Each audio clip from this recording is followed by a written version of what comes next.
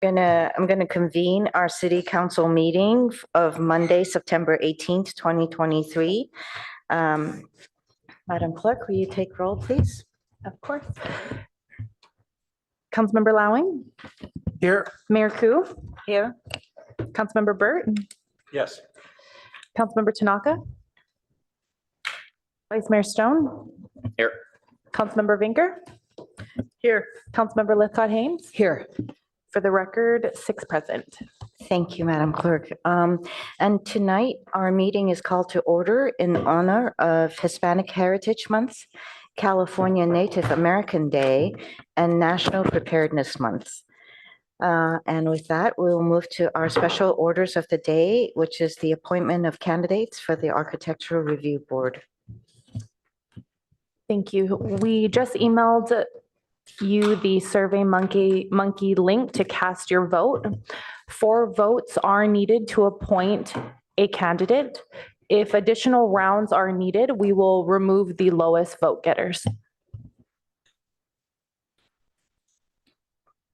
And this is for an office that is short-term for the remainder of the term, right? Of one of the commissioners who has resigned. Yes, that is correct.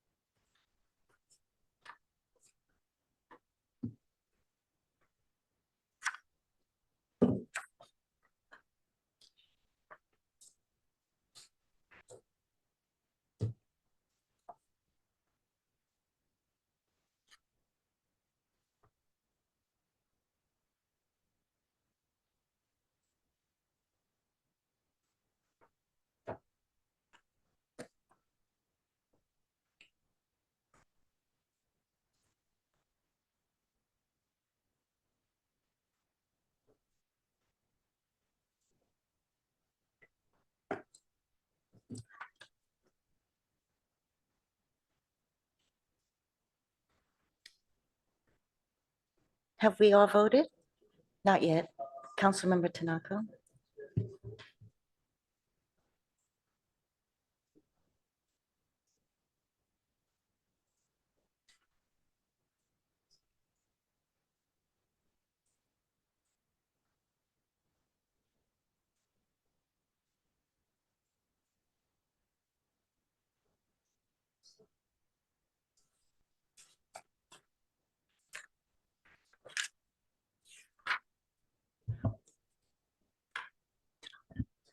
Can you give me a nod? We're just missing 1 vote from Councilmember Tanaka.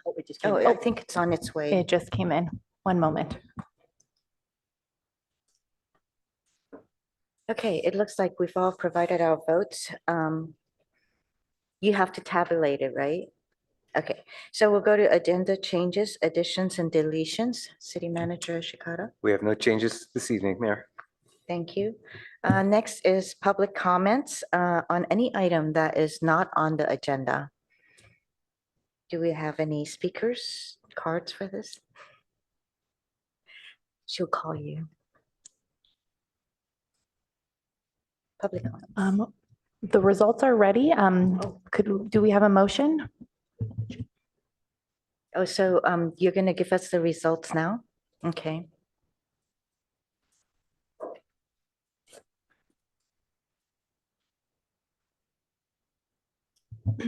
Alex Liu received 2 votes. John Coons received 1. Mausam Adcock received 4 votes. The remaining 3 did not receive any. Thank you so much, and congratulations to Mosam Ad hoc, and thank you for your service. All right, now we'll go to public comments on items not on the agenda. Oh, did we need to make a motion? Yes, please. So move. Second. Thank you. Do we need a motion for this? I thought we appoint them. I don't think we need a motion. Right, I think, I believe you've already voted, so as Yeah. such, We're good. Osama Adcock Thank is you for the appointed to that motion. position.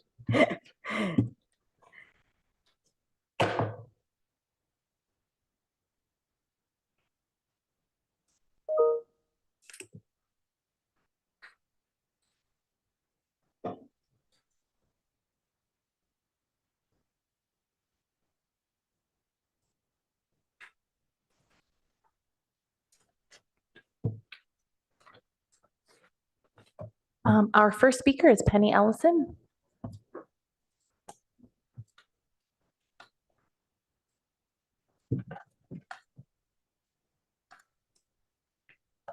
Good evening, council members and City Manager Shikata and staff and community members. I'm Penny Elson, and I am here tonight to announce that Bike Palo Alto is back this year after a long pandemic hiatus. We invite all of you to please join this cherished grassroots Palo Alto event on Sunday, October 1st from 1 to 3 p.m. at Fairmeadow School.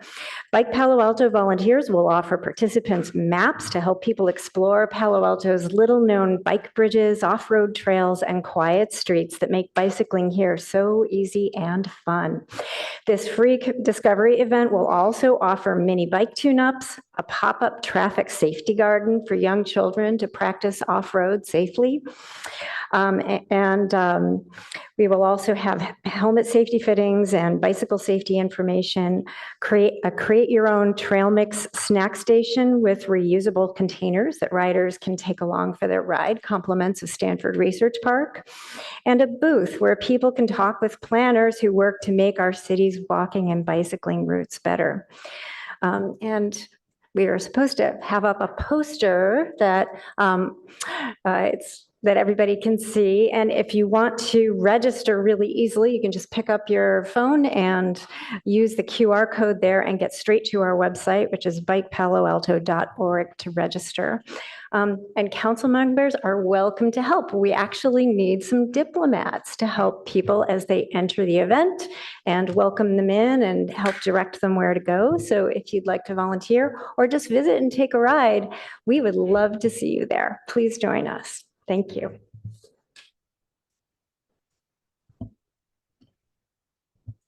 Our next speaker is Erin Heiling.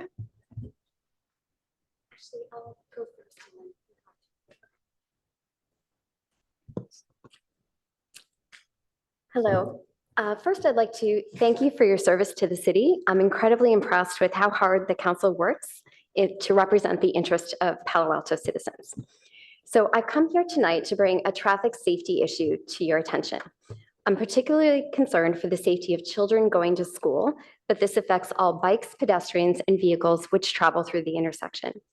The intersection is the roundabout at the corner of East Meadow and Ross Road. While this looks and feels like a roundabout, the city actually considers it a two-way stop-controlled intersection where cross traffic does not stop. This means that, counter to all expectations and intuition, cars entering from the Ross Road direction do not have to yield to traffic that is already in the roundabout. Or put another way, a car or bike traveling around the roundabout needs to know, when I get to East Meadow, traffic will yield to me. When I get to Ross, traffic will not yield. And when I get back to East Meadow, traffic will yield again, and so forth. Of course, no one is going to know this. So here's what happens to me every day. I approach this intersection on East Meadow and stop at the stop sign. However, the visibility is very poor, so while I can see into the intersection itself, I cannot see any traffic coming down the road. So I take a deep breath and cautiously enter the roundabout. And as I start going around, a car approaches from Ross Road where it does not have a stop or a yield sign. So I don't know what to do. The other car doesn't know what to do. And so I stop just in case and we look at each other. And then the vast majority of the time, the car entering from Ross Road yields and waves me to continue even though they don't have to. It's confusing, but it usually works out because people are cautious. However, it's when cars treat the roundabout as the city intends, where cross traffic doesn't stop, that accidents happen. My husband witnessed 2 accidents that occurred this way, where a car entering on Ross Road did not yield to traffic already in the roundabout.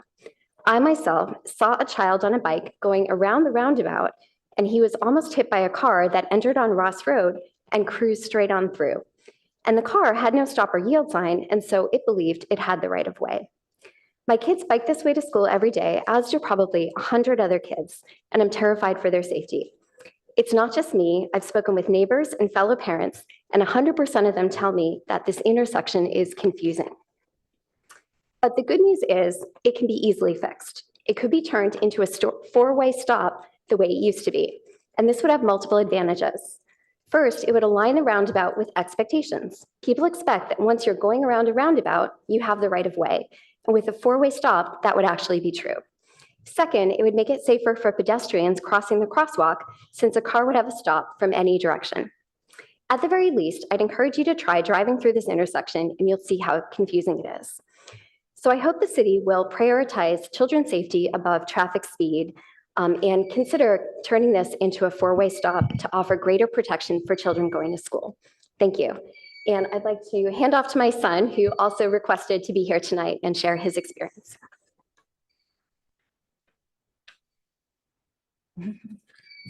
Hello, I am going to talk about the traffic circle that I encounter when I bike to JLS every day. When I get there, it is hard to tell when to go and when to yield to the cars. Sometimes when I'm going around the traffic circle, I do not know if cars are going to stop or if they're going to cut in front of me and cut me off. Most of the time I slow down because if they decide to cut in front of me, I can brake easily and not get hit by the car. Even though the cars have the right of way on Ross, they usually yield to bikes, but one time they may not, and if I expect the car to yield, there might be a collision. Sometimes I yield, but then bikes behind me just pass me, and then I end up going with them, or I decide to stay. I find this traffic circle the most difficult part of biking to JLS, and I wish there was something I could do to make this traffic circle safer for both bikes and for cars. Thank you for listening to my opinions.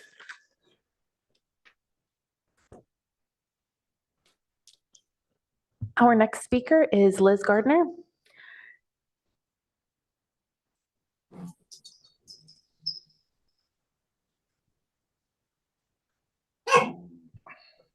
Good evening. Are you there? Good Yes. evening. Hi. Yeah. Thanks for the meeting tonight. I just, well, that was pretty intense about the roundabouts. I just wanted to comment that there is a 4-way stop at El Camino in California, which is really deadly. So 4-way stops don't always work either. So, but tonight I am here to talk to you and update you about the Irene Macias family, Samantha and David. They are back in a parking lot at Walmart. Irene's leg is swelling. She's been sitting upright, sleeping. She and her 2 doggies. Her grandson ended up in the emergency because he hit his head on the car door. So it is starting. This is not okay. That our community is supporting or not supporting the unhoused in such a way. I went to the website tonight and on the city to try to find some resources for Irene. It's very complicated. It would be great if these resources connected things like the hours of operation of Move Mountain View or Life Moves, or even Pets in Need. One of the reasons that she cannot get into the shelter is because she doesn't have current vaccination records for her doggies. They are vaccinated, but she doesn't have the paperwork. So now she has to go to Pets in Need to get the low-cost vaccinations. So, you know, it would be really cool if the housing website on the list for those unhoused was more cohesive and more connected with details like the hours of operation. Pets in Need would be a great one to have on there because a lot of unhoused do have pets, but Irene was evicted. So that's a whole other issue. So their family is in stress and distress. I just wanted to update you because I know this is very close to your hearts as the later agenda item is going to be talked about. However, safe parking is not enough. We have to do outreach. We have to make clear guidelines and directions and cohesive web links and phone numbers and hours of operation. Thank you very much. Our next speaker is Julia Zeitlin. Good evening, City Council members. I hope you are doing well. I'm Julia Zeitlin, and I am the co-founder of PASC, the Palo Alto Student Climate Coalition. In 2022, the council passed an electrification program to help residents more easily adopt heat pump water heaters. The program launched in early 2023 and targets 1,000 installations by the end of the year. With less than 4 months left in the year, approximately 54 installations have been completed, and 946 have yet to be installed. We have incredible staff members working tirelessly on the execution of this program, but the lack of completed installations demonstrates that we are falling behind and there needs to be a greater investment to get the low-hanging fruit of emissions reductions in our city completed. We need to make it as easy as possible for residents to replace their gas-powered water heaters with heat pumps. We need to streamline the permitting process that deters many from waiting weeks without hot water to get a heat pump. We need to scale up the heat pump water heater turnkey program to include a subset of the program that is focused on aiding residents in emergency installations. We are not by any means suggesting that scaling up our electrification initiatives is easy and simple and that the city is not doing enough. We acknowledge that there are difficulties, including equity challenges regarding higher upfront costs, permitting delays, conflict between landlords and tenants, and spatial constraints. However, we can't let these obstacles deter us from remembering the stark reality of what is at stake. We need to explicitly ask the sustainability staff members, what do you need to make this happen, to finish 1,000 installations as soon as possible? And we then urge you, the City Council, to understand that need and fill in the gaps staff don't have the capacity to take on. PASC is here to support the city and excited to be a partner on the SCAP marketing plan to help engage young people on electrification and spread greater awareness to the larger community. We urge the city to move a little bit faster, so in turn the whole community can see this example and then push themselves to move a little faster as well. Thank you so much.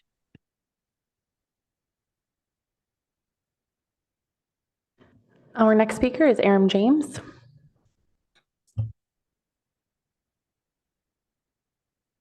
So I wanted to talk about, I just sent all the council members a piece that was just put out earlier today by Lisa Fernandez, Channel 2, Fox News, called Tear Gas in Santa Clara County Jails Doesn't Work More Than Half the Time, auditor. And that auditor, of course, is Mike Jananko, who has a $7.5 million contract, 5 years, to oversee the sheriff's department.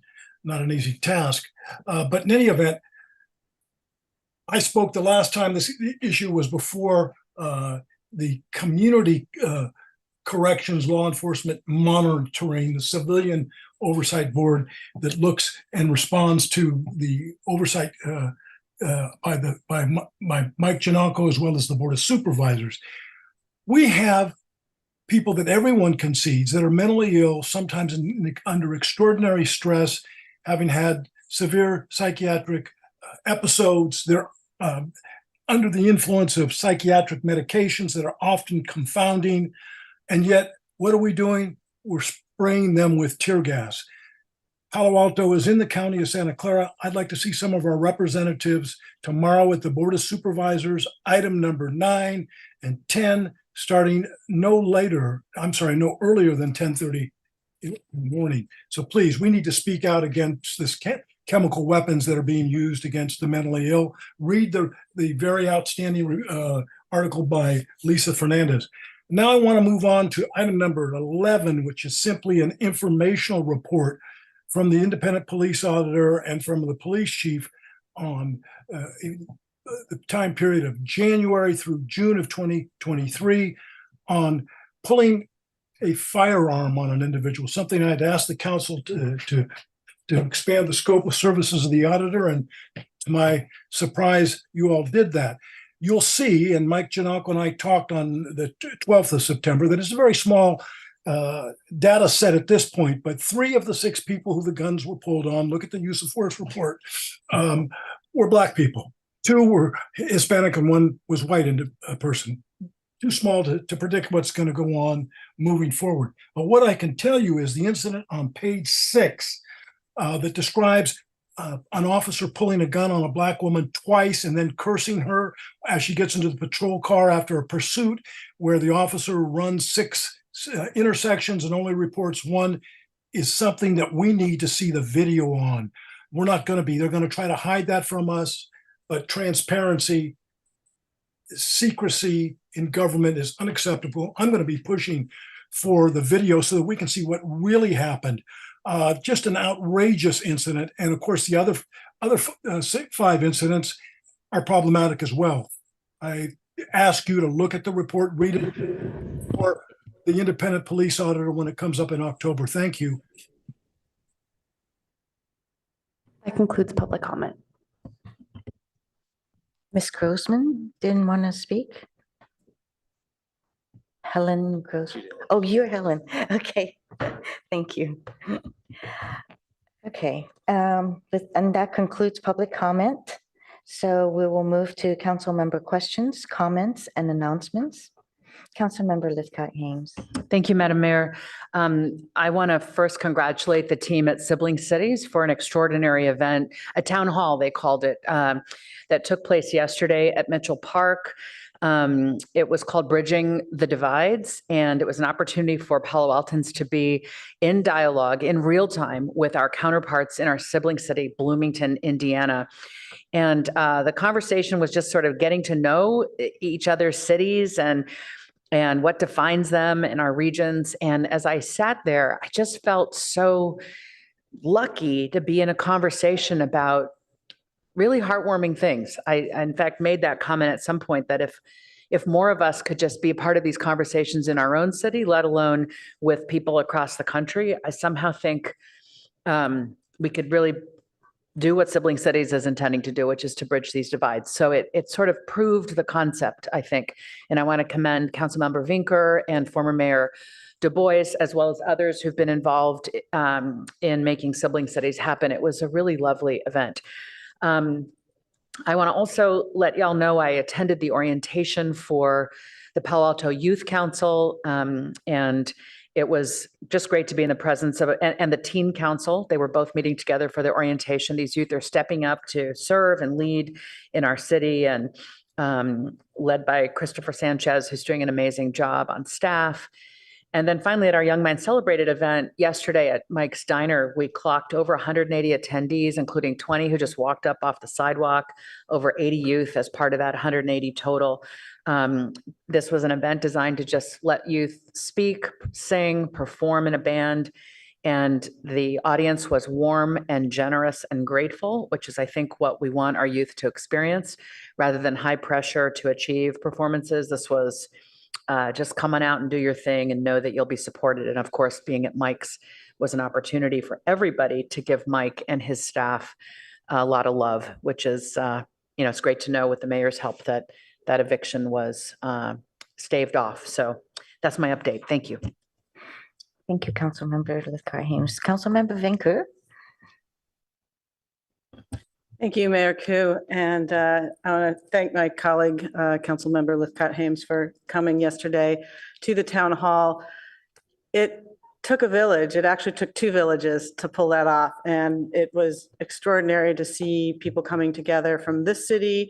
The co-sponsorship of the cities was greatly appreciated, as were messages from Congresswoman Anna Eshoo and Congresswoman Erin Houchin to show the bipartisan nature of the support for talking together. We think we know each other, but we don't. And I think what showed yesterday was not how different we are, but how similar we are. And so there was a lot of inspiration. And I want to thank community attendees and Russell Hancock, CEO of Joint Venture Silicon Valley here, and his counterpart, Pat East, head of the Mill, tech incubator there. It was quite extraordinary. But there was also a panel of students that stood up and told their lived experiences about having moved back and forth and what people think of them and some of the not so good stereotypes. And it was really brave of them to come forward and speak. So I was very grateful for that. There are 2 more. So October 8th is climate. Please join us for that. And November 12th is race and belonging. And I think diving into those deeper ones will really help us knit this country back together.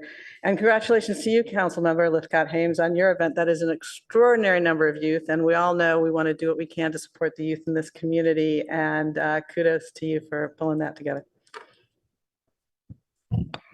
Thank you. I just want to say that this last week we had a couple of accidents, traffic accidents, and obviously that is of great concern to us. Accidents involved young people, students. So this is a way to let the community know that, you know, with schools back in session, after schools activities, there's definitely a lot more people on the road. So please adhere to traffic laws, and please make sure that we keep safety in mind at all times. Secondly, I did want to say that I was at the City Association, Santa Clara County Cities Association, and one of the topics that came up was the discussion of a joint powers authority, the contract and the agreement. After a lot of discussion, how to bring it to council, there were some council members from other cities that wanted to put it on the consent, but I think this is something that we need to sunshine to our community as well as to council members here for us to decide whether how to move forward on this. So that should be on the agenda sometime in October. So please expect that. And congratulations to both of you, Councilmember Vinker and Lithcott Hames, on both of your events that were both very successful. Thank you. I see no more lights. So we'll go to the consent calendar. Councilmember Lithcott Hames. Thank you, Madam Mayor. I just noted one error in the minutes. I'm happy to approve them if we could make an amendment to an error that I noted. Is it appropriate for me to mention Yes, please. the error?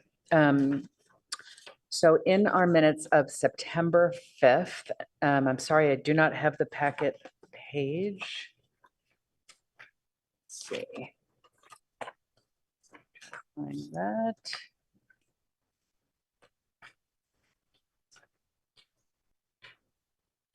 Somebody find the minutes. Probably 9 or 10, Thank packet page you. 9 or 10. Okay, thank you for that, City Manager. All right, on packet page 9, when we were voting on the consent calendar, we have that Tanaka no and Lithcott Hames no on items 4 through 6. I was only a no on item 4. So if the clerk could correct that and we could approve the minutes as amended as part of the consent calendar, I'd appreciate it. I just want to note that in my packet, that's how it is. So why am I looking at a different, on page 9? Mine shows that it was Tanaka no, Lithcott Hames no on items 4 through 6, and you absent, and that the only one passed 6-0 was item 2. Okay, I'm looking at the electronic version, the updated version. Okay, Okay, if it's already been corrected in the electronic version, then that's great. Yes. Okay, Just believe that it reflects as you just described it. So I think you're good. okay, great. Then I withdraw my request. Thank you. Any other lights? No other lights. Councilmember Tanaka. No on 3. No on 3. Councilmember Tanaka is a no on 3. Okay, we can take a motion. I'll move the consent calendar. I'll second.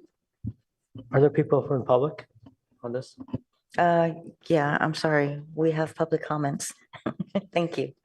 Public comments, please.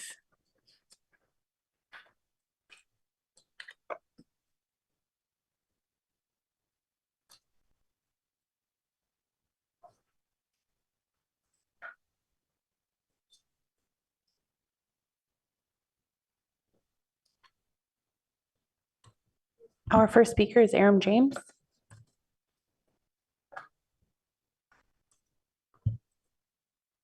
So, I'm looking at item number 3, and of course, I've been a longtime supporter of safe parking programs in our community, and I don't think we have enough of them. But I was curious, and I will admit to not having read the packet, and I apologize for that oversight. Lots of other things going on, but why is it that we want to prioritize only folks that have a Palo Alto connection? I mean, I look at San Jose and I think there's probably 3,000 to 4,000, if not more, unhoused people, and there's lots of tents there. And I always get paranoid when I see no tents in the city of Palo Alto, that maybe we're not doing enough. And I hope that it's not our police who've been given orders from above to make sure that nobody lives in tents in Palo Alto, and it's okay for South County to take the full burden there. But Palo Alto shouldn't have to see people living in their tents. If that's the case, and we have orders from above, and often when you try to make a Public Records Act on that, nobody knows anything about that, that we start to be honest with ourselves. I would think that Palo Alto would be just as a desirable place to place a tent out in the community. So we have to see that there are unhoused people, not just hear about it in other communities. And yeah, safe parking programs are great, but maybe one of the council members that I have some affinity with might offline explain to me why we're being so provincial and not wanting to have people from other towns who are in need of a nice, safe parking program out on Jim Road. Has there been evidence that people from out of Palo Alto are taking advantage of the program, or not cleaning up, or not following rules more than people that have a Palo Alto connection? What's the reasoning? So yeah, let's continue to push for more low-income housing, very, very low-income housing. I like the fact that we've gotten shovels to the ground for the teachers. I'd like to see our police officers have to live in our community. They make enough salaries to be able to do that. And if not, then we need to provide that for police officers so they can feel more of the community. And we don't just have, in my view, probably a much more disproportionate number of police officers from red communities when we like to proclaim that we're a blue community, yet we have no problem having police officers who want to sue us for, as an example, having a Black Lives Matter mural on our department. I suspect that their views are not compatible with the vast majority of people here in Palo Alto. But in any event, let's make sure that we take our fair share of the unhoused and that they're visible to us. And that's going to make it more likely that we're going to take care of business and provide them housing that they deserve. That concludes public comment on the consent calendar items 2 through 5. Thank you. So I think we have a motion to move the consent calendar.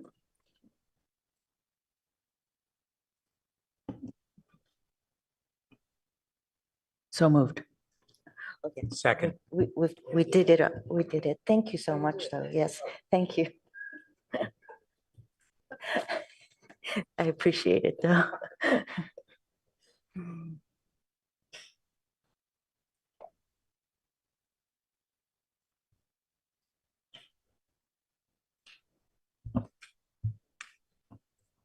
Vice Mayor Stone, Yes.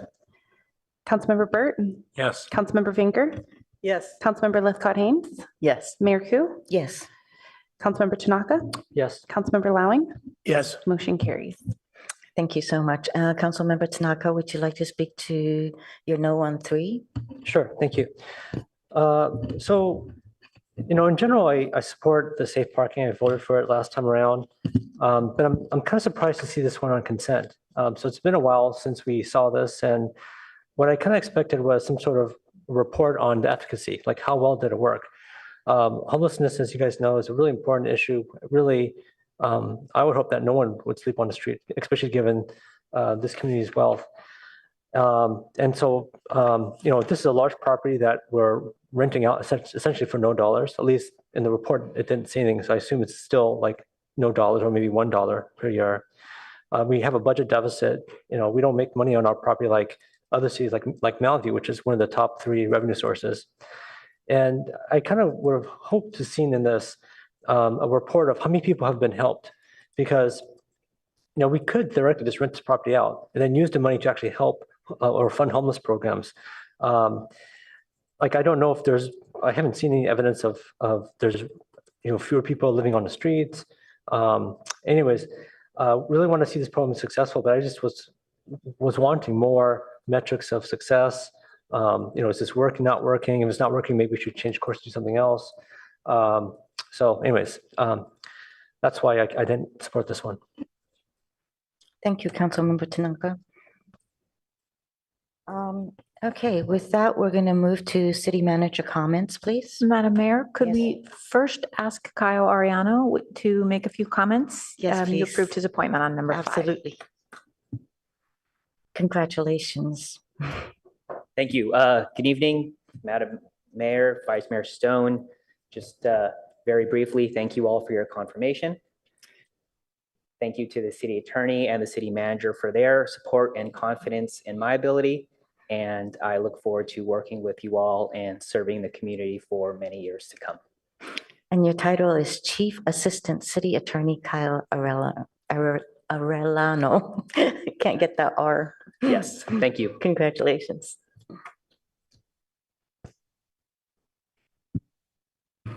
All right, now we will go to the city manager comments.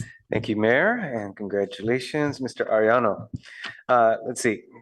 Thank you, City Clerk, with some assistance with a few slides. Thank you. Next slide, please. Just have a few items, although as we get to the upcoming events, I hope folks are either planning on attending a number of events we have scheduled over the next several weeks, or you have many opportunities.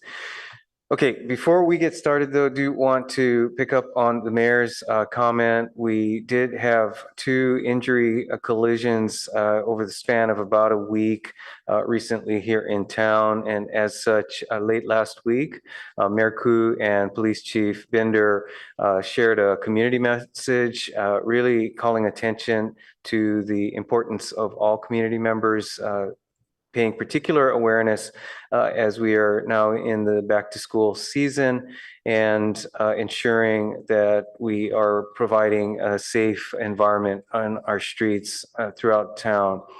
Would note the city's activities, including traffic enforcement, continuing around schools. Our transportation office is continuing to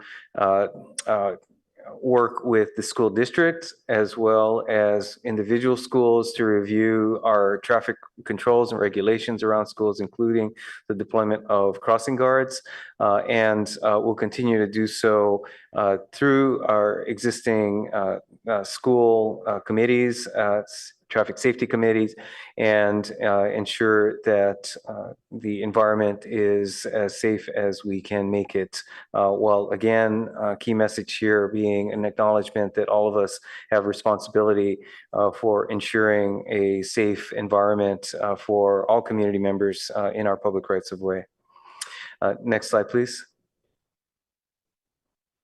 Also want to note the ongoing annual community survey that has, I believe at this point, completed the targeted random sampling of Palo Alto residents that is done each year and is now open to all community members that would like to fill out the community survey. We've got here the website or page, cityofpaloalto.org/2023 community survey. So any community member that's interested can fill out the survey regarding their impressions and priorities in terms of community services here in Palo Alto.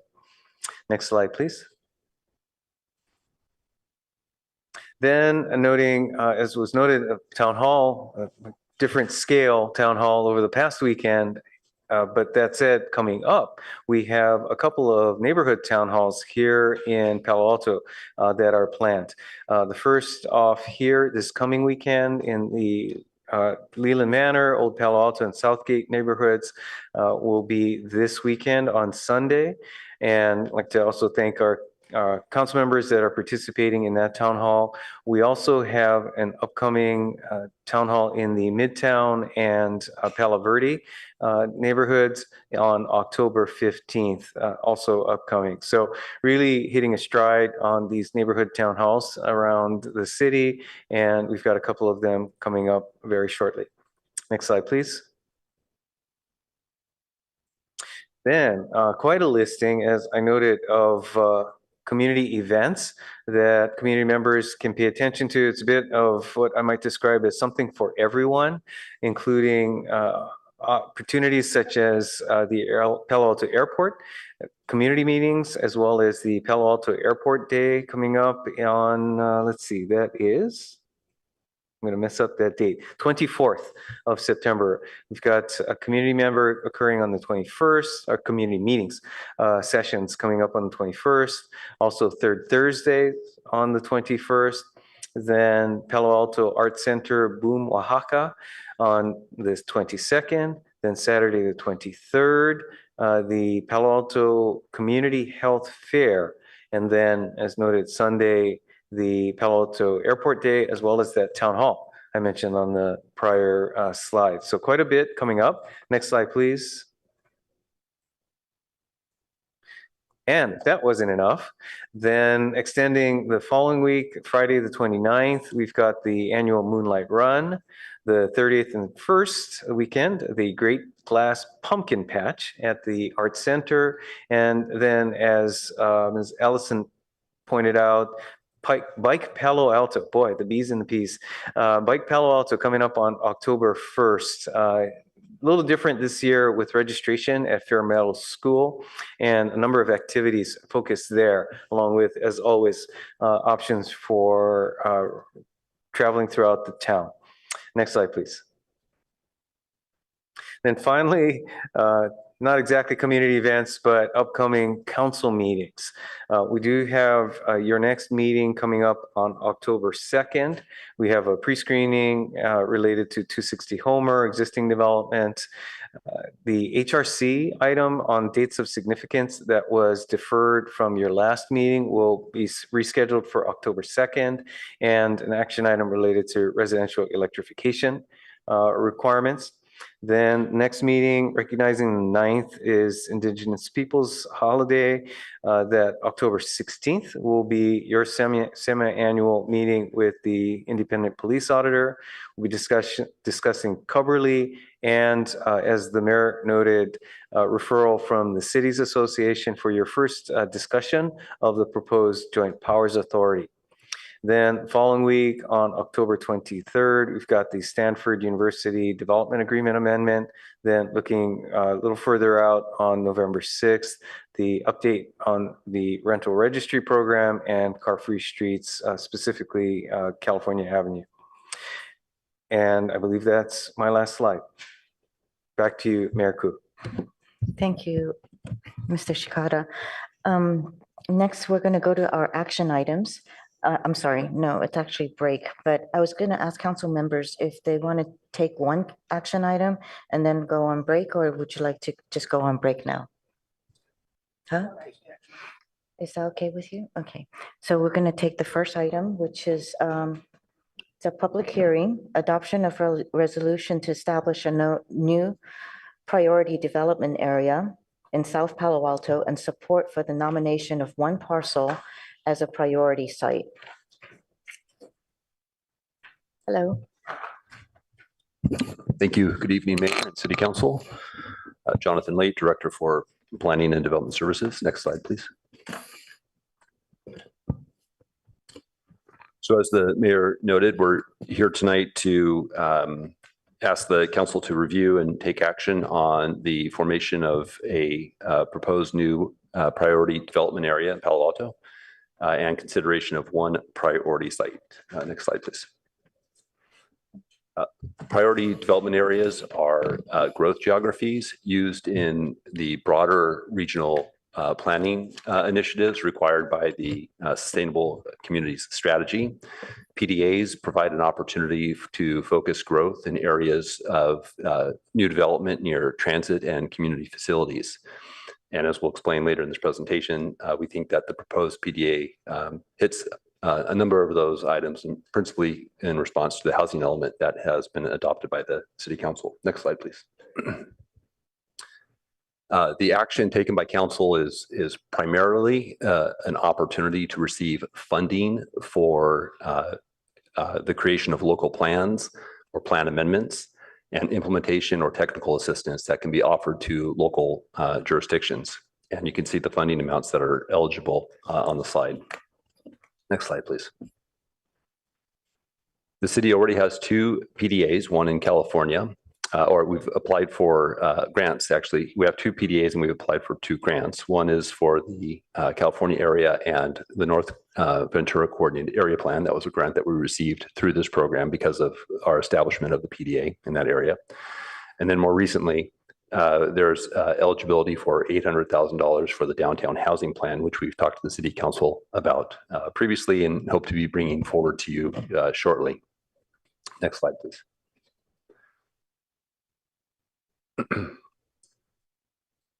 The staff took the initiative to file a draft PDA plan on behalf of the city because there were some deadlines that were required and we weren't able to get to the City Council in time to initiate that request. So our action was just to give the City Council the opportunity to affirm that decision or to decide not to pursue it.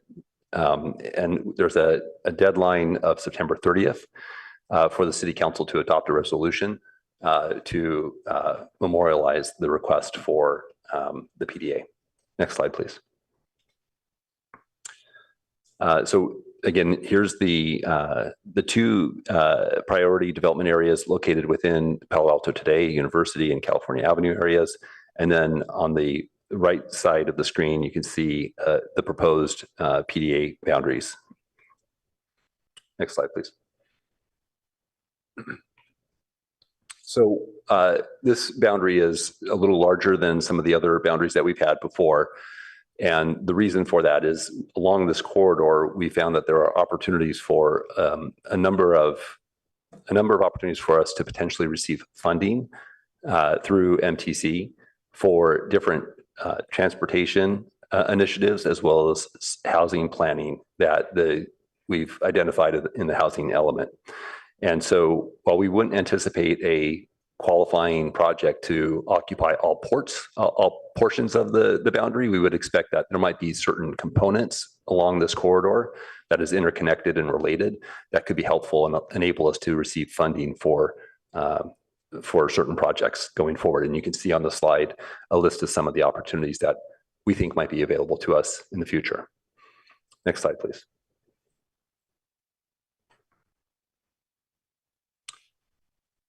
Okay, so moving on to the priority site nomination. So the City Council's action recently to approve the City Sobrato Development Agreement identified a future parcel for the city to enable the production of affordable housing. And so the request here is to identify that particular parcel as an area eligible for future funding, somewhere between $3 and $5 million to enable us with planning opportunities, design or construction for that site. Yes, and that also has a September 30th deadline. And I think I spoke to that slide, so we can go to the next slide. The staff recommendation is that the City Council support the PDA boundary that's presented in the report, as well as identifying the one property as a priority site. I will note that there's nothing binding on the city in taking this action, and it does not result in any changes to our local zoning. The city still retains control over that. So with that, I will conclude the presentation. Thank you. Let's go to public comments, please.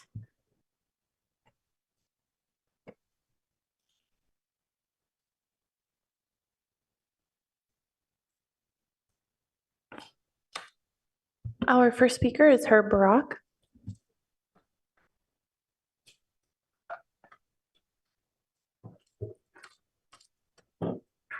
Thank you, Mayor Ku.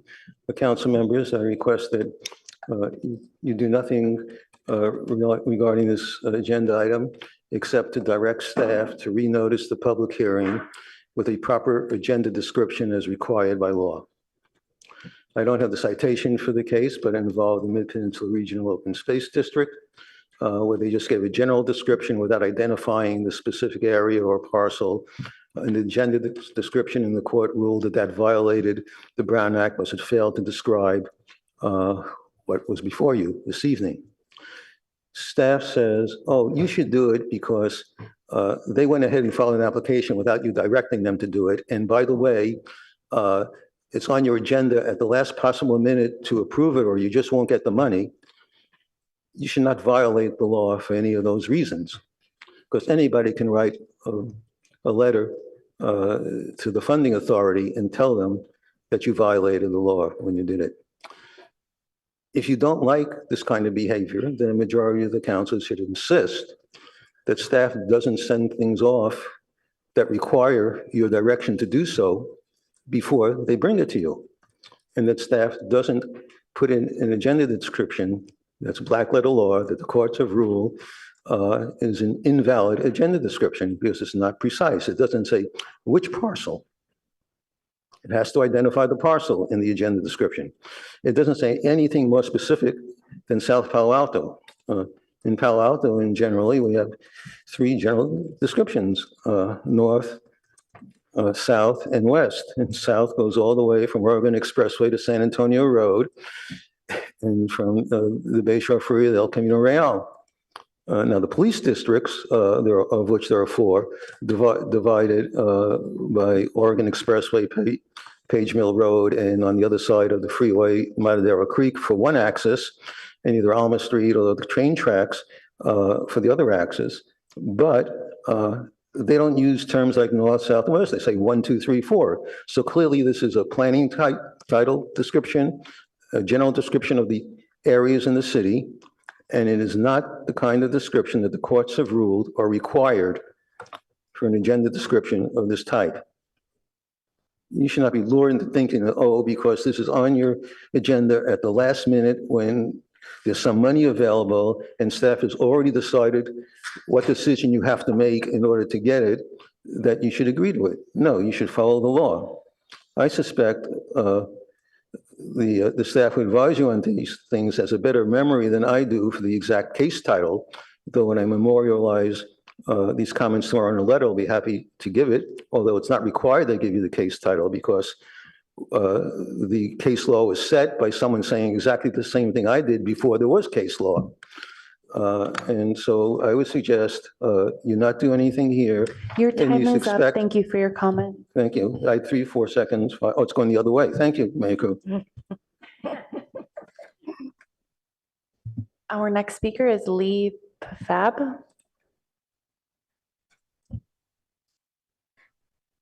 Good evening. This is Lee Fab from Palo Alto Community Childcare, also known as PAC. Can I confirm you can hear me? Yes, we can. Thank you. On behalf of working families, I want to thank the council for the thoughtful and critical planning associated with housing development in South Palo Alto. As the council, city staff, and developers finalize plans, PAC encourages partnership with the community in terms of childcare needs, specifically for infants, toddlers, preschoolers, and families needing financial assistance.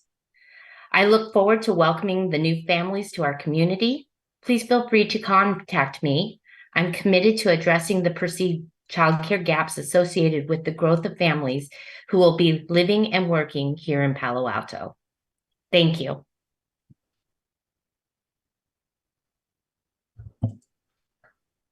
Our next speaker is Penny Elson.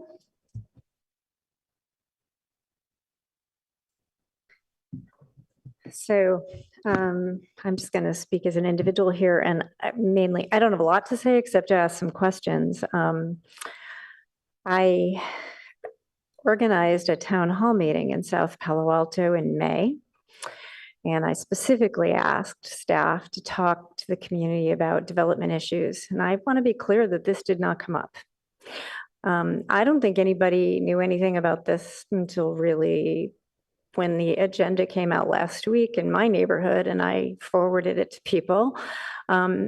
So I think the public doesn't really understand what's going on here. I don't think they've seen the zoning map.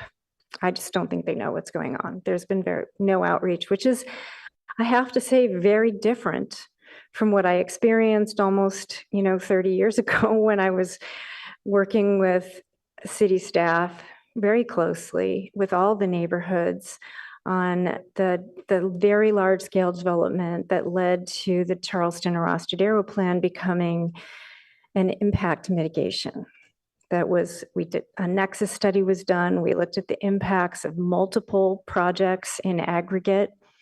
That's how that plan came to be. It's how we got developer funding to support it. And the director of planning at the time was very engaged with the community to make that happen. And then secondly, I guess I'm really interested in what I've just heard about MTTC funding for some kind of project, but there's no specificity here. And I think it's going to matter a lot what that project is. Is it going to be school crossings for kids who live on the south side of San Antonio Road? Is it going to be something that's really more automobile oriented? How is it going to connect people to a train station? Is it going to be transit? And if it's going to be transit, where's it going? So I have a lot of questions here that are unanswered. And we're talking about something very transformative. And then I just want to add one thing to this. Cubberley, which is going to become a very important community service facility for this part of Palo Alto, is a real dark spot in city communications right now. And by dark, I mean something I can't see into, not transparent. I don't know anything about what the city is thinking about doing. I live next door, and I have absolutely no idea what the city's thinking about doing. Communications are really falling apart. The outreach is not working well. And y'all need to come down to South Palo Alto and have a real meeting that is not one-way information. And finally, we just found out our fire engine is missing at Mitchell Park. And we didn't find that out at the May meeting that I spent days organizing. We found it out. Your time is up. Thank you for your comment. Thank you. That concludes public comment on item 6.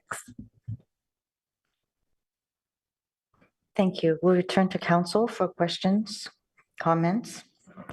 Councilmember Burt. Yes, thank you. First, I would like to ask about the title of this item.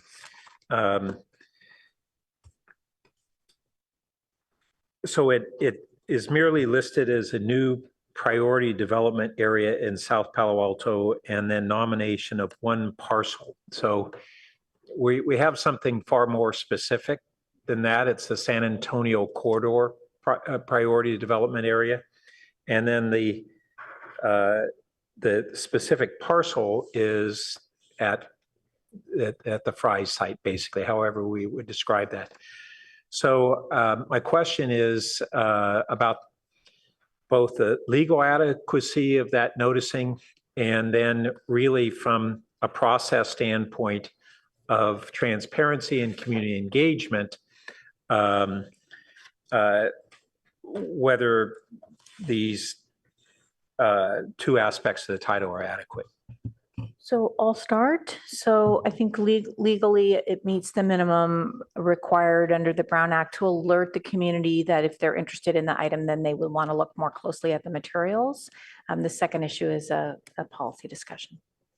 So the South Palo Alto part at least steers them that way. The second one about a parcel, it doesn't even say in the title where that might be in the city. I mean, so are we saying that all we have to do is legally tell people that somewhere in the city there's going to be a parcel and they have to decide that they would be interested, no matter where it is in the city, in order to determine where that proposed location is? So When we actually know the location. Right.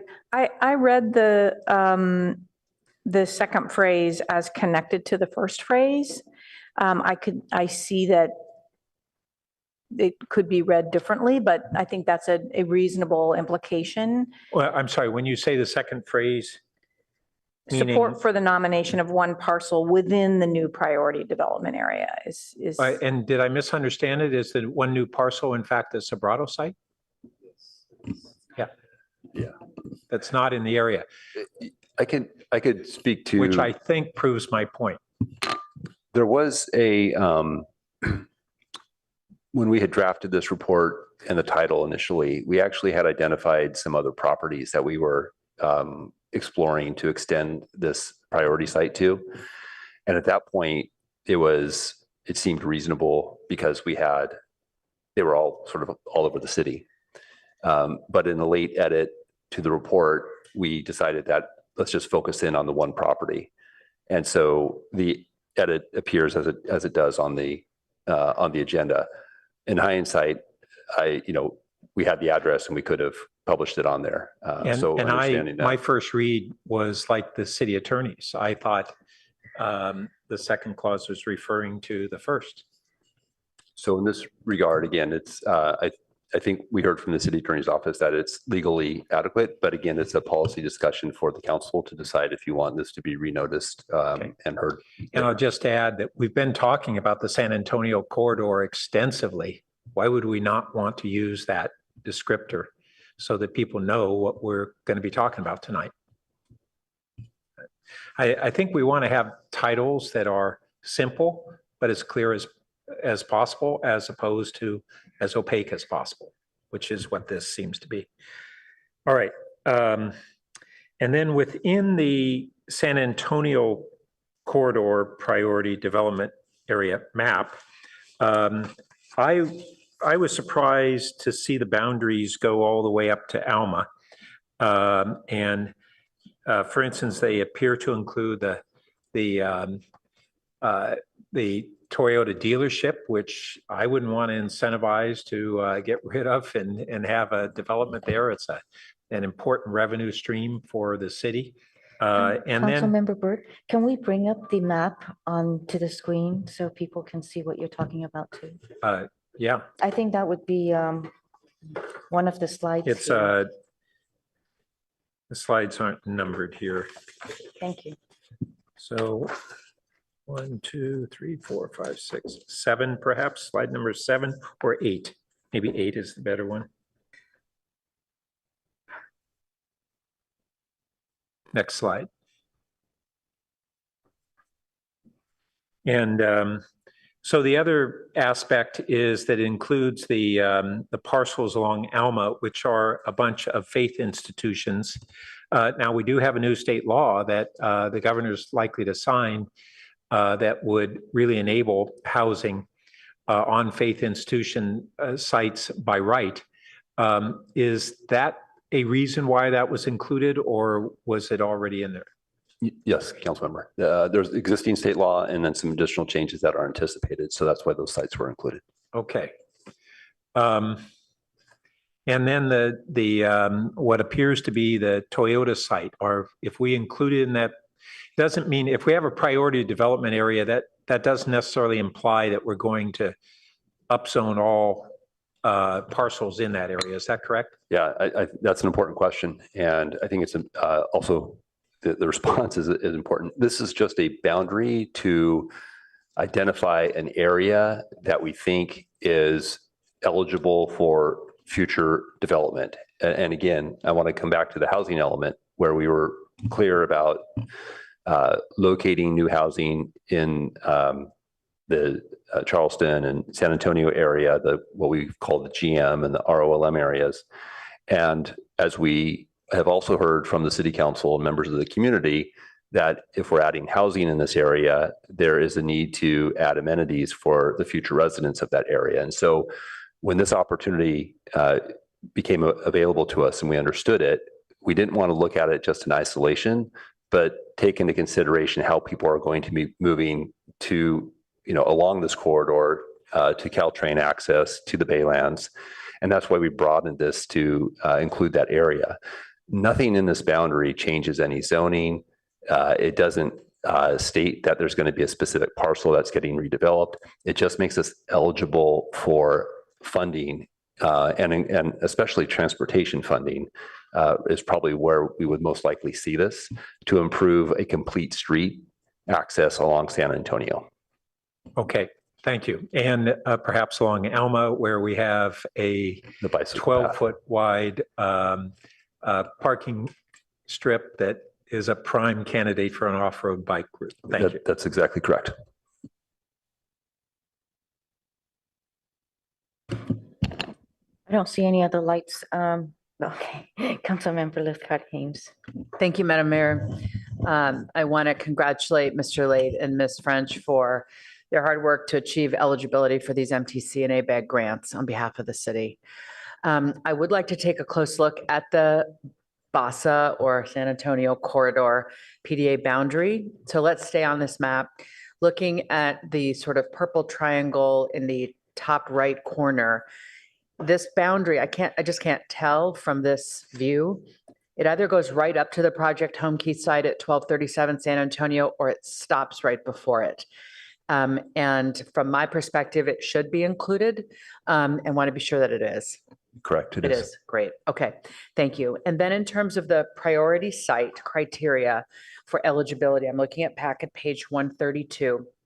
And I note that priority sites must be within a regional growth geography or a transit priority area. So I'm presuming the Sobrato Fries site is that, and it has to meet one of these three other definitions.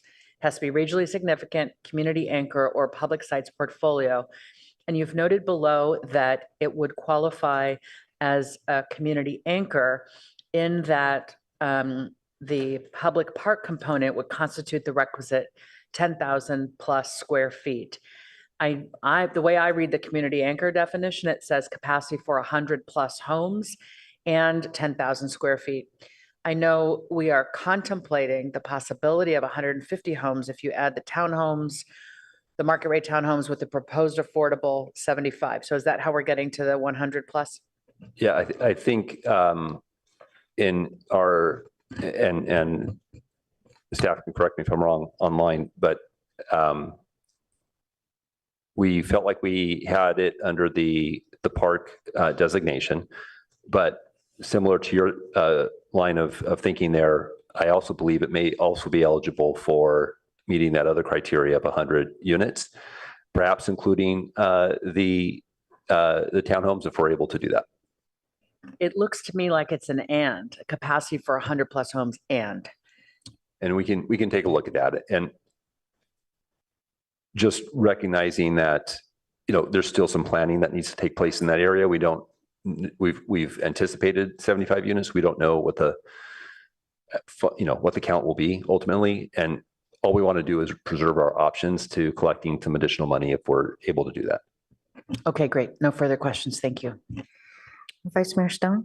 Thank you, Madam Mayor. I just have two questions. So on page 131 of the staff report, it says that for priority sites, the city could receive up to $5 million per priority site if construction is completed within 24 months.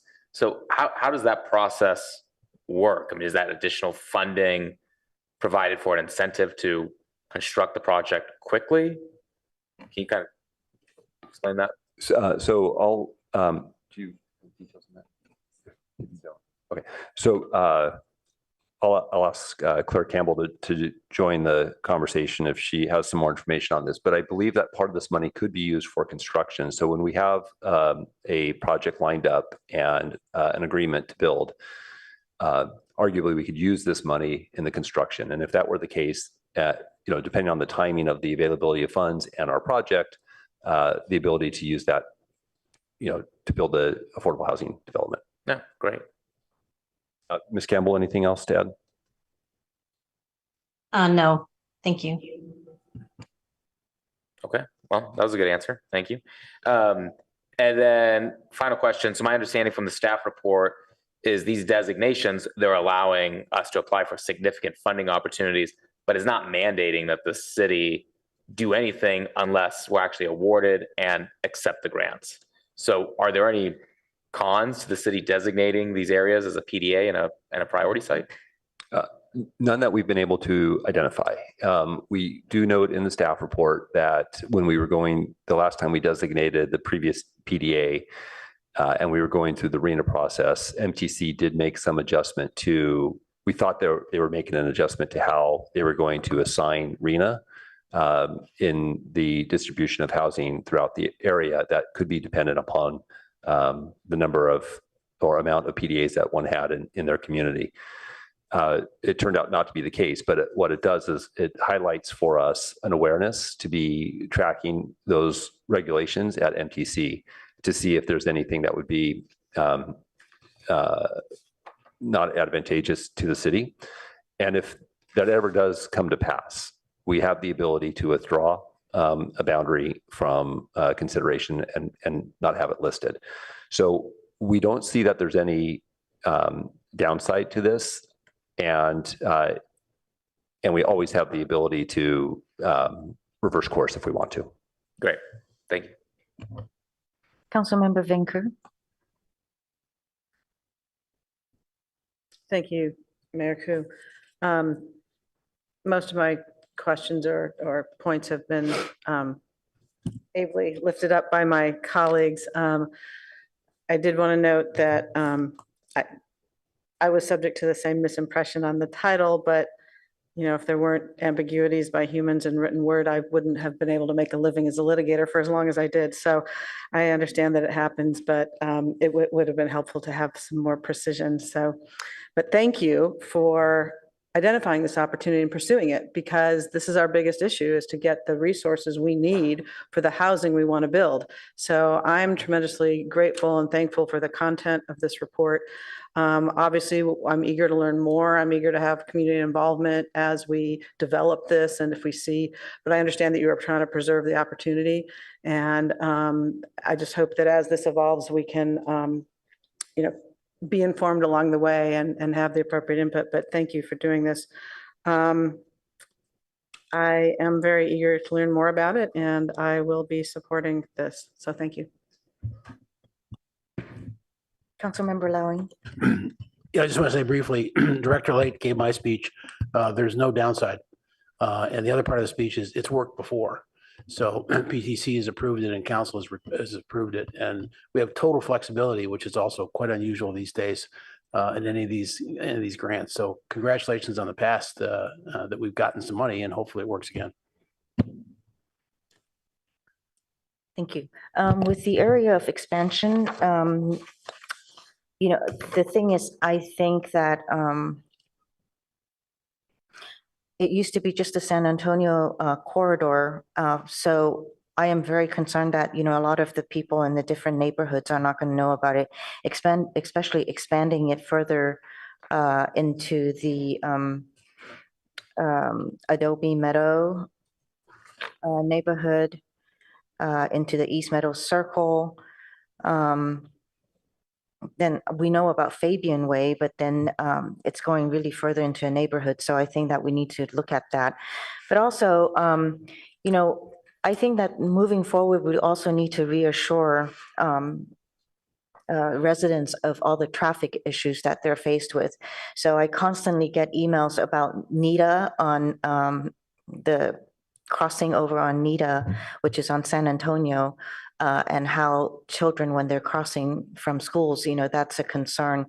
And I don't see MTC or MTC more involved in addressing traffic issues such as that in terms of bringing in more public transportation or anything. So in a way, they've kind of moved from transportation into housing more than anything. And I think that they need to be reminded to go back to transportation planning.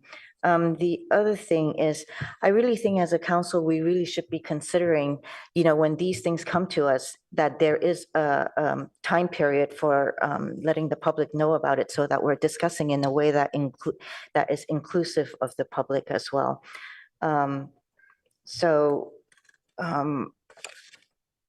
I am going to be not supporting this, but I wanted to ask you, when is the next date for grant application?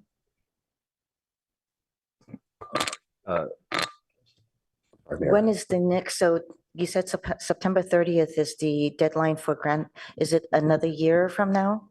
So There's constantly grants that come up, right, to apply for?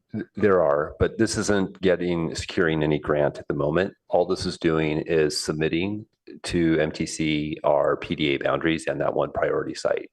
That's all it's doing at this point. Staff will continue to look for opportunities for future grant funding as they become available, and then we would apply it. Oh, but this opens up, so just to be clear, this opens it up for you to apply for grants once you identify the PDA? That's correct. And is this part of our housing element that we have to identify this PDA area? No. No. Okay. Thank you.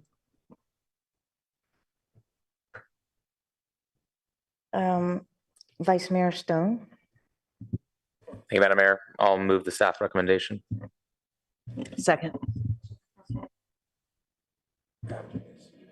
Oh, please speak to your motion. I don't really have anything to add. I don't see a downside to doing this. I do wish the language and agendizing this was clearer, but we're on a strict deadline. I would hate to see us miss these funding opportunities, especially some meaningful funding opportunities for affordable housing in these areas that we've already identified as areas of future growth in the city. Councilmember Elizabeth Haynes. Thank you, Madam Mayor. I'll just add that I really see this as a procedural gate that we have to pass through. We're making it possible that in the future we will be eligible for bigger grant monies, and community input will be essential around what we're going to build and how we're going to build it, from bikes to peds to housing to parks and all of that. The PTC had an amazingly thoughtful conversation last week that I listened in on around how to rezone this area. And to a person, I think the notion that this must be deliberate, it must be careful, it must be thoughtful and coherent. We all know that. And to me, this is in furtherance of that being possible. Thank you, Councilmember Burt. Yes.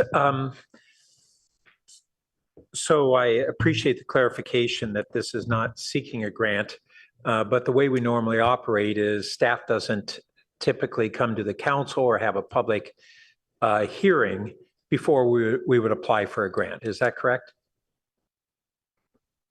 Yeah, I suppose it depends on the situation, but the staff might pursue the grant, but we wouldn't accept it unless we come to this. Usually it's for a high dollar amount. And so we would come to the city council either on consent or as an action item for approval. So given that in this circumstance, it doesn't appear that we notified neighborhood groups, which I think needs to be an important part of our communication. When we're doing things like this, neighborhood groups have that focused interest in development in their adjacent to or affecting their neighborhoods. And I really think we should be using them as one of our communication tools in a circumstance like this.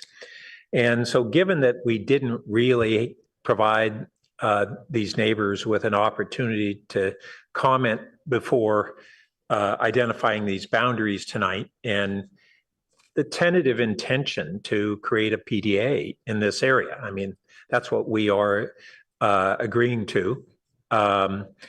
I'm concerned that we could get a grant approval, come to the council for ratification, and it's, here's this money, and if we don't take it at this point in time, then we lose it.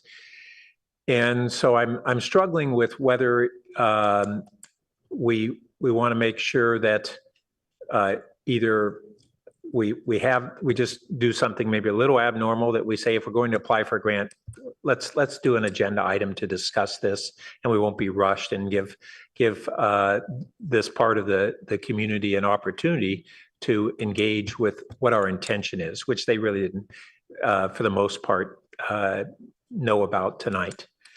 So that's what I'm struggling with, is whether we might want to add an amendment that says we'd come to the council with an agendized item if we're going to apply for the grant, or are we satisfied with the fact that we do an approval? We'd have an agendized item upon preliminary acceptance of our grant application before we accept it. So first, I don't know if staff has any thoughts on that, and then my colleagues. Well, sorry. Okay, so maybe just a couple of comments. One is just to know, sometimes we don't have a lot of time on grants for a back and forth engagement on that. But also, we're not applying for grants that are inconsistent with the council's priorities or specific direction that you've given us to pursue. But my point is, we really haven't engaged with these neighborhoods that are going to be impacted yet. And so we're kind of barreling forward. Yes, you're entirely correct that the council has identified this area.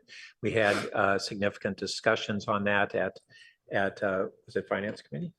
Yeah, because around not yet having the funding to do that planning, and this would potentially be a fuller funding source that would allow a deeper planning process, which is a great thing. We just haven't engaged the community in any way yet, and I want to have us think through what's the timing on at least beginning to engage the community. Certainly, once we'd have a grant and go through a planning process, there'd be a full community engagement. But I'm talking about it at the inception of this. And I think it's appropriate that we do so. And I'm just trying to figure out what would be the right timing to do a first community engagement. Understanding those concerns, I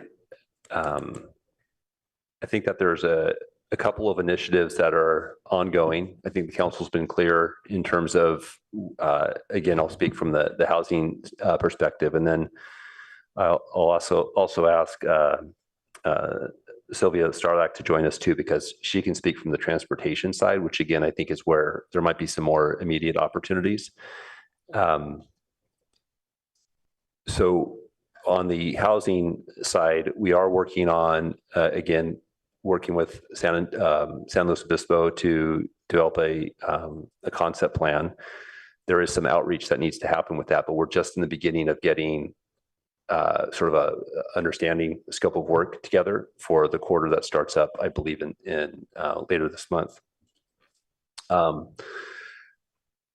So, and we have the housing element, which is not yet, we've approved it locally, but we understand HCD has some, revisions. And so we're looking to make some changes to the housing element as well. And so we're still trying to get a few things lined up, but I am hearing very clearly your interest to want to engage Well, the the concept community. plan seems like that might be an appropriate point in time.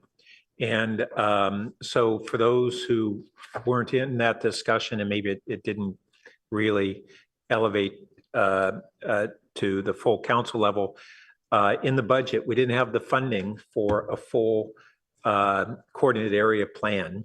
But we have this opportunity to engage with San Luis Obispo, is it their Department of Urban Planning, or yeah, and have this as being a study area for them. And then that could then subsequently lead to a full coordinated area plan. So what I would propose adding as an amendment is that upon initiation of the concept plan, that we assure that we have full notification and engagement of the surrounding neighborhoods. Does that sound reasonable for staff? With respect to the concept plan being initiated, yeah, absolutely. And that's our intent, to make sure that we're engaging the neighborhoods in that discussion. Good. So we can do that. So if we put that in the motion, that'll be a reassurance to the neighborhoods and a reminder to all of us that we're making that commitment. Yeah, I'll accept that. As will I.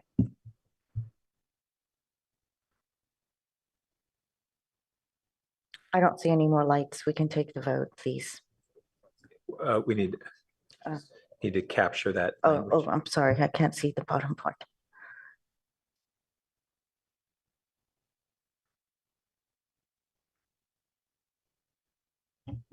Madam Clerk, we usually say direct the staff to Mr. Lake. It's not actually agendizing an item. It is simply within the concept plan. So direct staff to include a neighborhood, San Antonio corridor neighborhood outreach upon the initiation of the San Antonio corridor concept plan. Okay. Just to note, the school may get started before we have that discussion, but before we have the public or the city engagement piece, that's when we'll have that interface. Okay.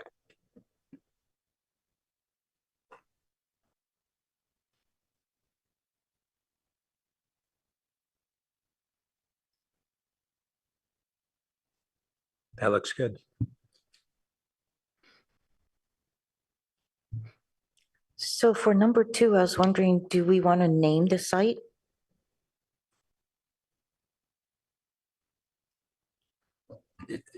Yeah, it's this reminds me of another reason why we didn't publish the address, at least in the report, is it doesn't have an address. The future parcel does not have an address. So we could reference it as 340 Portage for now, which is That long address, 340 Portage, and eventually it won't be 340 Portage. It'll be some other property, but okay. So we can reference 340 Portage.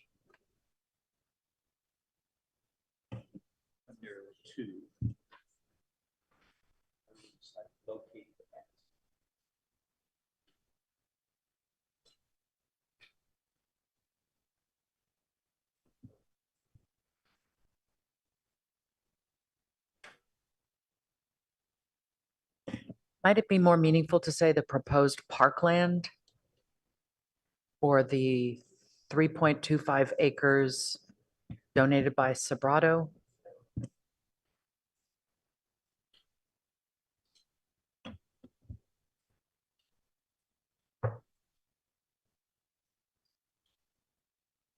Or at least within the site currently known as 340 Portage, because otherwise it implies that. So staff hearing any of this?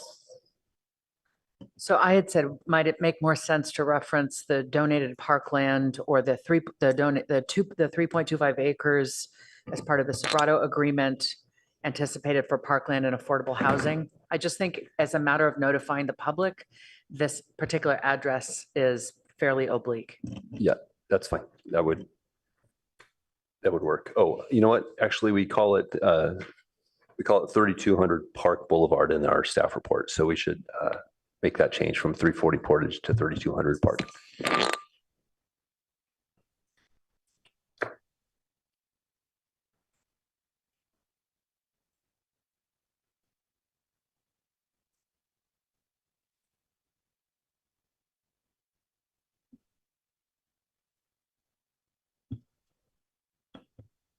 Madam Clerk, I think that's Portage, not Park. no, Park. I'm sorry.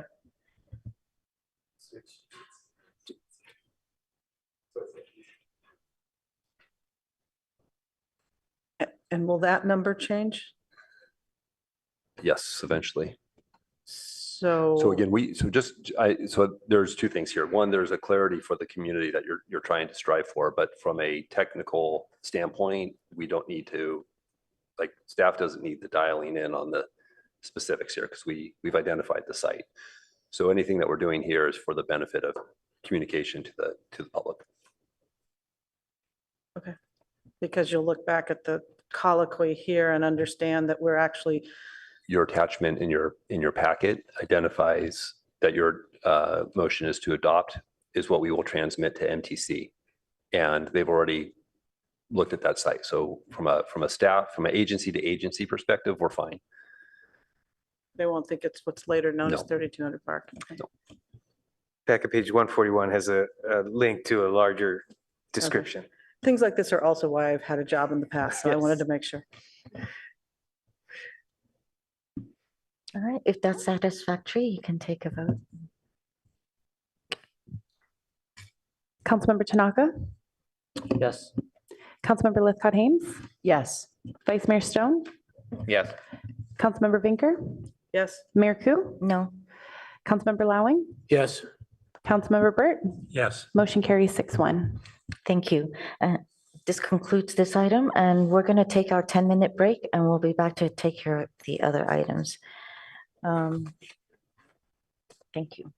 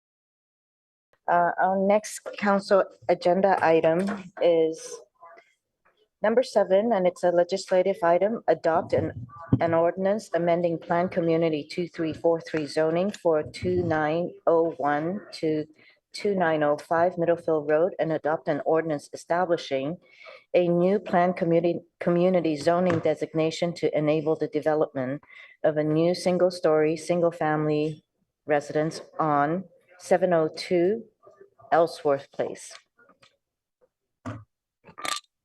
Staff? Thank you, Mayor and City Council again.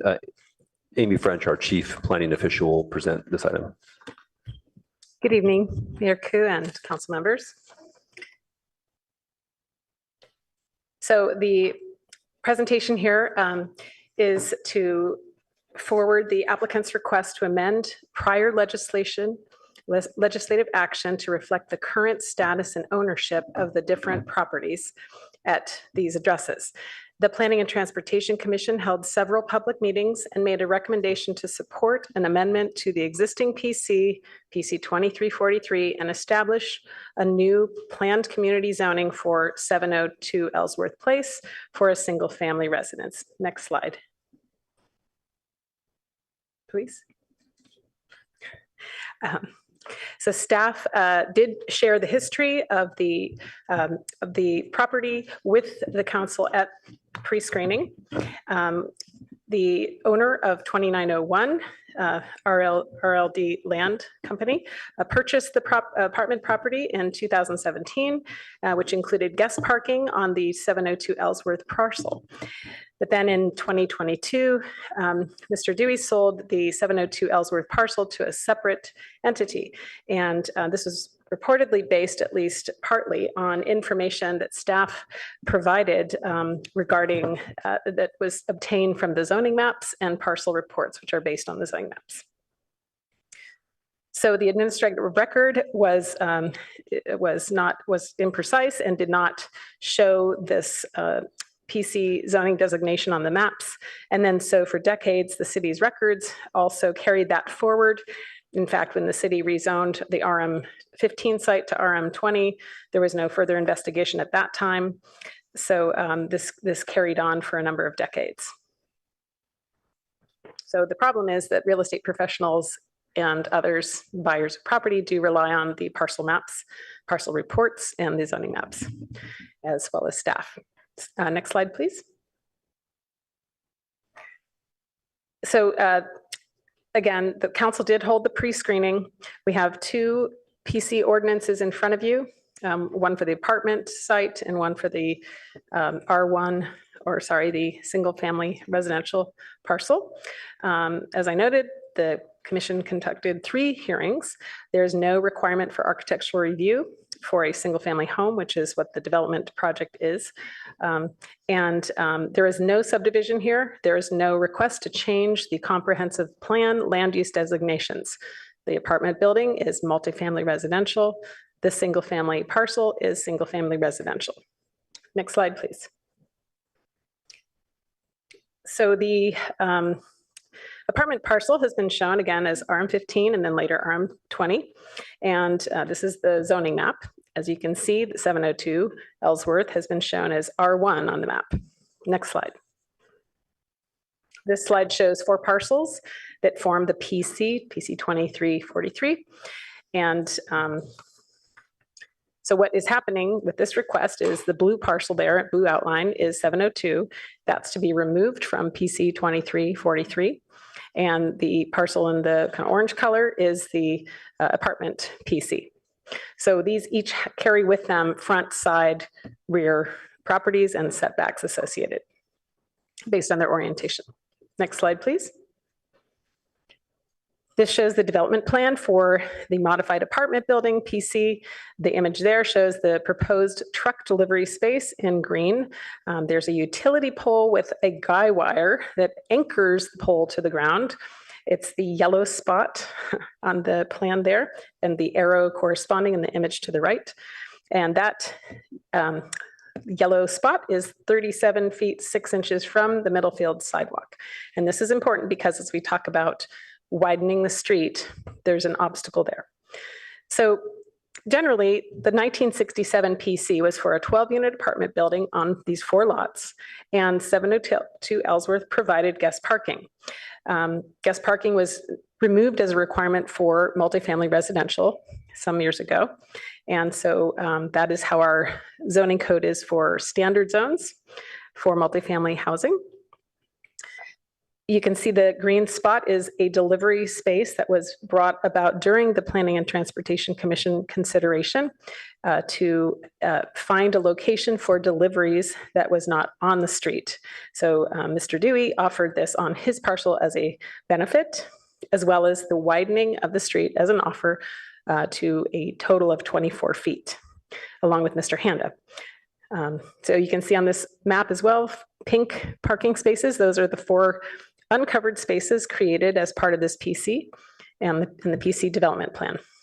So the commission did consider the legislative history and all of the other factors in 3 meetings, as well as come forward with a recommendation for a 26-foot wide Ellsworth parcel up to that yellow arrow there on the screen, and up to, on the other side, Mr. Handa's parcel, as you'll see in the next slide, a 42-foot length on his parcel. Can you put the next slide? There we go. 702 Ellsworth. And you can see the proposed yellow area is basically the building envelope that's proposed with the site plan and floor plan. It's a 1-story home, and with a front on Middlefield, side towards Matadero Canal, rear facing the next neighbor up the street, and basically a street side yard facing Ellsworth Place, a private street. Next slide. So this shows the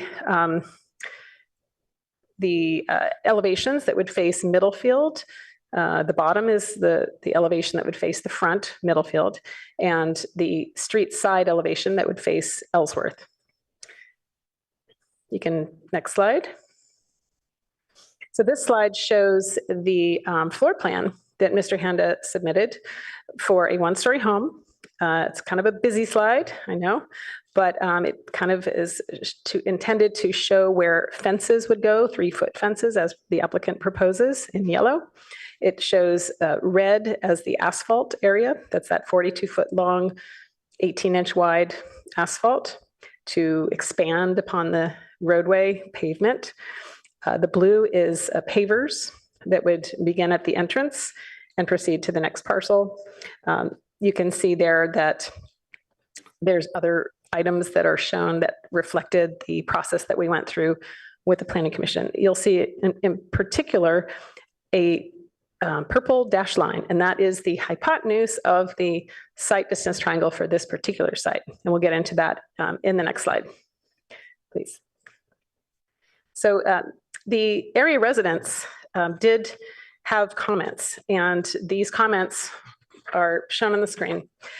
They included many items regarding how that street was used and what they're accustomed to having the street be used for, including delivery truck, package deliveries, and parking, and concerns about parking and other items. So the neighbors had raised concerns about the initial sale, and that's what came forward through a code enforcement complaint. There was fencing put on the site and soil piles. Those were both removed. The fences that are out there now are demonstration fences, the plastic orange fencing that was at the behest of the Planning and Transportation Commission to show exactly where the site distance triangle hypotenuse, and that is the orange sticks. And we'll see that in another slide. And to show where the street would be widened with some other markers. So we'll just go, basically it whittled down to mostly the problem and concern about safety, visibility, and ingress and egress, and what's the sweet spot in terms of widening the street. As well, the residents of Ellsworth expressed an interest in having the city take over the ownership of the street to improve upon its condition and address problems in the street. Next slide. So There are many considerations when one is looking at Ellsworth. We know that based on research, it is not owned by the city. It was not shown on the 1912 tract map. It didn't exist. It was part of the original Worcester Lot 71.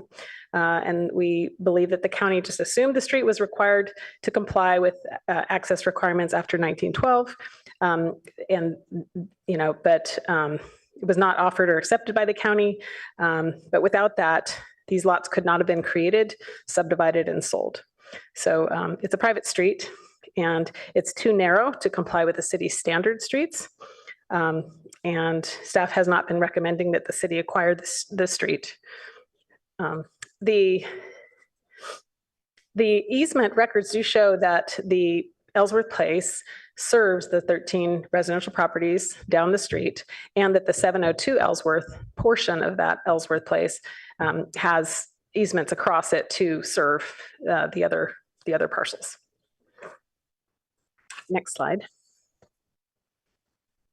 This shows the site triangles referred to there and shown on the parcels in a demonstration. So the red one, the triangle on the top left, is on Mr. Handa's parcel, and it is overlain on the site plan for that new single family home. There's no proposed modifications to Mr. Dewey's parcel other than the widening of the street, the delivery space, and the parking space. Next slide, please. These slides, this one and the next, show the demonstration. The red sticks were the hypotenuse of the triangle for the site triangle, and you can see those extend all the way to the curb on Middlefield. And then the blue dash line there is reflecting the little blue flags that march up and down, showing the widening of Ellsworth pavement as part of that proposal from RLDLC Land Company. And then the next slide, please, will show Handa's parcel with the same. The hypotenuse of the triangle with those sticks, the blue dash line across the blue flags showing the pavement extension. You'll see the pavement already looks like it's in that location. The white line is the actual edge of easement. So yes, there is some pavement there that currently extends beyond the easement boundary. The Planning and Transportation Commission recommended that a 1 foot tall fence at most be placed within that site distance triangle on Mr. Handa's parcel. So you see a tree there, tree can stay. There's a fire hydrant, there's a sign in the site triangle, those can stay. But the Planning and Transportation Commission asked that the fence be no higher than 1 foot in that corner area. The next slide, please. This just shows the city's code regarding corner lots and fences. So it's kind of a small diagram, but it does show a 35-foot distance along the curb. And then that would be a 3-foot fence at that corner. And then beyond that, it can go up to 4 feet. So the applicant had proposed and still is hoping for a 3-foot tall fence, and will explain his interest, I'm sure. Next slide. These are just some photos to show existing conditions. On the bottom center photo, you'll see a pole that's the stop sign at Ellsworth, exiting Ellsworth. And you'll see a box, and that is a communication box that is on the applicant, Mr. Dewey's property, and that would have to be removed, both of those removed and relocated to make way for paving. And next slide. These are some images staff took while in a vehicle, 2 different height staff members looking towards the sidewalk, exiting in a car from Ellsworth towards Middlefield, and to try to see what is seen in that kind of a low sedan type vehicle. And that might be the last slide. Next. Yeah, this kind of just shows that stop sign there. Thank you. Oh, yes, we have, I believe on the screen, our commissioner, Mr. Heckman, who represents the Planning and Transportation Commission on their deliberations. He attended at least 2 of the meetings. Mr. Heckman? Just a moment. Do we need to go to the applicant first? No? I think your practice is usually to hear from your commissioners and then go to the applicant, the public, back to the applicant. Okay. All right, Commissioner Heckman?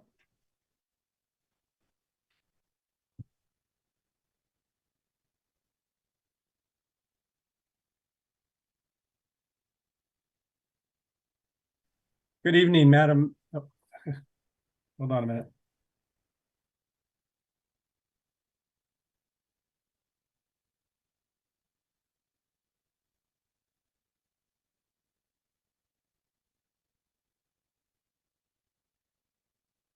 Good evening, Madam Mayor and members of the council. Sorry for the delay. I had to be promoted to panelist. Bart Heckman here, your PTC liaison tonight. As indicated by Ms. French and in the staff report, the PTC heard this agenda item on 3 occasions. Some of the PTC, a little of the PTC discussion regarded the sort of the envelope for the home that was being proposed to be developed on 702 Ellsworth, 1-story versus 2-story, basement or no, proximity to the creek. But most of the PTC discussion was really centered on the safety of Ellsworth, particularly where it meets Middlefield.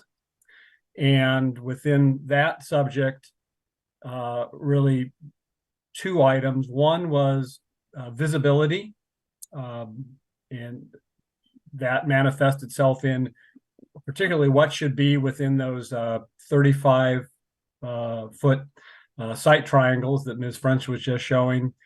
So visibility, so that as you were coming into Ellsworth from Middlefield, you could see if there was traffic waiting to depart, and if you're departing in Ellsworth, you could see what was coming on Middlefield. So that was one of the aspects. And then the other aspect that was discussed significantly was really the width of a widened roadway, private roadway, as you reach Middlefield on Ellsworth. And as indicated in the staff report, there were discussions of 24 feet, which the applicant had proposed, and 26 feet, which is the city standard apparently for a new private road. If you were developing a vacant area today and we're going to have a new private road. So that was part of the attraction to the 26 feet. The majority of the Planning Commission ultimately approved a recommendation to you for very limited 1-foot tall fencing, I think, in that 35-foot triangle area, and recommended that you require a 26-foot widening, 26-foot easement, existing 20-foot easement, so 6 feet of additional easements between the 2 sides be granted by the property owners to the private property owners behind them along Ellsworth to its terminus, so some 13 properties. So that's what happened at the Planning Commission. Happy to answer questions. Thank you, Commissioner Heckman. Now we'll go to the applicant. Is it Mr. Hayes? Yes, it is. Good evening, Mayor Koo, and Vice Mayor Stone, and fellow council members. If you hold a minute, I just need to find out how many minutes do we usually give to the applicant for his presentation. I believe it's 15. I will double check your I think council it's 10. protocols. I think it's 10. Let me check. Let's go with 10. Go ahead, Mr. Hayes. Thank you for your patience. Okay, good. Good evening, Mayor Koo, Vice Mayor Stone, fellow council members, Ken Hayes with Hayes Group Architects. I'm joined by my client, Rich Dewey of RLD Land. I think he's on Zoom. our transportation consultant, Gary Black of Hexagon Transportation, also on Zoom tonight, our legal counsel, Kama Steinmetz, as well as Nitin Handa, of our RP Homes, the owner of 702 Ellsworth. Both of them are, I think, in chamber. I want to thank Amy, great presentation, Chief Planning Official, for giving this her personal attention, expertise, and assisting us in navigating the city's process. This hearing is for consideration of a modification to PC 2343, which involves one, amending a 56-year-old uncodified, unrecorded PC ordinance that involves 4 parcels of land, one of which is 702 Ellsworth. 2, rectifying the zoning map error that has persisted for 56 years and upon which 2 property owners and the city staff relied on for a real estate transaction. 3, creating an opportunity for a new single-family home on 702 Ellsworth. 4, consolidating apartment parking on 2901 Middlefield that conforms to the latest city requirements and includes a truck delivery space. 5, modifying the existing ingress-egress easement benefiting other properties down Ellsworth. 6, increasing pedestrian and bicycle safety at Ellsworth.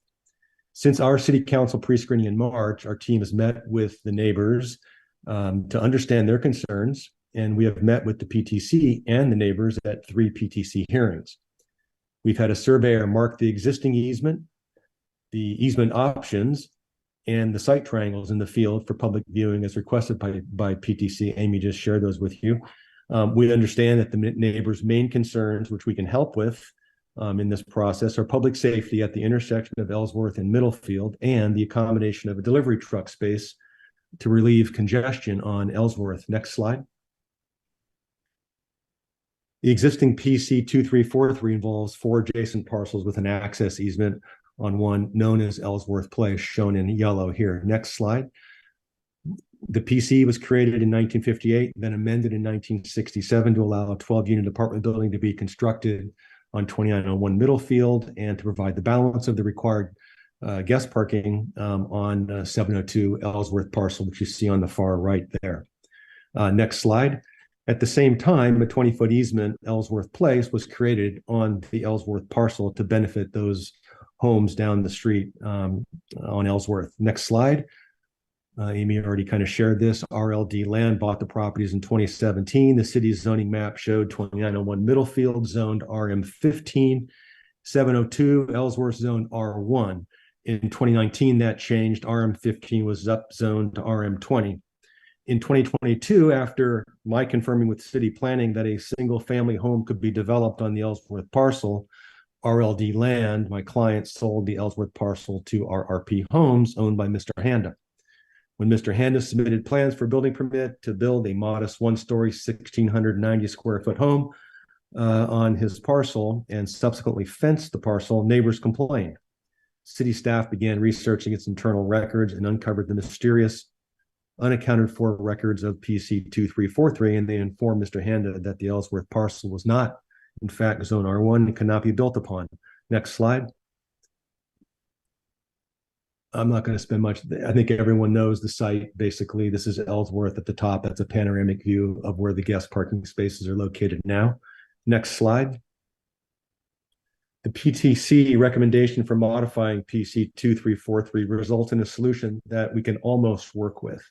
Here's the proposed 2901 site development plan with the relocated conforming parking with 4 new spaces indicated in red, 16 total spaces, and the creation of a parking space for a small delivery truck located or color-coded in green. Next slide is 702 Ellsworth parcel site plan with space for a 1,690 square foot single-family home, detached garage in the backyard, and increase hardscape along Ellsworth Place to provide more visual width for Ellsworth Place.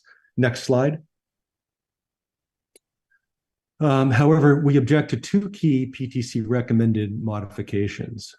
The first one is the 26-foot width of the new easement instead of our proposed voluntary 24-foot width, and the 12-inch height limitation of the 35-foot site triangle looking south on the 702 side. On the easement, We have voluntarily and generously offered to increase the paved width of a portion of Ellsworth Place by 4 feet to a total width of 24 feet and offer an easement over this additional width to abutting property owners. The PTC recommended that this width be increased to 26 feet. Both are diagrammed here and mocked up in the field. City staff concluded that the PTC recommended increase would constitute an unwarranted extraction because there's no nexus or relationship between this requirement and the impacts of the proposed project, and we agree. Please reference the letter from our attorney submitted last Friday.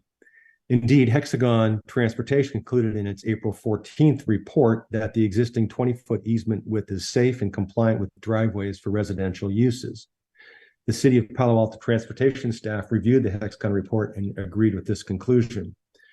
And Commissioner Heckman pointed out at the August 9th hearing that the project's impact on Ellsworth Place is in fact beneficial, as it would improve the existing vehicular, bicycle, and pedestrian safety of the intersection of Middlefield and Ellsworth Place on Ellsworth Place by creating an enhanced 35-foot site triangle on both sides, by widening the curb cut by 4 feet to 28 feet, by widening the width of Ellsworth Place to 24 feet by paving the additional 30 inches on the 2901 side, and by paving the additional 18 inches on the 702 side, by offering an ingress and egress easement over that additional paved width to the other properties on Ellsworth, by providing a temporary delivery loading space on site that we showed you earlier, which is otherwise not required by code, by reducing vehicle trips on Ellsworth, by reducing the number of parking spaces using Ellsworth. I think we reduced the number of cars by 5.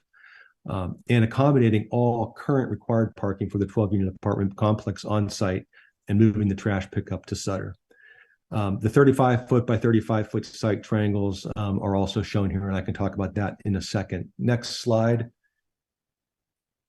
Amy already shared these. I guess I shared the slide with Amy. It shows the white dotted lines show the existing 20-foot easement. On the right-hand side, you can see the monument that will be the utility communications monument that will need to be relocated. That's also the same monument that's in the bottom center photograph indicated there. Next slide. And then this just shows, again, that monument on the left, and then where the 26-foot easement would end up, where the orange fence is located on the 702 side. Next slide. So regarding the site triangles, the city standard site triangles 35 by 35 measure from the face of the curb and restricting vertical obstructions and so on other than trees to 36 inches tall. Amy, I think, explained that. The photographs we have here show that visibility of cars, pedestrians, and cyclists is not an issue at the intersection with the 36-inch tall fence. I mean, it's pretty clear to me that the person on the bike is very visible. The pedestrian walking is very visible. These are all taken from a car approaching the intersection with Middlefield. We think that a fence of any lower height deprives the homeowner of a semi-private backyard space. Therefore, we think that the site triangle should allow for a 36-inch tall fence and not be limited to 12 inches per the PTC recommendation. So in conclusion, a previously unknown city mapping area that was relied upon by all parties, city staff, RLD land, Mr. Handa, has resulted in a situation that can be easily rectified with this proposed PC amendment, and at the same time provide increased safety for the neighborhood with the increased 24-foot width easement and the new parking space to accommodate temporary delivery trucks. We request the City Council adopt the recommended staff ordinances tonight, including the voluntary 24-foot width easement, with the exception of the site triangle height limitation, amending the development plan of PC 2343 to right-size the parking, make a safer neighborhood, and create an opportunity for a new single-family home. So that's my presentation. We'd like to have an opportunity to respond to any public comments, please. And Mr. Handa, the owner of 702 Ellsworth, is there in the audience, and he has a few words he'd like to say.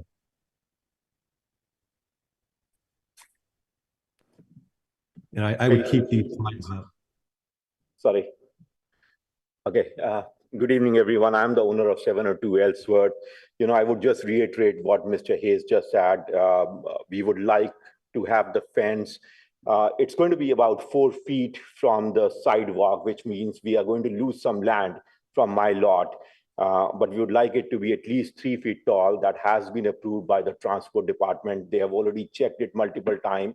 They have deemed it safe. We can probably put some open concept fence where you can see through and through there and not have any plantation in that area. That could be one of the conditions. But we would definitely like to keep it where we have proposed it in the orange fence that Amy has shown in her slides. And secondly, we are giving part of our land. I'm giving 1.5 feet of my land on Ellsworth side. This is in addition to the middle field side because we have to push the fence in. Is Palo Alto probably one of the most expensive cities in the world when it comes to the price of the land? But we have been, I think with no option left, we are giving that land to widen the street. It's going to be much more wider than what it currently is. So making it 24 feet, I hope the council will accept that proposal also. That's it from my side. Thank you. Let's go to public comments.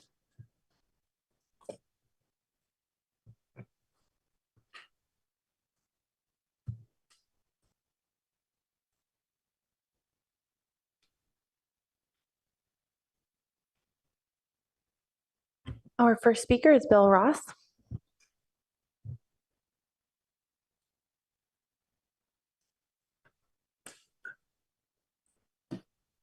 Good evening, Mayor, Vice Mayor, and Council. I'd like to focus on 2 issues. Many of these issues were raised below and not responded to by staff. I would again respectfully suggest you have an incomplete analysis before you. 2 principal issues are the requirement for a PC zone as contained in the PC ordinance. They require consistency with the comprehensive plan.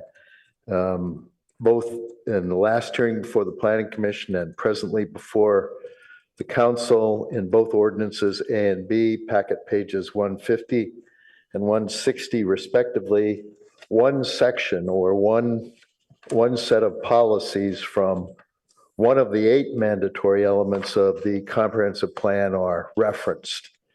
That's not the way you do a general plan consistency analysis. You look at them all. You see if they all, on balance, further the objectives of the project without hindering them.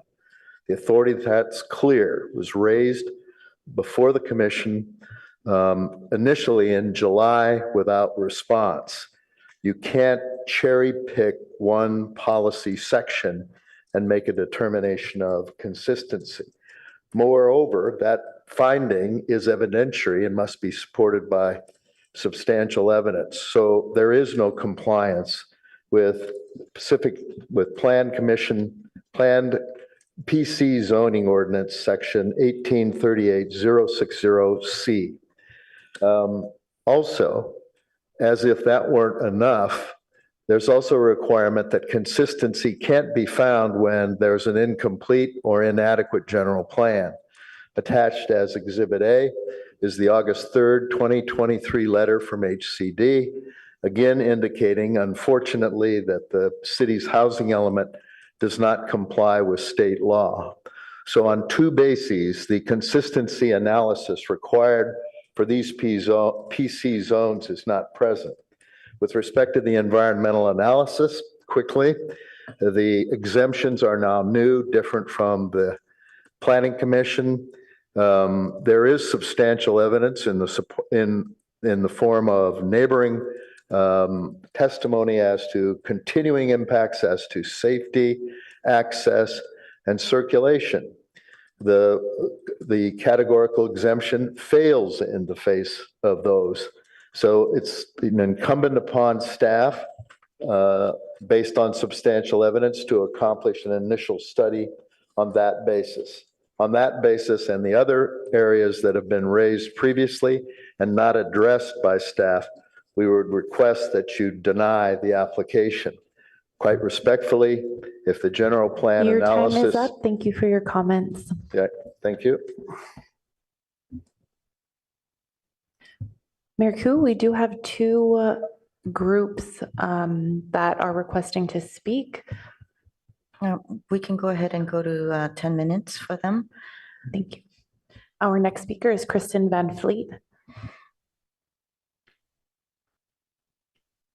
And please close public comments after this. Thank you. Good evening, Council. Thank you for hearing me. My name is Kristen Van Fleet, and I've been a resident and homeowner on Ellsworth Place for over 19 years now. We'd like to remind you that Ellsworth Place existed before those apartments did. The first house was built sometime in the 20s, we say circa 1937. The last of our houses was built in 1949, and those apartments were built in 1969. So we were there first, and we think that they were designed with us in mind. Next slide. We have three things that we're asking for tonight. We are asking for a clear line of sight to Matadero Creek, and my neighbor Gala Bacon will talk about that, I think, after me. We would like a drivable 26-foot width. We think this is the compromise. It should be, and this is over the first 100 feet of the parking lot as it stands now, is Mr. Honda's property. That's the compromise because it should be 32 feet. And I did get a letter today from UPS about an hour and a half ago saying that the delivery space is not safe, so I can forward that to you later tonight.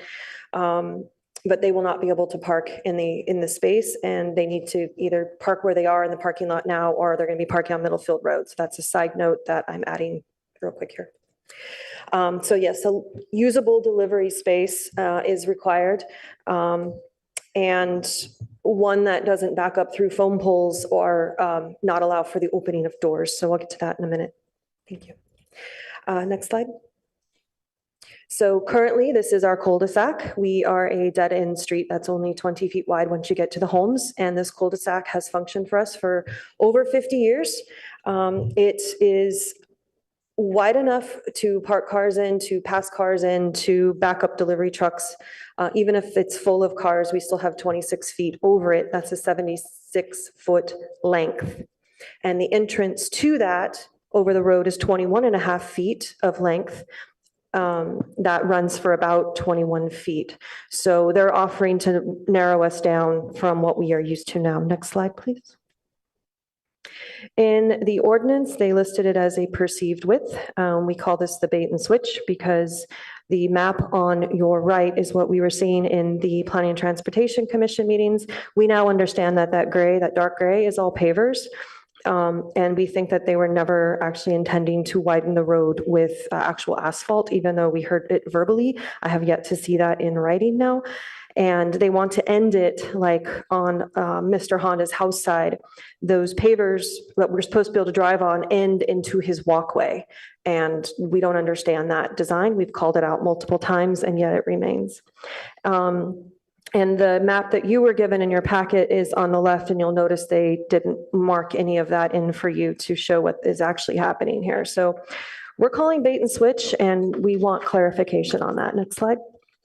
The photo on the left is our current circulation, the yellow. The photo on the right is what they're offering us. Those little blue stripes at the beginning is what they're offering to quote unquote make our road wider than it is now. As I said, it's 21 and a half feet there now, and they're offering to take it to 24. The hot pink is what's on our easements. And thank you, Amy, for saying that we actually have them, because we had multiple letters saying that we didn't until Chicago Title came out and said that we did. Even though we presented multiple documents to the city to say that we had these ingress egress easements, they wouldn't believe us until it was on Chicago Title letterhead. So we had that stress this last summer over this. You can see that the yellow is the lost area of circulation that we will lose, even if cars are parked there. We have 26 feet over that section, and that's what gives us road circulation. Next slide. I did some quick renderings of what might provide some public benefit, and that is if they extend these proposals over the full 100-foot length of the road to give us 26 feet over that. And again, that's the minimum road width to serve a private street with 4 houses. We should have 32. And we realized that we are grandfathered in on the homes with 20 and a dead-end street. Our circulation has to come from someplace. So there's a couple of options there. You can see you could take it off on Honda's side if they don't want to move the utility poles. You know, there's more work that could be done here. I did contact Palo Alto Utilities. They never did get an application to find out if the pole could be moved. The gentleman I spoke with, Benjamin Wong, on the phone, thought that the guy wires could be moved to the next pole, and they needed 6 to 10 feet for that stability, which would quote unquote block their delivery space, but the delivery space is unusable. So more work needs to be thought of on that. I also contacted Comcast, and they had never had an application to find out if that box could be moved. And I have one open. I'm supposed to hear from them this week. They came out last Thursday to talk to me. So next slide, please. And you can see that if you took the land from Honda's side or use that in a PC arrangement, there's still room to build a house there. And if that house gets a little bit smaller than it is now, well, his is currently planned to be 55% larger than any of our than our homes on our street are, than the average size of our R1 substandard homes. So there's room there that if that was smaller or a smaller footprint, maybe it's a 2-story, there's room there to work on this and keep our circulation, and he could still have a home, but they haven't gone there yet. So next slide. You'll see that there's a utility pole right in the path of the backup plans, and I sent in a letter today talking about what all the delivery drivers we've talked to will tell us, and they're unanimous, like their truck won't fit there. I've measured that space. It's a little over 11 feet, maybe 11 feet and a couple inches wide. Those trucks are 10 feet wide. That doesn't include the side mirrors. So how do you fit a 11-foot truck in a 11-foot space? You can't even open the doors, let alone back up into a utility pole to get out. And then this also requires that the driveway of Mr. Honda be kept empty at all times for delivery vehicles. It requires a truck to drive on pavers, which they're not allowed to do because they can break them, dislodge them, or discolor them. So they don't. And they're saying, well, they can back up into his 4-foot walkway. Again, it's pavers, not going to work. Next slide. I sent in a video clip today. There's a YouTube link you can watch to see what this FedEx truck did and how many times he had to go back and forth. And this was with the cyclone fence placed 4 feet back from the property line. And the trucks kept hitting that fence and pushing it back a couple of feet in places. UPS parked on Middlefield Road, and the email I got tonight said that this is where UPS will have to park unless a better situation happens. And if the city says they can't park there, then they can't deliver to our street, and that will require us to give them a usable delivery address that's safe for their drivers, or we have to go pick up packages in East Menlo Park, and some of our neighbors don't drive, don't own cars. How is that going to work? Okay, and there's the next slide. This is the picture of the fence that had been hit more than once. Next slide. We also know that the apartments, that space on the far left is too narrow, so they park on the line, and the car that would park next to there parks in the parking lot because that car doesn't fit in there. She's actually scraped her car on that pole more than once, so she doesn't want to park there. But you can see that the parking lot is heavily used. It's used daily. Next slide. These are all their cars. These are apartment people. We can go out there on a weekend and see 3-4 cars. It's pretty easy to get these photos. Next slide. These are the delivery trucks. They like to drive in and then back up into that far side of the parking lot. That is their safest, and it takes the least amount of space. So perhaps some space could be carved out to the side of the house, and it has to be asphalted. It can't be pavers, and then they could use it, but it has to be wide enough to accommodate their trucks. So I don't know what all those parameters and measurements are. I'm just trying to figure out a way to solve a problem here so we can all move on with our lives. UPS has their rules in place for the safety of their own drivers, which includes ergonomic reasons, and also for the safety of the neighborhood. They do not back up. They have a black box that will record it and get them into trouble if they do it too much. So they will not be backing up, and this is for the good of the neighborhood. Next slide. As you know, no parking is allowed on Ellsworth. This is what happened when the cyclone fence was up. They parked in front of our houses and blocked our road. Next slide. They've proposed this parking place that would open the car door into the guy wires. There's a gas meter on the other side. Yes, they're going to put up bollards, but we don't think there's enough room for it. Next slide. Honda has proposed 4 feet of pavers across the front of his house, and what he had told me verbally was that you could park 2 wheels up. Next slide. Why this is a problem is that would mean half a car would be in the middle of this 20-foot leftover road width, and that would hurt our circulation. You can see our houses have lots of pavers. They're 7 feet wide. We asked him to put that in front of his house so his guests won't block the view and everyone would be happier. Next slide. And then the ownership is in question. It's been brought up. We would like to address it further. Next slide. There is an abandoned piece of road on our street. One more slide, please. And that's where the arrow is pointing. We don't know who owns it. Your time is up. Thank you for your comment. Thank you. Our next speaker is Gala Bacon.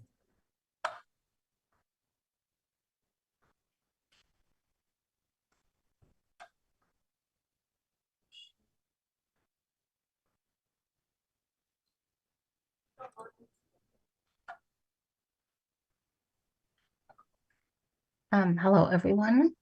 I hope you can see me or hear me or both. We can hear you. Okay, I do not see the slides on my screen yet. Okay, I do. Okay, very well. Thank you so much. Thank you, everyone, for your attention. This important matter. Our understanding is that proposals made today might significantly compromise visibility and those safety around Ellsworth Place, Middlefield, Key School, Winter Lodge, and Tennis Court intersection. Next slide, please. This community traffic safety message that you can see here, which was published just 3 days ago, highlights our concerns. Next slide, please.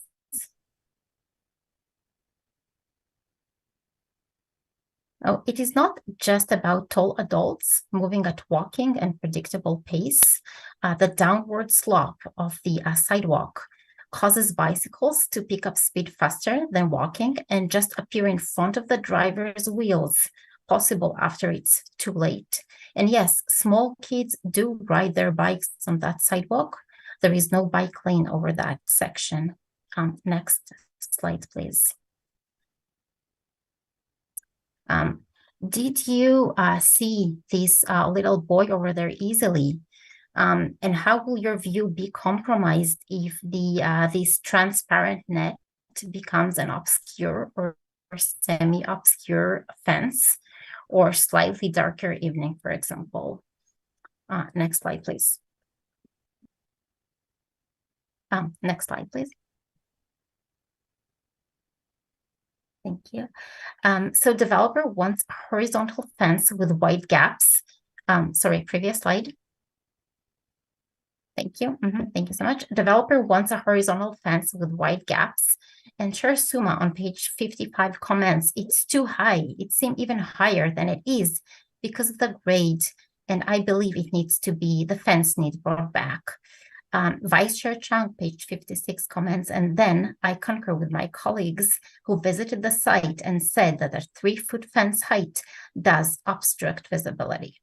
Commissioner Aiken, page 55, mentions, yes, I agree that the 3-foot fence still interferes with visibility in an area where it is important. A shorter fence might solve the problem.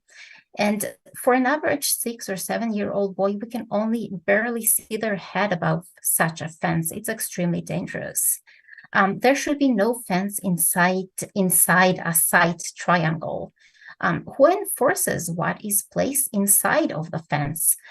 Commissioner Hackman mentions in page 59, wrought iron fences are typically a more open design, so you could see better through them. But the homeowner or tenant could place inside the fence large kids' play equipment or a table and chair set or some trees or bushes, etc. Next slide, please. So what they think happens is that where the car is behind the stop line, but it requires being on the sidewalk with a car for the line of sight to the creek. I'm sure that any of you who visited the site with their car had experienced exactly that. Otherwise, you cannot see the sidewalk or the cars approaching fast on the right lane or middle field. Next slide, please. So we need to see the creek fence bend on the sidewalk. The current plan, which is on the left above, you can see it on the left corner, suggests obstacles such as a fence and all that it will have inside it, right? Inside a side triangle. But there should be no side obstruction within a clear side triangle. Otherwise, it cannot function as a side triangle if that's, obscured. Next slide, please. Exiting Ellsworth Place requires being on the sidewalk, and you can see some examples where drivers taking a photo of their actual stop line that allows them the minimal visibility that required to exit safely. Next slide, please. So you can see them on the sidewalk. And some more examples. As you can see, it does require being on the sidewalk for line of sight to the creek. Next slide, please. Here's an example of asphalt approach with white corners. That's Alma Village, which is a private street. Next slide, please.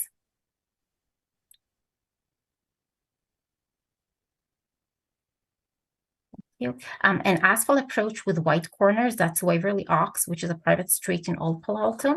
Next slide, please.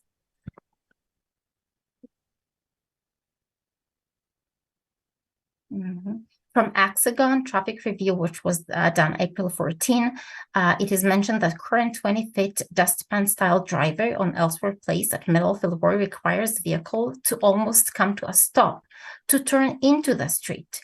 Now, our note as Ellsworth's neighbor is that this means stopping on Middlefield Road with traffic speeds 30 to 40 miles per hour immediately after descending the Matadero Creek overpass, which is very, very dangerous.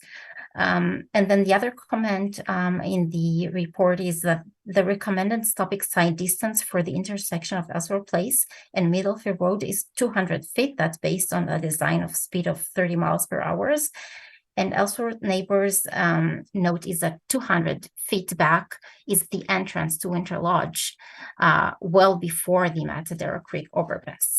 Next slide, please.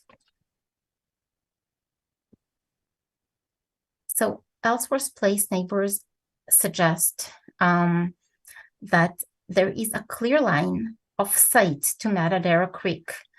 There is no fence in the line of sight. We're currently impeded by the orange netting visual aid, which is basically 95% transparent. It still interferes a lot because it's hard to see smaller pedestrians.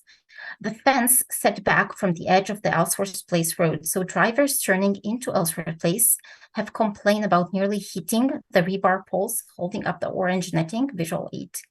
The other point is asphalt approach with widened entrance corners. That gives the right of way to cars so they don't have to back up or make a hasty exit. That allows cars to pass one another when turning in and out of Ellsworth Place. And that also eliminates the need to completely stop on Middlefield Road. And in addition, private streets that join busy roads are designed this way throughout Palo Alto. We feel it's about time to make that change for Ellsworth Place as well, to make it safe for everyone. Thank you so much.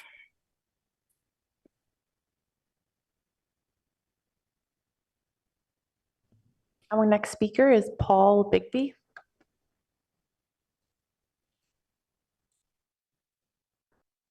Good evening. Good evening, Mayor Koo, Vice Mayor Stone, and Council. I am a resident and homeowner on Ellsworth Place. I very much appreciate those of you who took the time to visit and inspect the reality of this uniquely problematic situation. As has been mentioned already, the circulation around and into Ellsworth Place is already treacherous. There is an unusual kaleidoscope of risk here: a raised creek crossing, obscured sight lines, the ingress and egress to Keys School directly across the way from Ellsworth Place. Watch a child ride their scooter down the sidewalk over Matadero Creek, and the dangers should be obvious. I frequently ride my bike to work. Having avoided drivers many times in my 19 years of residency, I learned to never approach Ellsworth from the south. There are substantive benefits to our community that will significantly diminish the chance of harm: strong governance of southern sightlines, an asphalt approach, and a genuine drivable width. Finally, forcing delivery vehicles to park on Middlefield, where the bus pullout exists, actually aggravates the southern sightline problem because it will block the ability to see these cars typically traveling at or above 35 miles an hour coming northbound over Matadero Creek. In summary, this simply is not a responsible proposal for my neighborhood. Thank you.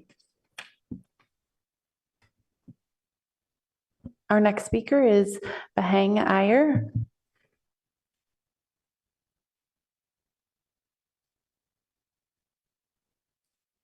Good evening, Mayor Koo and Vice Mayor Stone and the commissioners. Thank you so much for taking all this time to hear us. We've been here numerous times, and I would just like to add to the comments from my neighbors. Safety is it's our biggest concern. And what we don't understand, and we'd like to understand it, is why is the developer and the homeowner that would like to build a house not concerned about the same safety? Obviously, we collectively feel this is for the good of all of us. So to constantly deny what we're asking, it's for the collective benefit of the whole neighborhood. And one would think the developers would go along with it because it is for the safety. They have children, then they would benefit. It is unsafe the way it's being proposed. And every single time, we're here 3 times. Now this is the 5th time. And they do not want to give in to this. And that's what is amazing to us, that why is safety not a concern for them as it is for us? The other thing I want to say is take your time. It seems as though this project is being rushed through while all of us who either built or remodeled homes had to follow every single rule, every single time. We all have substandard lots, but our setbacks are that of a regular size lot, and we comply. Every single one of us has complied. And so it is totally unfair to have a developer, to come in and to find the city bending over backwards for them. When we follow the rules, we want to be treated just the same. So please take your time. If it needs to go back to be evaluated, so be it. We all had to wait. We all had applications in that we've had to pull out. So treat us the same. Be fair about this. And finally, I really appreciate, we all do. This is a hard job, and we thank you for what you're doing, but take your time. Please don't rush this. Thank you. Our next speaker is Susan.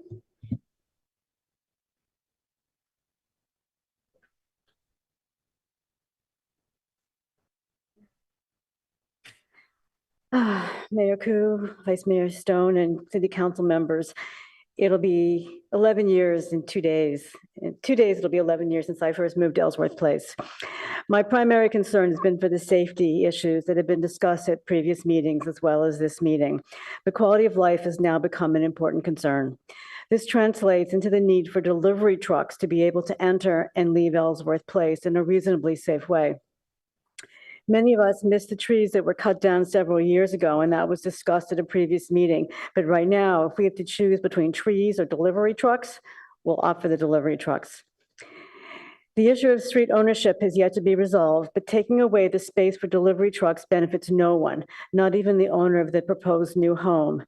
If and when the new house would go on the market, the value of that home would be lower than comparable homes on other streets where delivery trucks are allowed. So approving the current plan would be detrimental to all the homeowners on the street. It is somewhat disconcerting that the city can make a decision which will have this type of impact on the residents of a street that they do not own. Does the city make the rules for the homeowners, or do the homeowners tell the city what rules to make? The best analogy that I could come up with was that of a classroom where the teacher needs to make the rules, but they have to be reasonable so the students will not protest. Like the classroom, the residents and the city council both want success. So we need to be able to accommodate all the aspects of residential life when planning construction. Lurking in the background is the question of would the city be setting a precedent if they allowed a homeowner's choice for a house to determine the rules for the street at the detriment of other residents. Having the city acknowledge that they own the street and reconsidering the design of the house on this PC to maintain our quality of life on Ellsworth may be necessary to move forth on this matter. Thank you. Our next speaker is Annette Glankoff. Good evening, Council. Annette Glankoff speaking for the Midtown residents. Midtown residents ask that you support and enact the well-reasoned and well-researched concerns expressed by the Ellsworth Place residents concerning safety issues. Please send this back to the PTC and developers to come up with a better and safer plan. I'm familiar with Ellsworth and the difficulties of putting a house where the parking lot is now. It's a very small lot, bounded by Ellsworth on one side and the creek on the other, with an exceptionally narrow street with no sidewalks and no place for cars to park. So having that lot and what's built on it be governed by a PC rather than R1 is a good idea, which is what the PTC overwhelmingly supported. As Paul mentioned, this stretch of Middlefield is notorious for speeding. In addition to the numerous accidents at the nearby intersection, maybe some of you remember the car that was driving at estimated 100 miles an hour on Middlefield that went airborne as it hit the hump of Matadero Creek Bridge and didn't touch down for 100 feet down the road into the Safeway parking lot, killing the driver. So again, Midtown residents once again recommends that a traffic light and or lighted crosswalk be installed to reduce the speeding problem and allow pedestrians to cross safely. The proposed site triangles along Middlefield and Ellsworth with no fences or other obstructions like landscaping taller than 1 foot is very sound logic. However, the triangle south of Ellsworth Place, that's the one for 702, should extend across the entire front of the lot because the raised bridge over the creek obscures cars and trucks on that stretch, especially as they speed by, as I just demonstrated. The ordinance doesn't specify there'll be a site triangle on the north side of Ellsworth, even though it's shown on the plan and recommended on the PTC. Finally, in closing, please give some thought to the mobilization for building the proposed house. This will be tricky, and any plan must address safety issues during construction. Thank you. Our next speaker is Jake Margulis.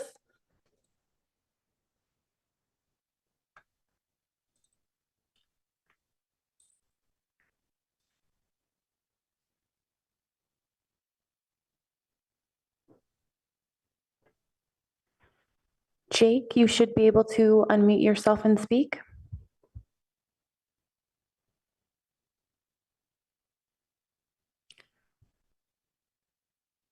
Unfortunately, we cannot hear you. If you wish to submit public comment, please email your comments to city.council@cityofpaloalto.org. And that concludes public comment.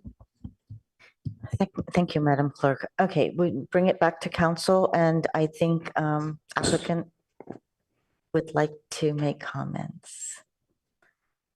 Okay, Mr. Hayes or Mr. Honda? You would like to make comments. Mr. Honda's making comments. Hey, I think there are two very important things to be considered here.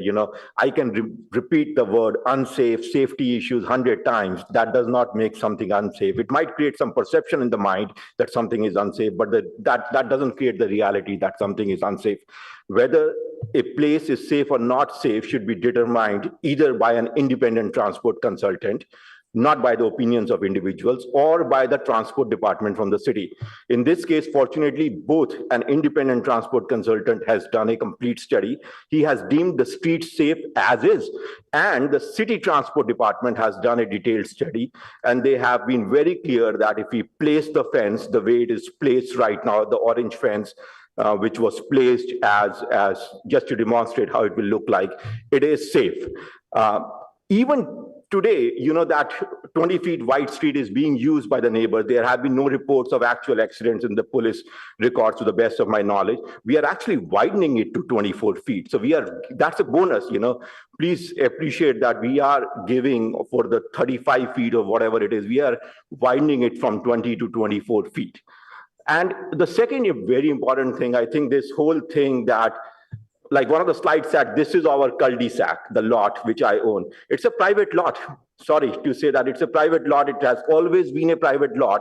When Mr. Dewey owned it, it was a private lot. When I own it now, it's a private lot. There's a very basic presumption here from everybody that they have the right to trespass. That's called trespassing. They have the right to trespass on that. The delivery trucks have the right to park there. There's a basic presumption that, everybody has a right to go on that lot, do their parking, do their U-turns. Somehow people feel that it's a public lot. No, it's a private lot. Anyone going into it is trespassing.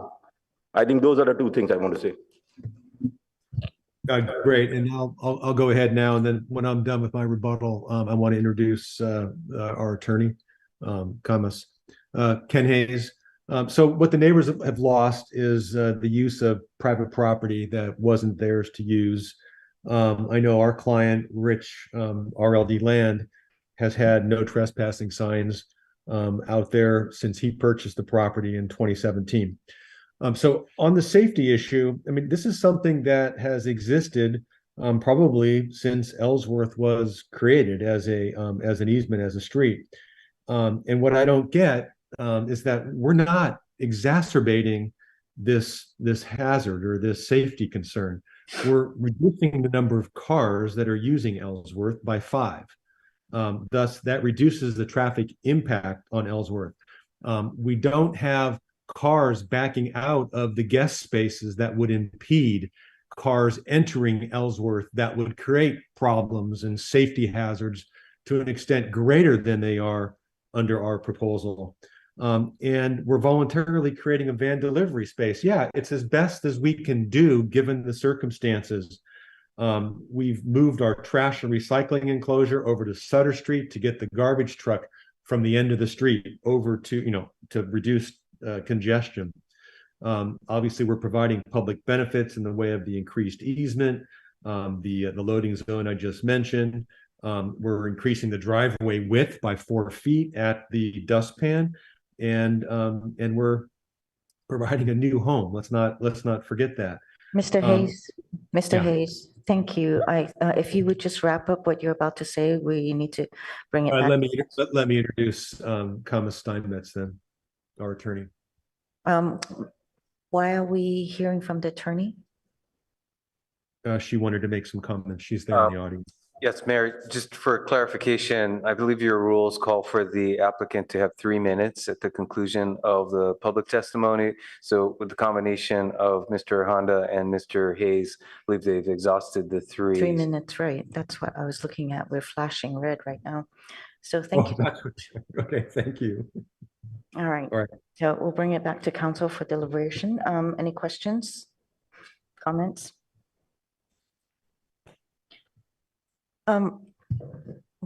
Vice Mayor Stone.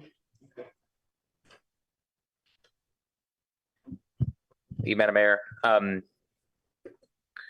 several questions. Staff report mentioned several times how real estate professionals and property owners rely in part on these zoning maps to make their decisions whether to acquire the property or not. I understand kind of the complicated and unfortunate turn of events that led us to this situation, but under California law, both the seller and the buyer have a duty to perform due diligence on the property. And I'm curious kind of what level of due diligence is considered sufficient to satisfy that requirement. I mean, is relying on a zoning map sufficient enough?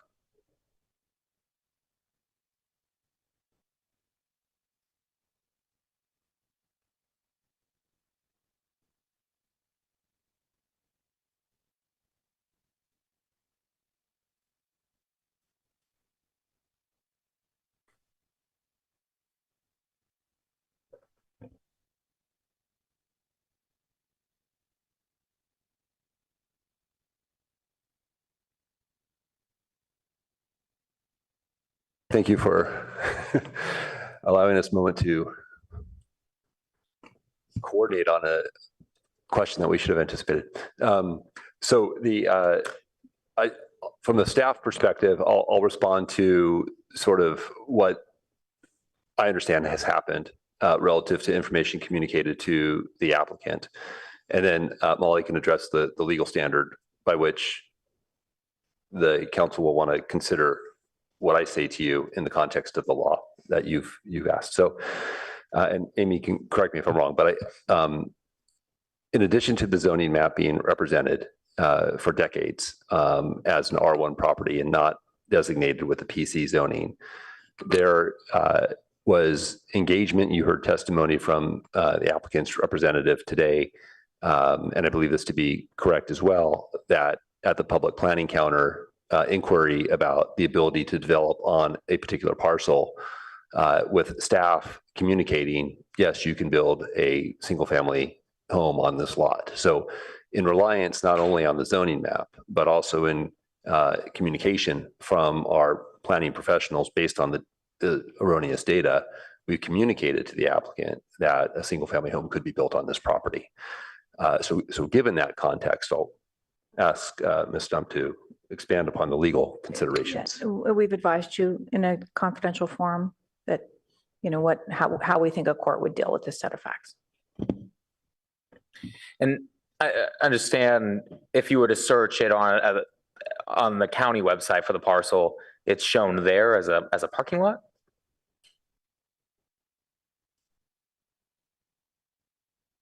I mean, the city draws from county data in our GIST system. So we have similar data. I have not looked at the county map because we have our city data that draws from county information.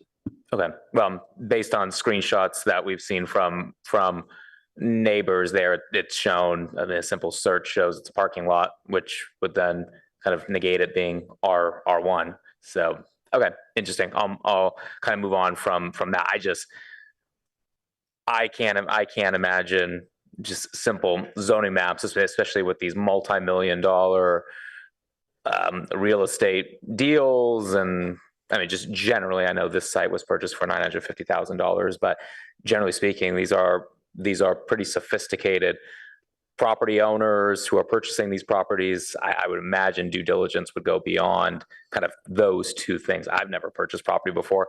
If I was to, I would imagine I would do a more thorough search than that. So I'm not quite convinced on just relying on those. My big issues here do kind of surround a lot what the residents were bringing up today. Especially around some of the safety issues. So sorry, give me a second. I just lost my place here.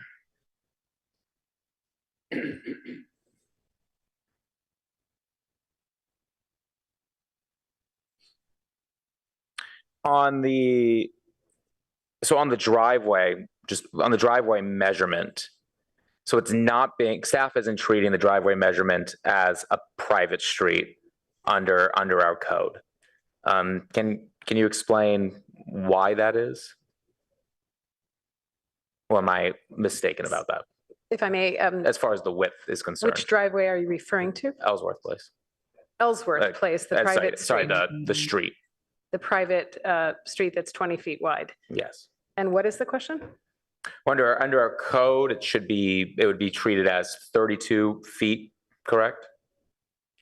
So if it were a subdivision today, we would require a 32-foot width for the private street.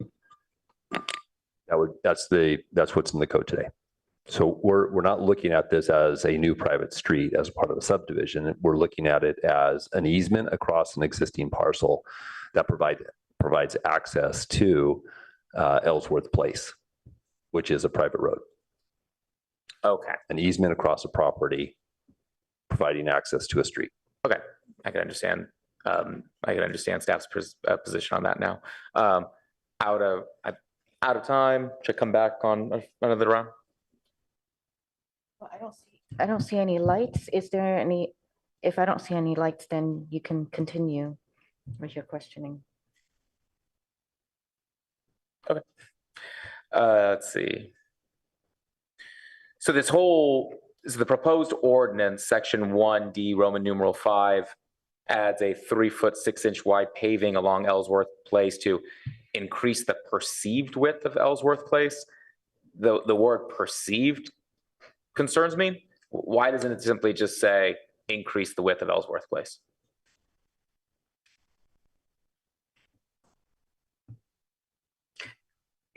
Well, let's see. There are easements that can be defined, and there are pavements that can be placed without easements.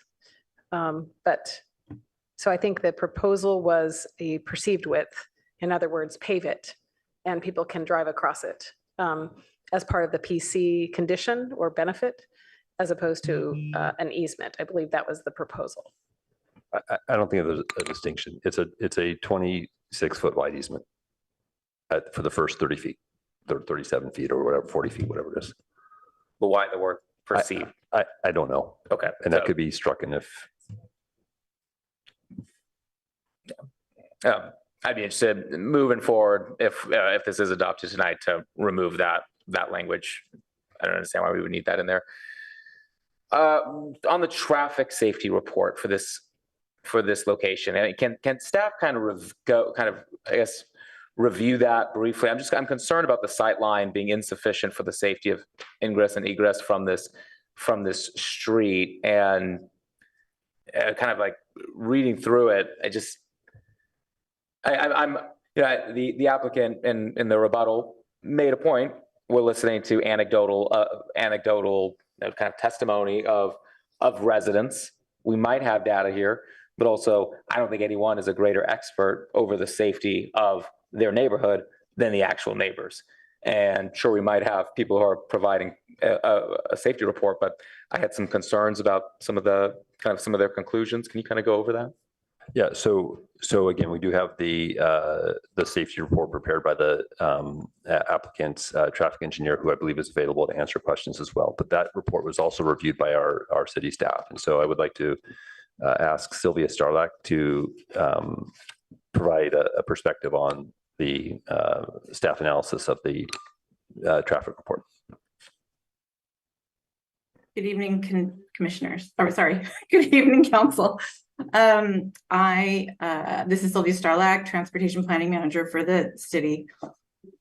Vice Mayor Stone, did you have a specific question?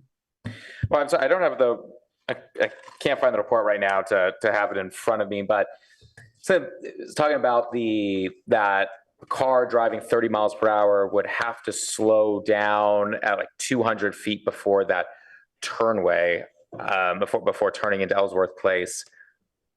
200 feet, isn't that about where the Winter Lodge is? Yeah, I'm a little, okay, so I'm a little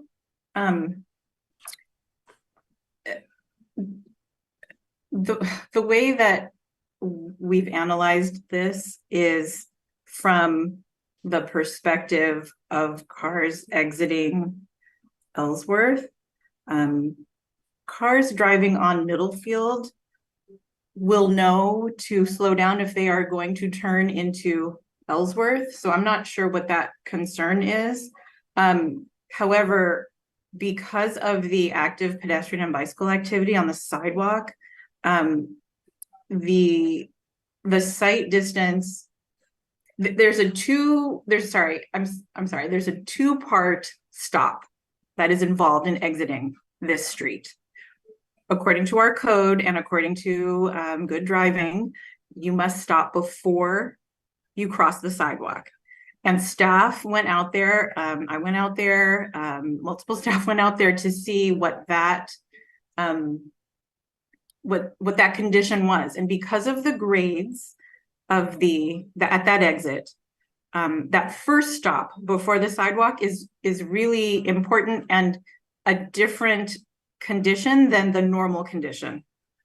Because of the grades, we have to adjust some of the city's standards, which is what was shown in the layout, where the where the fence is pulled back from the sidewalk.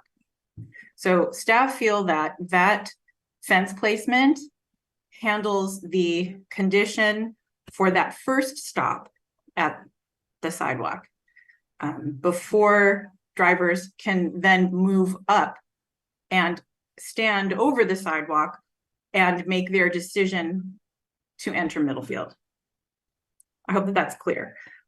For me, as the as staff looking at this, that first stop is really important, and that is how we have looked at this. So I'm confused by your question around the stopping distance, because that stopping distance applies to every property on Middlefield Road, right? There are lots of driveways on Middlefield Road, and cars drivers that want to turn onto a driveway are going to slow down and signal and do the right thing. So maybe there's something I've missed in your question. I think it's just the unique nature of this driveway being far more narrow, being hidden. I mean, this is a kind of unique area, I think, along Middlefield, and a lot of the residents kind of pointed out that uniqueness fairly well. And also, I know planners, you kind of rely on this assumption that people are going to follow the rules. We know they don't. I mean, it's the same thing with this roundabout that we heard a couple of public commenters earlier tonight talk about. I think from the planning side, kind of staff went along that, saying, hey, people are going to follow the rules of the road. In reality, that's not what happens. And so, and I think the traffic report here also made the assumption that cars are driving at 30 miles per hour. I was out there at Ellsworth Place on Saturday afternoon for about a half hour and was observing the mile per hour tracker. I didn't see a single car go below 33 miles per hour. The average was between 33 and 40 miles per hour. I saw several bicycles, pedestrians walk by. I didn't see a single one turn their head to look down the driveway to see if cars are coming. I mean, this is different than my street or many other streets along where it's very clear that there is a street that you're coming up to. So I think this idea that cars are going to know that this intersection is coming up and slow down appropriately in order to be able to avoid cars or kids, I think is wishful thinking. And I'm not willing to make a decision based on that wishful thinking that a kid's not going to get hurt or any type of accident's going to occur there. One last area I want to go into is the delivery trucks. How does staff envision these delivery trucks are going to be able to enter and exit that space, both from just an ability to be able to move large packages out of these trucks, but then also to be able to back up and exit without backing into one of these private driveways? So the applicant provided a turning template for the most usual delivery trucks that are being used. And that was the information that we were provided, and it would require multiple point turn. But that was staff said, yeah, it will take them a little more time to get out, but we would be okay with that. So, and the other sort of element, at least from a staff analysis perspective, is that we're also dealing with an existing condition and private property and how private property is used, understanding that for many years it's been used by the neighbors for parking by delivery trucks. And that condition is a difficult one for us to plan around at the staff level because we need to respect that this is a new property owner with new rights, with their rights and how that delivery is done. So if this were a new development, a new subdivision, these are the types of things that we would work out. So part of that analysis that is provided, the hexagon report, the truck turnaround distances, the challenges that have been documented by the residents in the area and the concerns, the recommendation in the staff report and what Ms. Starlak had presented is staff's best recommendation, understanding, of course, that the city council is, sitting in this legislative capacity, and you may have some additional perspectives informed by the public testimony and your own sort of knowledge of the community. But that's based on our analysis and that information. That's the recommendation that we have. Yeah, it was just, I think the record is pretty extensive of what the neighborhoods were able to compile, kind of getting a lot of these delivery truck drivers to be able to give their own opinions about the proposed space. And it just seems clear that it's not going to work for them. And apparently the model that is used in the staff report doesn't even show that utility pole. And so we're hearing from the drivers, they're not going to be able to park there. They might park out in Middlefield. That would be illegal, I would imagine, and cause a whole nother issue. And we don't want to cause a situation where now more people are getting into their single occupancy vehicles and driving to East Menlo Park to pick up their packages. It just seems like a mess that is not necessary for us to create. I completely respect the issue that this is a private property, but also that means the fact that we're here, I think there needs to be greater negotiation in order to ensure that public benefit is maintained. So these residents are able to rely on these package delivery trucks that we have all grown to rely on in society today. So I think it's inadequate as it is now. Okay, thank you. Councilmember Byrd. Well, I did want to follow up on the common carrier movements. So first, the common carriers serve not only the residents on Ellsworth, but the apartment complex, right? And the proposed project, the 702 address, hasn't that parking area served as a place where common carriers are able to maneuver? That has been the history as shared with the neighbors. Well, not just the neighbors, but the apartment complex. And so if we have that PC, that is the apartment complex, and this property has been part of that PC, they're going to lose, just set aside for a moment the neighbors. They have currently a need for deliveries to that apartment complex. And this parcel has served that purpose in part. Well, there is also, I'm sorry if I'm interrupting, Sutter is the front property of the apartment complex. And does that have a common carrier delivery spot? It doesn't have a common carrier delivery spot. It's a street, though, that's wider than Ellsworth. They can park on the street? Yes, there's parking on the street. Have we looked at whether there's vacant parking, or would these common carriers, if they moved over to Sutter for that delivery, would they park in the street, or would they be able to park on this against the sidewalk typically? We didn't study the Sutter as a common carrier delivery dedicated location. So the argument was made that this aside from the ability to back up and maneuver into this spot that is for being designated for the apartments for common carriers, it's 11 foot wide. Is that correct? And does that Yes. especially with that pole there, is that truly adequate Well, the for? pole, from my understanding, is on kind of on the property, the extension of the property line as it meets Ellsworth. So it's not, I think it's splitting the property that is the apartment Yeah, building. but does and it the adjacent. interfere with the ability to maneuver into that tight 11-foot space for a common carrier truck? So as represented by Hexagon, the applicant's traffic consultant, they showed that maneuvering around the utility pole. And with the typical common carrier, smaller delivery truck or van at 19 feet depth, that would not require the jockeying around. And we saw according to- pictures that were real common carriers today.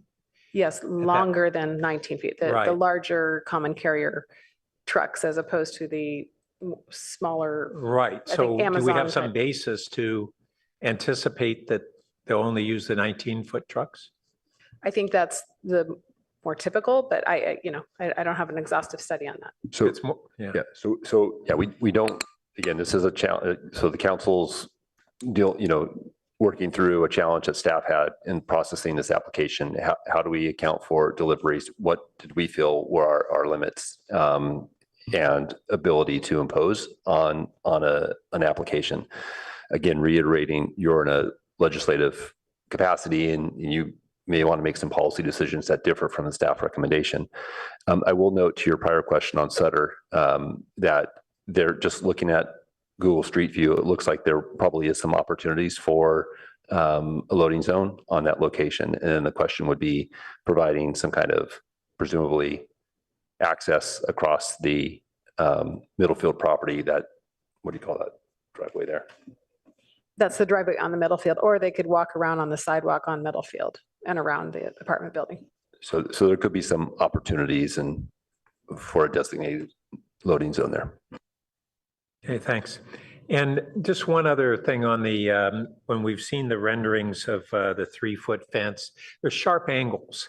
Has there been a consideration to kind of having a radius allowed as opposed to dealing strictly with a 1-foot or a 3-foot height, but giving better visibility from radiusing the corner of that fence? Staff had a conversation with Mr. Honda that looked at that hypotenuse, the purple dash line, if you recall, that could conceivably have a fence, follow along and kind of cut the corner like that, and then have no fence in front of that and just, very low ground cover. So you might ask the Mr. Honda if he has ideas following that recommendation. By the Okay, planning and commission. then lastly, the issue was raised by one of the speakers that I really share a concern, which is we can stipulate the height of a fence. The applicant said they have no intention of having shrubbery that would go higher than the 3 feet. And is that a condition of approval? And if so, how would something like that be enforced? Because frankly, I've seen a lot of really serious line of sight issues that are not fence based. They're people just grow shrubs and it functions the same as or worse than a fence. With a single-story, single-family home that on an R1 parcel, you would not be able to put a condition on because that's a ministerial permit. But with a PC as recommended, there's any number of regulations that can be included with that legislative act. And I'll note that on packet page 149 of the PC, there is a requirement that within the 35-foot triangle at the intersection of Ellsworth Place and Middlefield Road, shall not be obstructed by plants, fences, or other objects taller than 1 foot. And the way that would be enforced is as an ordinance that would apply to this property. Code enforcement can go out there and cite the property owner. And I assume that if the neighbors saw a problem, they'd report it. Again, with the understanding that the existing trees that are there are not Right. included among those. Got it. Thank you. Councilmember Lowing. Yeah, I first had a few questions as well. One of which was already asked by the vice mayor on perceived width. We need width, not perceived width, so that people can drive there. The idea of widened corners at the exit, is that something that transportation has looked at? So broadening that open to look like other private streets. Yeah, so I think there's, some pros and cons with that. I'll ask Ms. Starlack to speak to a rounded radius. It does facilitate, I believe, Sylvia would say, a faster entry onto the property, as opposed to having to slow down and deal with a more abrupt right turn. But let's get the professional to speak to that. Ms. Starlack? You're right, John. So for safety considerations, we may not actually want a rounded radius at this location. Okay, the other thing I was going to ask, which actually came up in public comment, is would there be some way to put sort of an overhead flashing light up there to alert everybody on Middlefield, as well as, well, primarily on Middlefield, that this is a street here, not a driveway or not, a walk to the park? So here we'll have to ask Ms. Starlack to weigh in on a signal along Middlefield to advise people on traffic at Ellsworth Place. Yeah, we don't usually do this for a driveway entrance like this. I understand that it's a private street, but it functions like a driveway, like many of the driveways that serve the multifamily residences that exist on Middlefield Road. So I would not recommend putting an additional signal or any kind of flashing light here. Just down the street to the south, there are multiple other properties that have driveway entrances. And this one with the recommendations to make sure that the area in the front is clear, I think provides a comparable entrance. Yeah, this one's just so obscured compared to the others because it's not really a driveway. A couple of people have asked, well, what's different? They've had this same place for 30 years, 50 years. Well, what's different is that there's a house going up there. And before it was just wide open. So all that, what was air and some trees is not. It's going to be impervious. So that's why there's all this concern about this. And I do agree with, I thought Mr. Bigsby commented correctly that it is a kaleidoscope of risk. There's so many things there. So this is a particularly hot spot, and we have to be very diligent about this. We heard at the top of this meeting that, kids are getting hit by cars, and we've heard the speeds that are there and how obscure that is. So we just have to be very diligent as we work through this thing.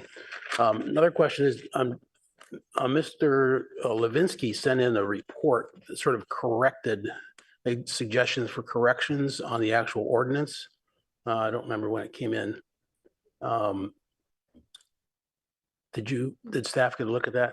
So for example, on section 1, where we say the first 35 feet should be 42 feet, and I don't need to go through all these right now, but also noted the issue about,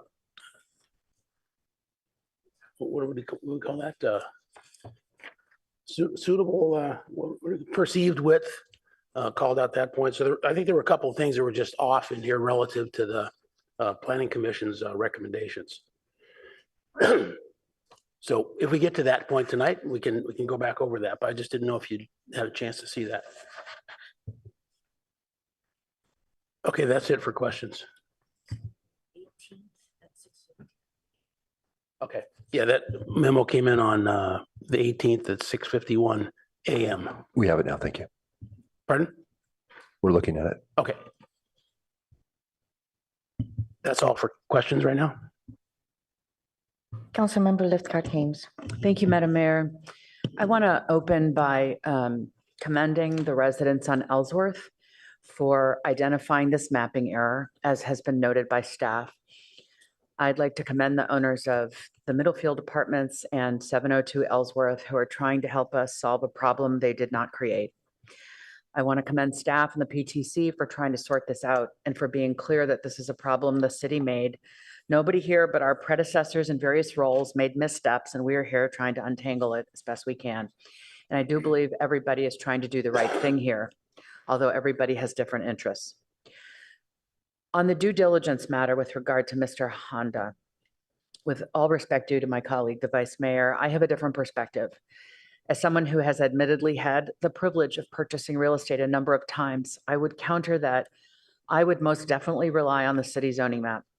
And I feel that a conversation with the city staff beyond that as to whether I could build a home there feels to be the extra due diligence to me. There's a question as to whether this should be a public street, even though it is a private street. I appreciate that many residents of Ellsworth are asking that question. I know that that is not the question before us tonight.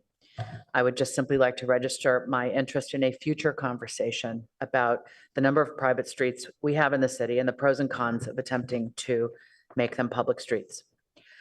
With regard to the trees that have already been removed, there has been an inference that the owner of the 2901 through 2905 Middlefield property, Mr. Dewey, through his company, improperly removed the trees on what we call 702 Ellsworth. I'd like to know from staff whether that was a violation of city code, as far as we know.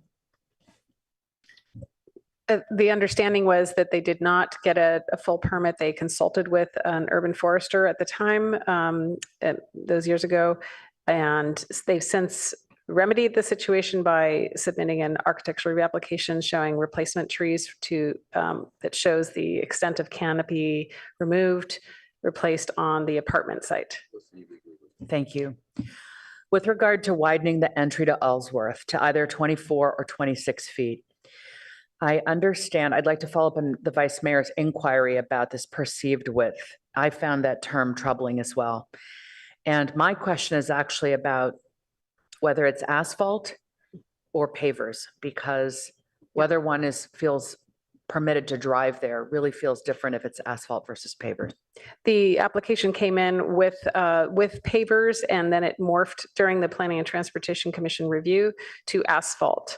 I think the perceived is a leftover vestige of that conversation that was concerned with if it was R1, then if it was an actual easement, that would remove lot area from the Mr. Honda's parcel. So when it becomes pavers, it does feel more like you want to drive on it than, it doesn't feel like you don't want to drive on it, answering exactly what you said. Oh, how far back? Is that what she said? Okay, sorry, 42 feet on Mr. Honda's parcel from Middlefield, sidewalk, back of sidewalk to 42 feet. And then on the Mr. Dewey's parcel, it is 37 foot 6 inches to the extension of the guy wire from the utility pole. So whether we go with, if tonight we make a decision and we go with the PTC that is recommended 26 feet or go with the 24 feet, that will be asphalt. Correct. Okay. For a distance. For a distance of a certain distance. I'm interested in the width less than the length. So I get you. Thank you. As to sidewalk dwellers who do not seem to know that they are crossing a driveway, I happened to observe this firsthand when I was actually coming out of Ellsworth onto Middlefield after meeting with some residents. I've also met with Mr. Dewey. So I've been down there a number of times, and I've been on a bike. As you may know, I've taken up e-bikes since our council deliberated whether we should allow them in places. I am now an e-bike rider throughout the city. Thank you very much. And so I'm over there across town on my e-bike, meeting with folks, and then I'm leaving. And you do have to kind of go up to the sidewalk. It is a strange grade to leave Ellsworth. You go up to the sidewalk and then you come back down to Middlefield. It is a tiny little hill. And the joggers and walkers and so on don't seem to know that they are even crossing a street that might have a vehicle, a bicycle. And I have seen the sort of lack of looking. I was coming out of Ellsworth onto Middlefield, and a postal truck, a small postal truck, was coming from northbound on Middlefield, trying to turn right into Ellsworth, and had to stop their vehicle to make room for me, a bicycle, trying to exit. It was that much of a narrowness that we sort of did that dance with our eyes, like, am I going to move my bike, or how's this going to work? It felt awkward to me. He came to a full stop on Middlefield to make room for a bicycle, and I was not in an improper place on that bicycle. I was just trying to exit. So I scooched out of the way to make room for this mail truck. And that's when I was like, oh, I get it now. And perhaps it is beyond the scope of this conversation we're having about this PC. It is a pre-existing problem, no doubt, having to do, ostensibly having nothing to do with these applicants. However, with Mr. Honda's fence and the resulting sightlines, I do worry about this situation being potentially made worse. If the apron of Ellsworth that hits a sidewalk and then Middlefield is being widened some, I wonder if it makes sense as a matter of efficiency and safety to improve the sidewalk at the same time with bumps or whatever treatment is best, so that bikers and joggers and skateboarders and pedestrians are alerted to pay attention to the fact that a vehicle of some sort may be coming out of Ellsworth or into Ellsworth. I have a question as a matter of city code. Are cars allowed to stop on the sidewalk? In general, in a city, if I've got a sidewalk that is completely crossing a private road, am I allowed as a vehicle driver to stop on that sidewalk? Yes, after you've stopped at the appropriate line, then you can ease out into the sidewalk. There's a code section I can recite for you. Muni code 10-24-020, emerging from an alley, driveway, or building. As for drivers on Middlefield, do they need to be slowed with speed bumps or other traffic calming efforts here and on the multiple properties that have entrances on this very busy road is my question. Ms. Starlack said they will know to slow down, and I'm just not sure that that's true, particularly on Ellsworth, which the pictures I think are not doing justice to show that slope up and the slope down, whether you're coming off of Middlefield or coming out of Ellsworth. There's the sort of summit of this sidewalk is a very strange phenomenon. And as a matter of safety, I am concerned about what we're going to do to make Middlefield the safer road. With regard to delivery vehicles needing space to park and turn, we have been told about the delivery loading space, and I remain concerned about the pole that is there with the guy wire and the real inability for an actual truck, not a small truck, but the trucks we've seen that are larger size to park there, turn around there, and so on. I do like the idea of a designated drive parking on Sutter, but that would seem to require an easement through the driveway area of the apartment that I'm not sure we have the right to ask the owner of the Middlefield apartment to make. And delivery people are not going to carry packages from Sutter around on the sidewalk all the way down Ellsworth. And this impacts absolutely everybody who lives in any of these spaces. And finally, as to Mr. Honda's fence, I appreciate that Councilmember Burt asked about how those sightlines are going to be impacted once that place is lived in. To what extent can we control what happens within the fence by the homeowner who rightfully wants to make use of his property? And I think for that reason, I am impressed by the argument of neighbors that maybe that sightline should be widened to get out to Matadero so that it's not a question of what Mr. Honda is doing within his fence, but rather we know that there's his property and his fence and a clear line of sight to that piece of Middlefield that comes over, which seems to be, where people really speed up and come down and really aren't able to properly interact with the entrance that is Ellsworth. That's it for me. Thank you.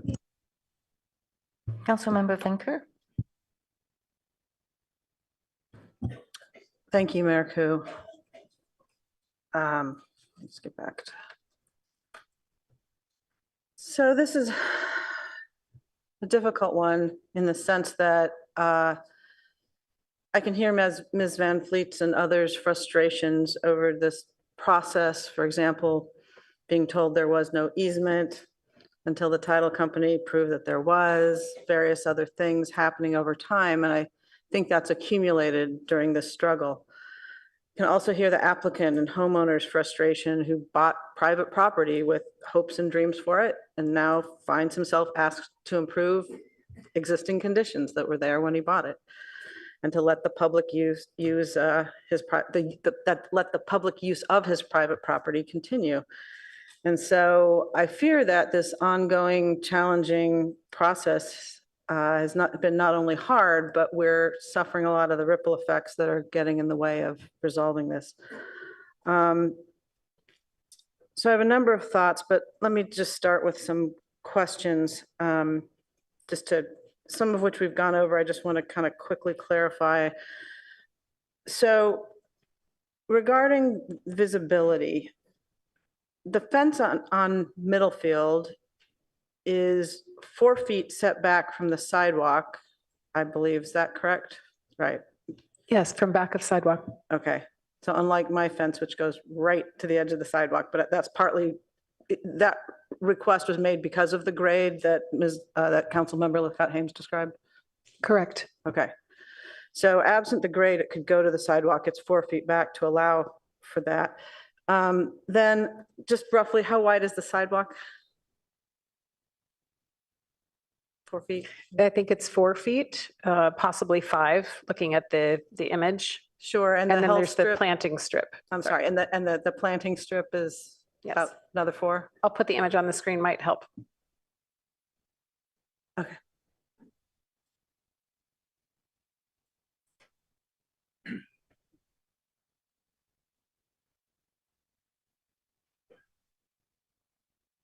It's a little hard for me to see, but what I'm trying to get at is how far back from the street is the fence? I understand there's 2 stops, but just in terms of,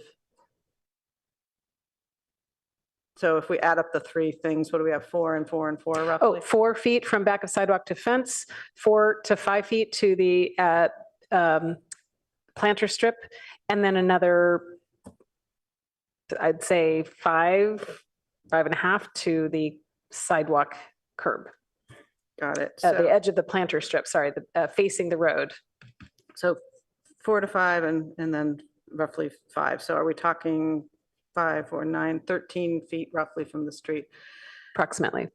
So, I mean, it seems to me that if one can creep forward, 4 feet past this fence that's only 3 feet high on a downgrade, that the visibility at the first stop, I think as you describe it, doesn't seem to be much different than many places in town where we need to be careful.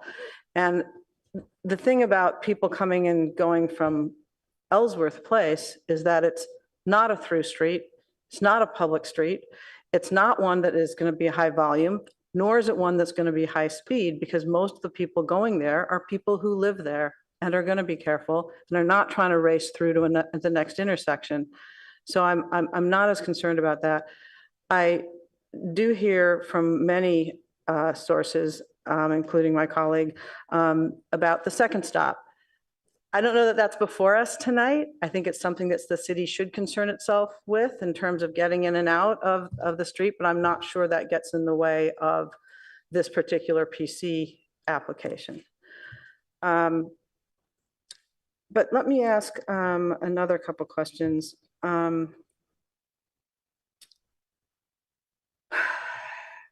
See, actually, one of them was just asked, so I can skip that one. I wanted to give the city attorney a chance, if she would like, to respond to the public comment about the alleged legality, the issues with the PC.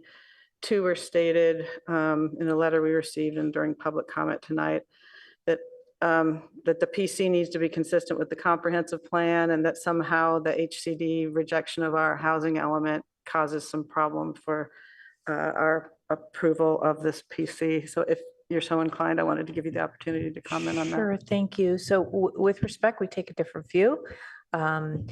The comprehensive plan consistency is not a formulaic activity. The comprehensive plan is very lengthy. It has many policies, programs, and it really is council's discretion to read and interpret that document to place a priority on the most relevant elements. that are before you with respect to a particular project. And so the staff has identified the sections, and we believe that it's more than clear that we could support substantial evidence that it is consistent. And the council has taken the position that we think is legally sound, that our housing element is compliant with state law. We have yet to convince HCD of that.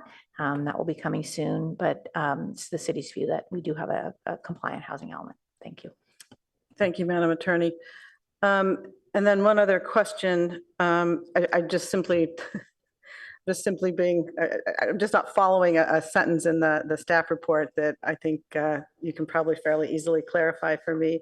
I'm looking at page 147, and toward the top, I'll give you a second to get there. It's above the heading Ellsworth Place ownership.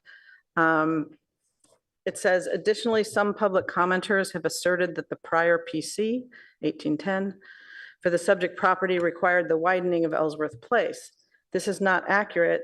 The PC 1810 condition was not to, quote, widen a private street, but rather to, quote, modify the driveway to Middlefield Road as stated in section 2 of that ordinance.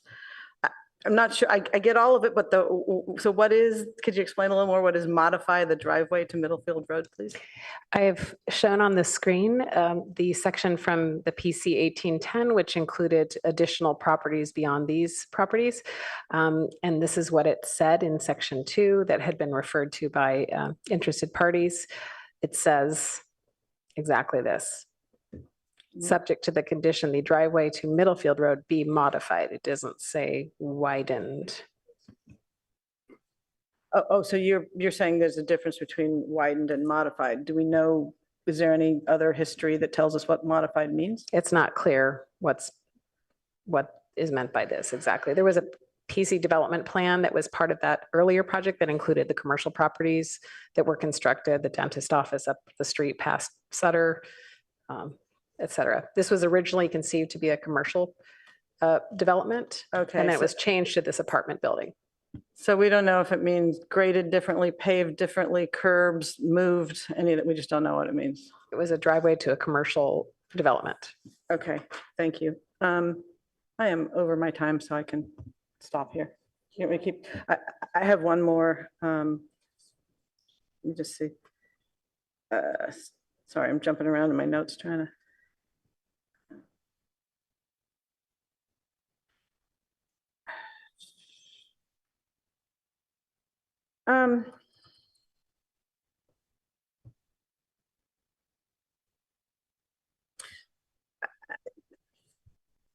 I'll just close with a quick comment. I don't have any more questions, I think, that haven't been covered collectively by us. You know, the delivery truck situation is one that I find a little confounding because I feel for the residents who want and need deliveries, but I also feel for the applicant because this was a private property where use of the parking spots was a nice thing for the delivery trucks, and the owner could have objected, but didn't, did a nice thing and let them come and go and was courteous, which I think was the right thing.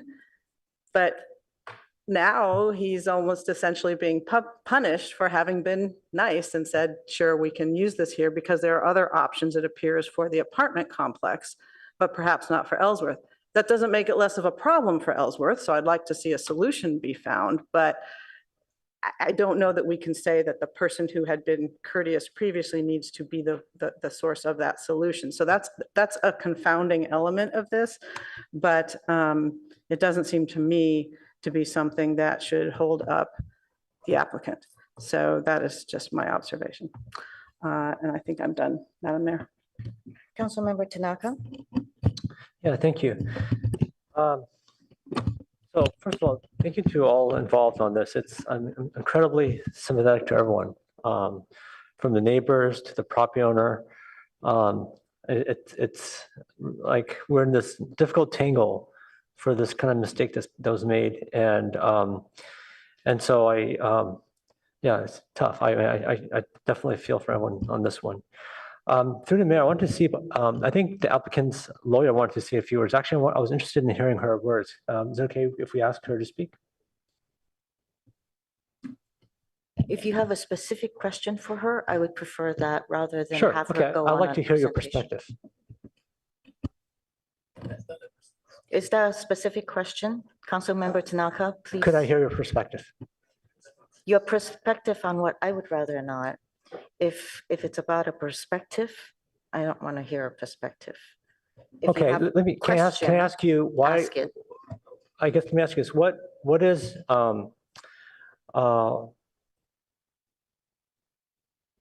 what is your view on this property in terms of the case for widening the street, widening the throat of the street?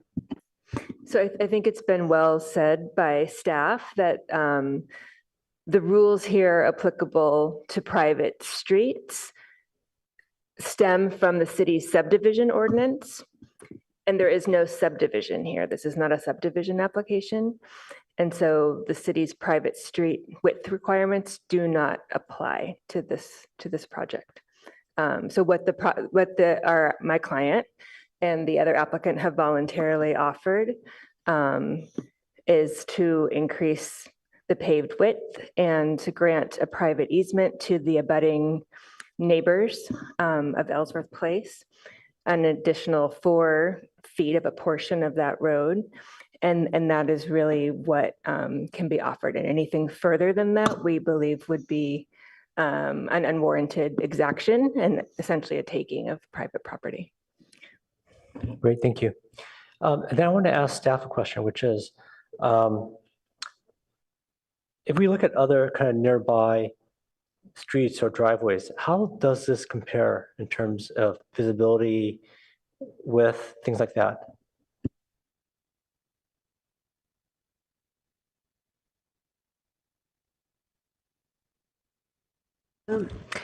Perhaps Sylvia has, I know she had looked at some other driveways. I do have, there are minimum driveway widths for apartment complexes and maximum driveway widths. 20 feet is a maximum driveway width to multifamily apartments. And the minimum width is 14 feet, I believe, 14 to 16 feet. 14 feet paved. But Sylvia has driven the area looking at the various driveways serving multiple family development. Yeah. Thanks, Amy. Yeah, I've biked there, and yes, there are multiple driveways that are 20 feet on Middlefield Road. So this is not an unusual width. What is unusual are the grades, and that is why the staff recommendation is what is as it is. Okay, and if we look at the number of units that this entrance serves versus those other multifamilies that you saw, how does it compare? I mean, is this way more number of units being served versus the other multifamily areas? I realize that this is a little bit more complicated than maybe a typical multifamily property, but how does that compare? I don't know. Maybe Amy French knows the number of units of the other properties on Middlefield, but there are several apartment buildings, housing developments on Middlefield Road that have this configuration with multiple units, probably more than what is here on Ellsworth. I do believe there are complexes with more than 13 units, but I can't give precision on that. Okay, so I just want to make sure I heard this right. So staff, you're saying that there's nearby complexes which have entrances that are 20 feet that serve more units than this street. Is that correct? I believe from anecdotal evidence of driving down that way, it appears to be that way, but I do not have empirical evidence. I might, we did not measure the driveway widths, I don't believe, of other access points on Middlefield going to other multifamily properties. Sorry. Yeah, if I'm wrong. Sorry, John, we did. Oh, in wonderful. fact, we So did. can we, great. So what were those properties then? What I don't have is the unit count, but there are multiple driveways on Middlefield Road that have 20, that are two-way, that have 20-foot widths. Okay. And that can stem from the code required maximum width of 20 feet for apartment complexes. You Okay. can't do more than 20 feet. Okay. And are any of these other properties, do they have like a similar kind of grading situation? Or I'm just trying to get like in terms of, is a grade kind of like a mini hill or something like that? Or is there anything else like that going on?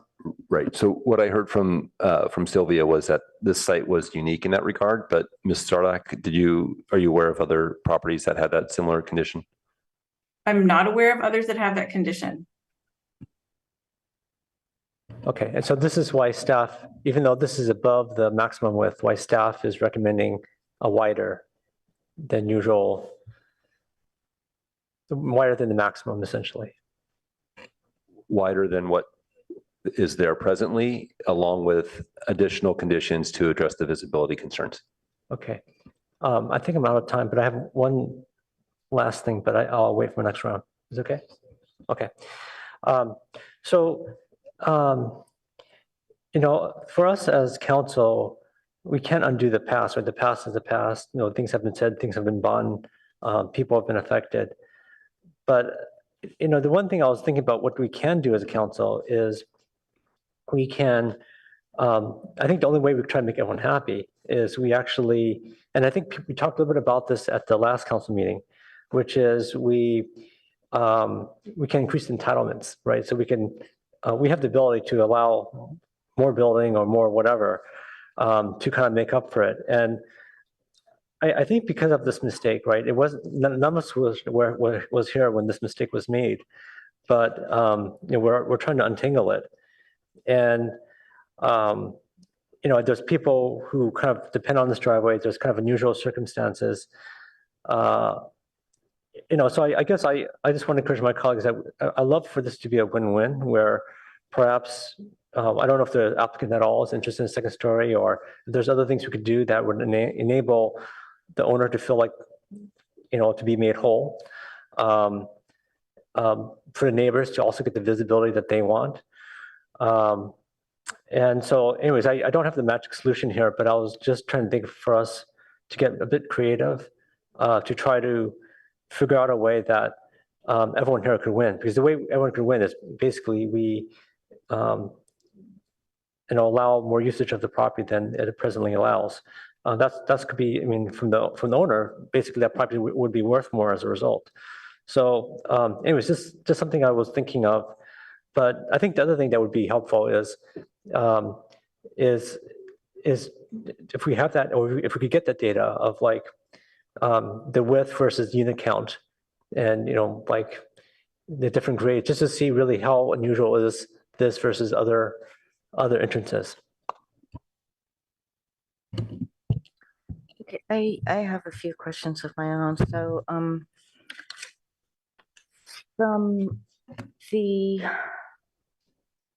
so at this point, what is the how did you measure the floor area ratio for the property? We based it off the R1 standards that would have removed the totality of Ellsworth Place, 20 foot by 100, from the property size of 702 Ellsworth. And then from there, from that smaller property area, parcel area, we came up with the ratio based on the R1 standards for floor area ratio. So it's the floor area factor for the lot minus the easement. So it did not include the easement in figuring out the floor. That's what Correct. I understand. Okay. And then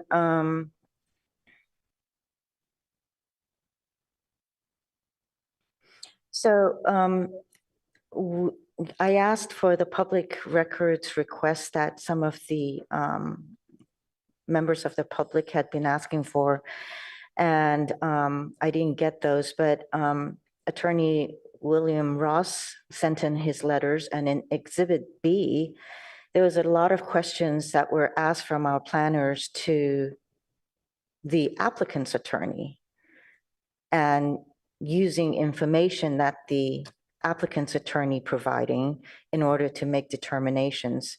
How is it verified once you get those information from the applicant's side?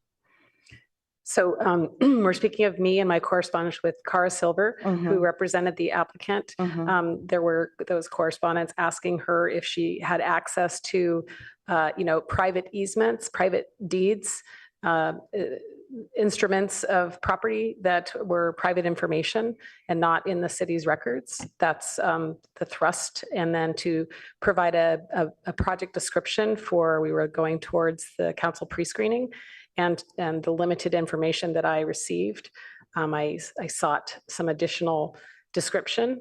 So that was the interest. And then how do you verify it then, what she provided?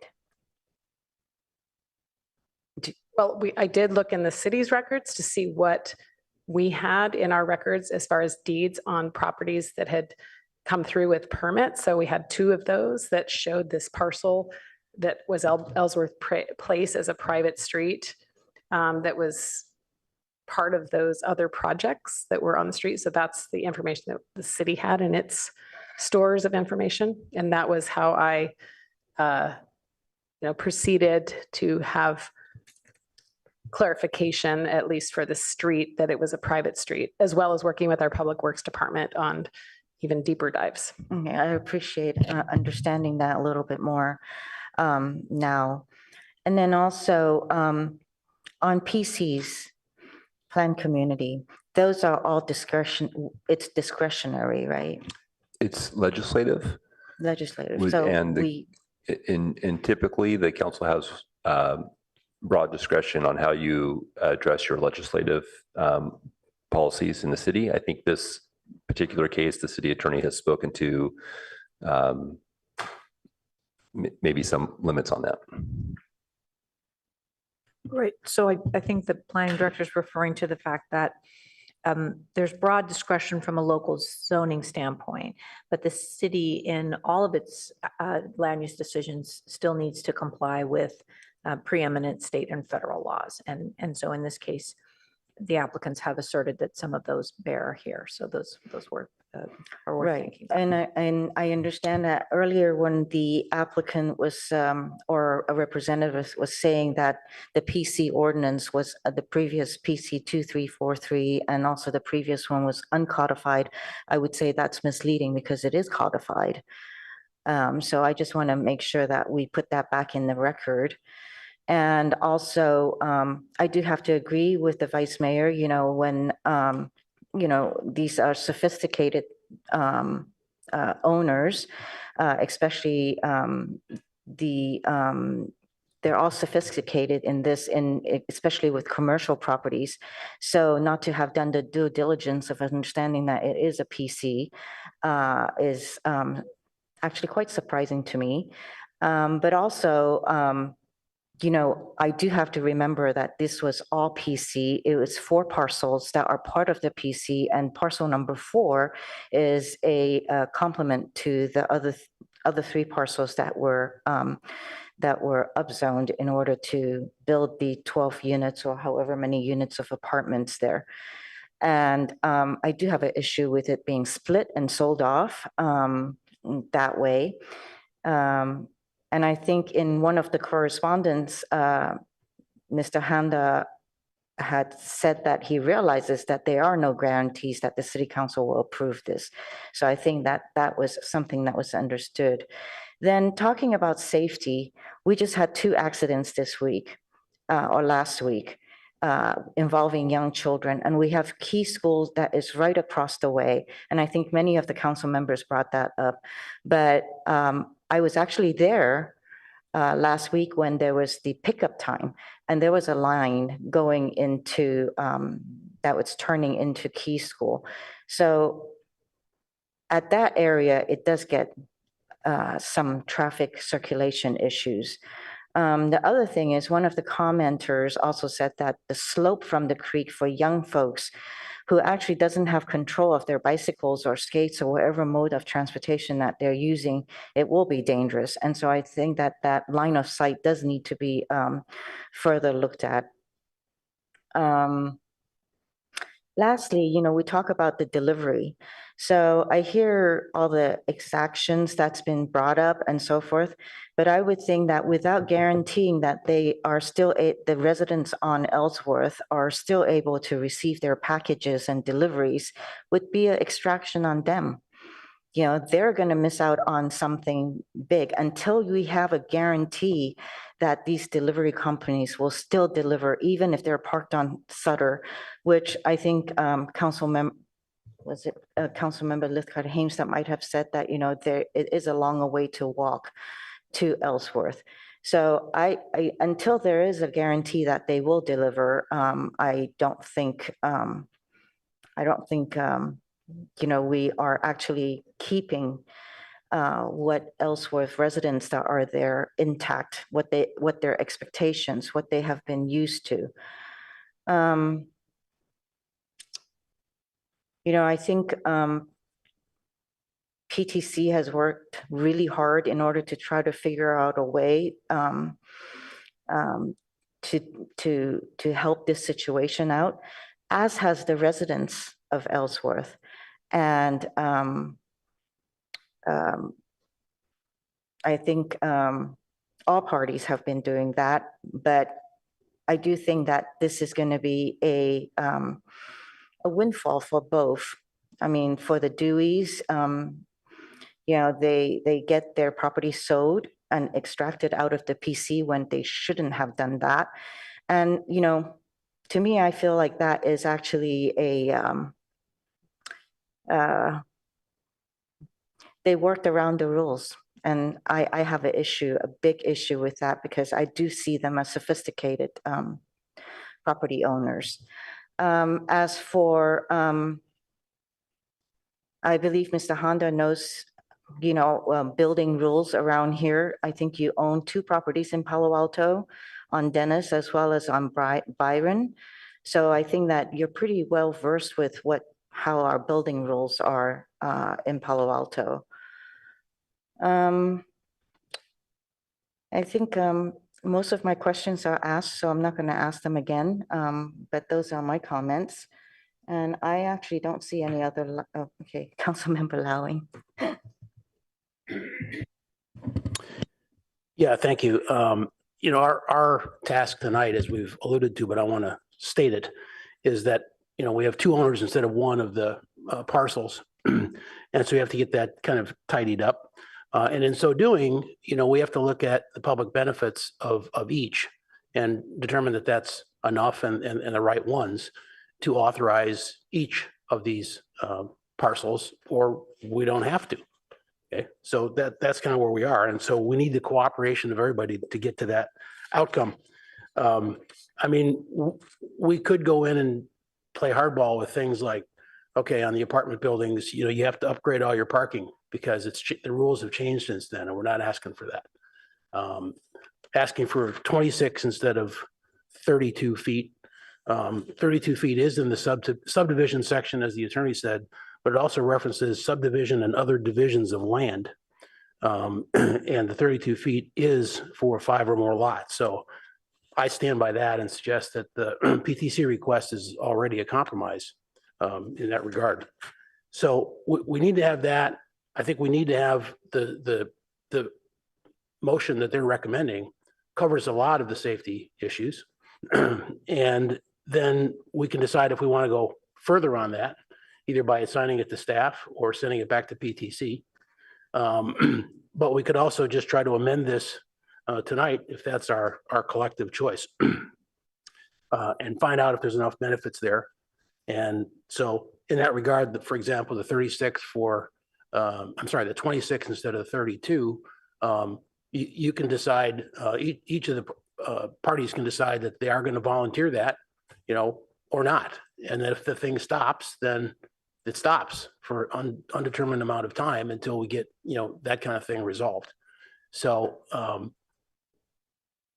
I'd be willing to try to go through this and make some changes, or we could decide to, refer it back to PTC. So other comments? Councilmember Livcott Hames. Thank you, Madam Mayor. I'd like to raise something that is minor, but feels to me to be a piece of the solution that has not yet been proposed. I think, but first I want to say that I have tremendous respect for the rights of any property owner to do with their property what they'd like to do. And I'm impressed that the owners at 702, the owner of 702 Ellsworth and the owner of the apartments are offering to expand the road to 24-foot width, and they don't have to do that. And I want us to acknowledge that they have come offering to try to help solve this problem by expanding to 24.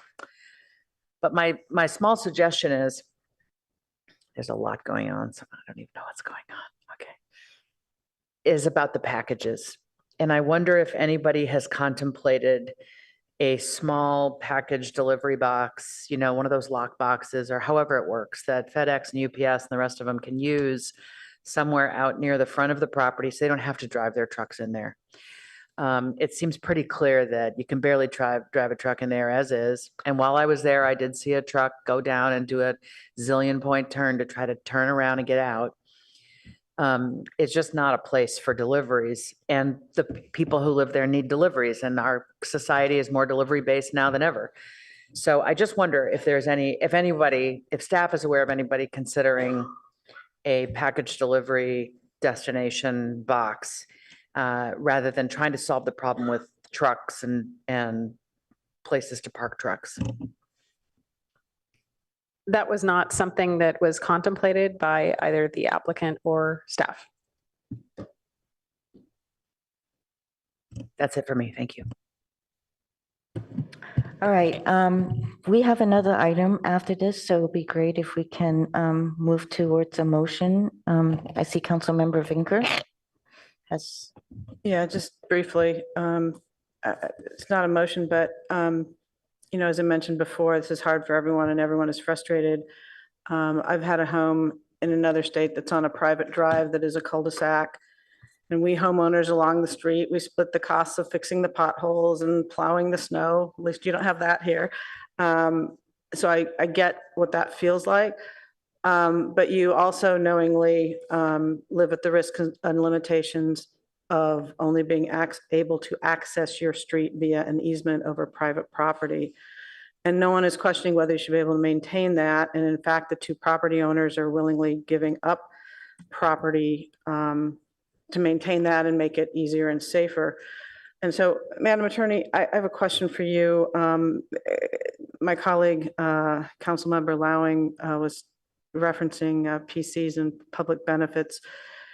Do we need an independent public benefit from the subdivided parcel if we do this? And if so, is donation of a portion of his parcel to widening the street a public benefit, or how are we thinking about that? Yeah, council has wide discretion in how to account for this, and maybe the planning staff can help. But my understanding, with a very small project like a single family home, public benefit, would scale to that, and definitely an easement and a portion of the property dedicated to the throughway is definitely a public benefit. Okay, thank you. So we have a request in front of us to approve a PC. We have a public benefit to support it. We have the risk of a taking if we don't. I've litigated equitable estoppel myself in other situations, and it's a real thing. To me, this is something that, assuming we can work out the delivery thing, which I've got to believe we can, I can't see this being held up over that. Seems to be something that I think net we should support. I would like to support. I think that we can make the fence accommodate safety of the bikes and peds. I think that we can explore after this item in some other way as the city, what we do about the ingress and egress from Middlefield, because we do have that same similar type problem up and down Middlefield. And as my colleague, Councilmember Tanaka pointed out, going in and out of some denser places, there are thinner roads. So I just think that, I commend the efforts here to work this out. I think it is something we should be able to do that maintains, that enhances the residents of Ellsworth Place's access and maintains their deliveries and allows the owner to go forward with his project after having agreed to pull the fence back, give some land, all of that. It seems to me that we can accommodate everybody here. No one's going to be totally happy, but that's often how it gets done. So those are my thoughts. Thank you.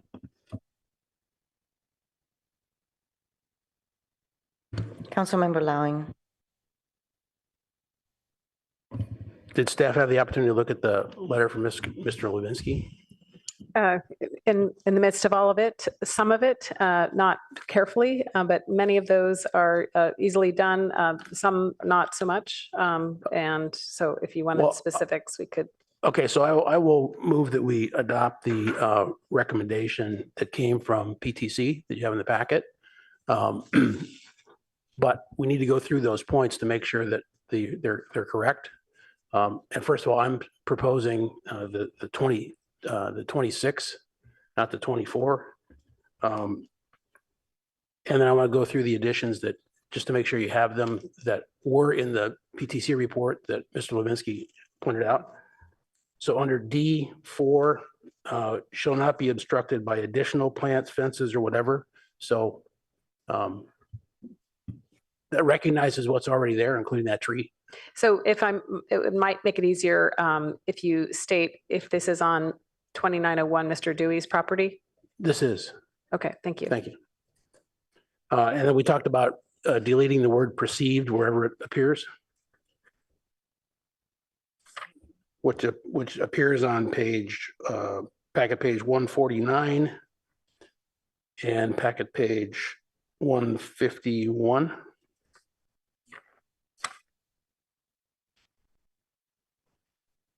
And the lot sizes, I don't have to dispute that right now because you'll get it right eventually, but he made some suggestions that the numbers that were published in the staff packet weren't quite correct. So you can check those out.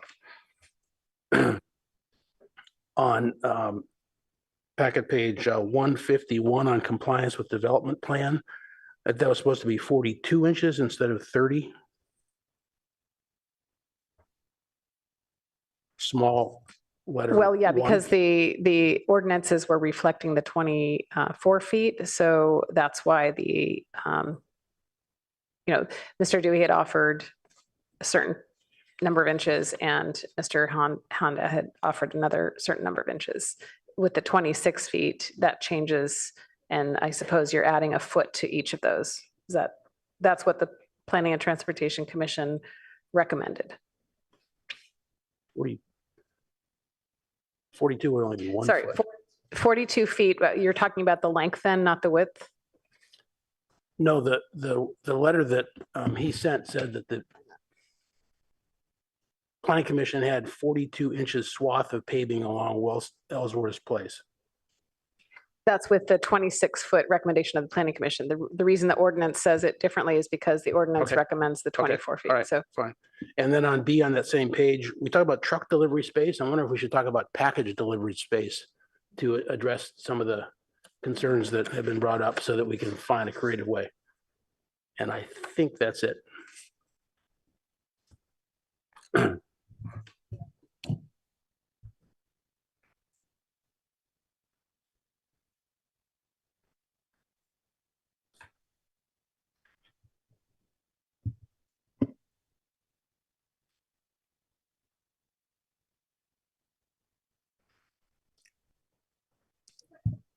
Can I ask, are you recommending that you go with the 24 or the 26?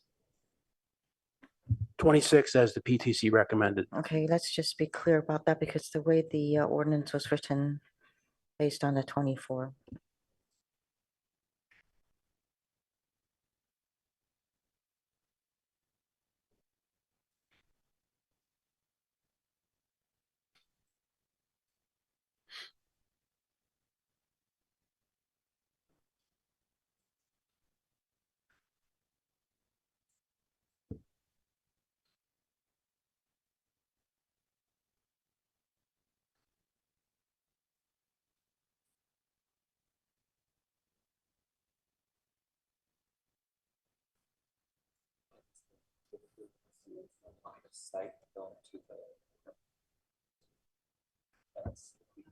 Why don't you second with that?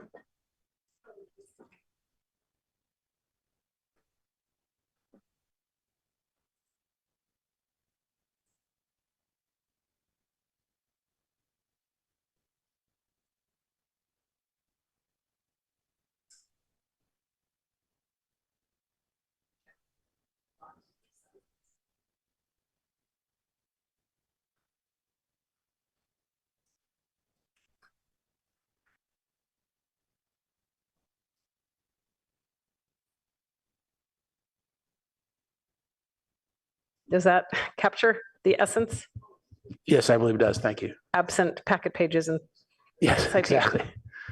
Yeah, thanks. I know it's a lot to parse out.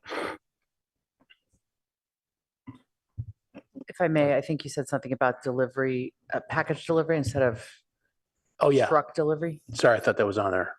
So I wasn't quite understanding. So using the word truck delivery is not capturing it. You'd like to have package delivery as the citation? Yeah, I think and the- based on comments that colleagues made, I think it makes it clear that it doesn't necessarily have to accommodate 15-foot trucks. It definitely has to accommodate them getting their packages. So as we're sorting out some of the language here, just to sort of think that through a little bit, on implementation, I think we need to assign a responsibility to reach out to vendors such as Amazon and FedEx and UPS to identify sizing and location needs. I mean, we still have the issue of putting the packages in the package delivery box, and where would the vehicles park to do that? Would they park on Sutter? So there's what I'm trying to avoid is a council motion and this being incorporated into an ordinance, and then us not being aligned on expectations for a final result. I don't dispute that, but I haven't ruled out, for example, the neighbor saying, as long as we have the 26 feet, we'll work out the other problems, including telling FedEx that when you come to our place, don't bring your 10-foot truck. I mean, they can get some, regional changes to that. So it could be that the current space at 26 feet might be enough to accommodate that package delivery, and we don't have to do any of that stuff. But the council would be giving staff the ability to replace the truck, the 10 by 30 truck space to be replaced with a package delivery. I'm seeing. I'm happy to keep it flexible, depending on what colleagues think. I'll second the motion and just have a few add-ons. So would you agree with? I would agree with that. The director? Okay. So the end product might be a 10 by 30 space that's shown on the plans, or it might be a bank of package delivery boxes. Yeah, I'm willing to be flexible. I mean, we do have Ms. Van Fleet forwarded an email to council from UPS in the Menlo Park location, and they break down the size of the delivery vehicles that services the area are 14 feet long and 10 feet wide. And at least UPS says the current proposed plan of 11 feet is unacceptable. So I think it looks like there's already an opportunity to be able to work with these companies to be able to figure out exactly what is needed to be able to do it. I think that would be a good first step. But I also kind of agree with Councilmember Vinker, this shouldn't be the thing that holds everything up as long as packages are able to be delivered to the residents and they don't have to drive off elsewhere in order to be able to get those deliveries. So understanding that, I just want to also assign responsibility for that follow-up.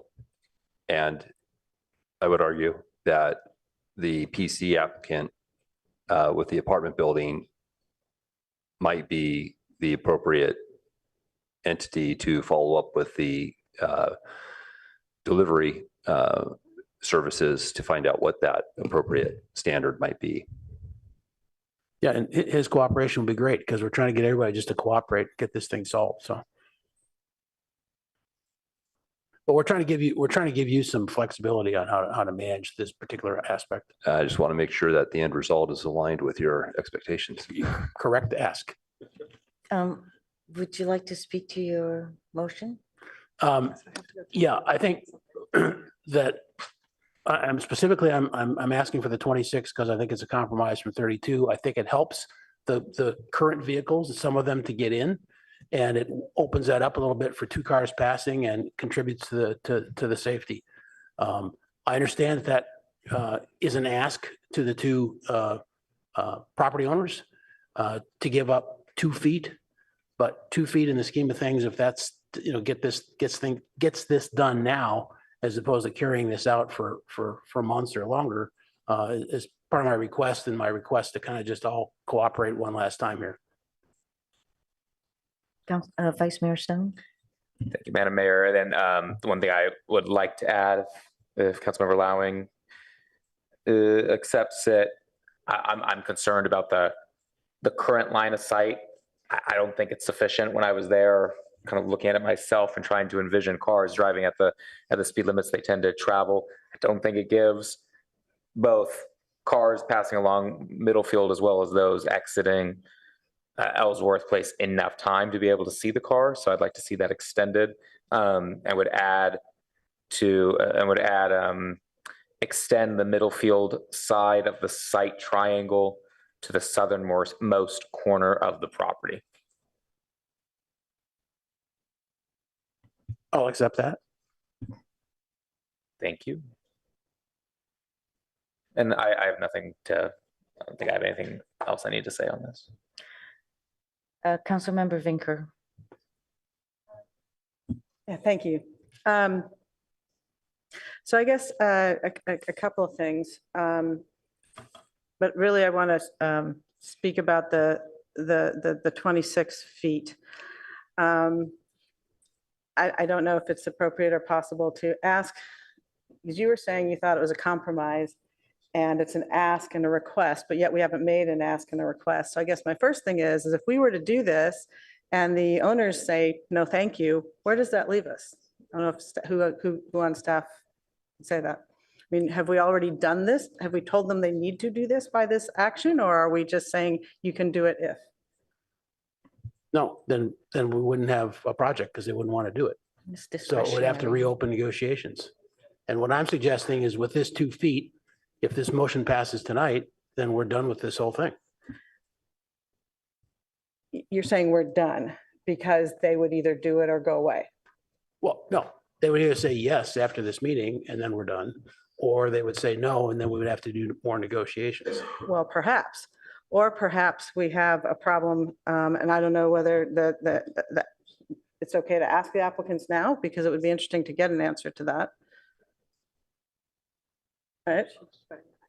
Okay, because if they say no later, and I mean, I will say that, you know, we know that the city only has the authority to make them do it if there's an essential nexus between the property being exacted and the public impacts. And we haven't shown that I've seen. And we, you know, I don't know where that leaves us. So so you're just, if the approval is contingent upon that, which I think you're suggesting it would be. Yeah, I am, because this was sort of pre-litigated at PTC, and I want to support their work, which is a 4-2 vote. What do you mean pre-litigated?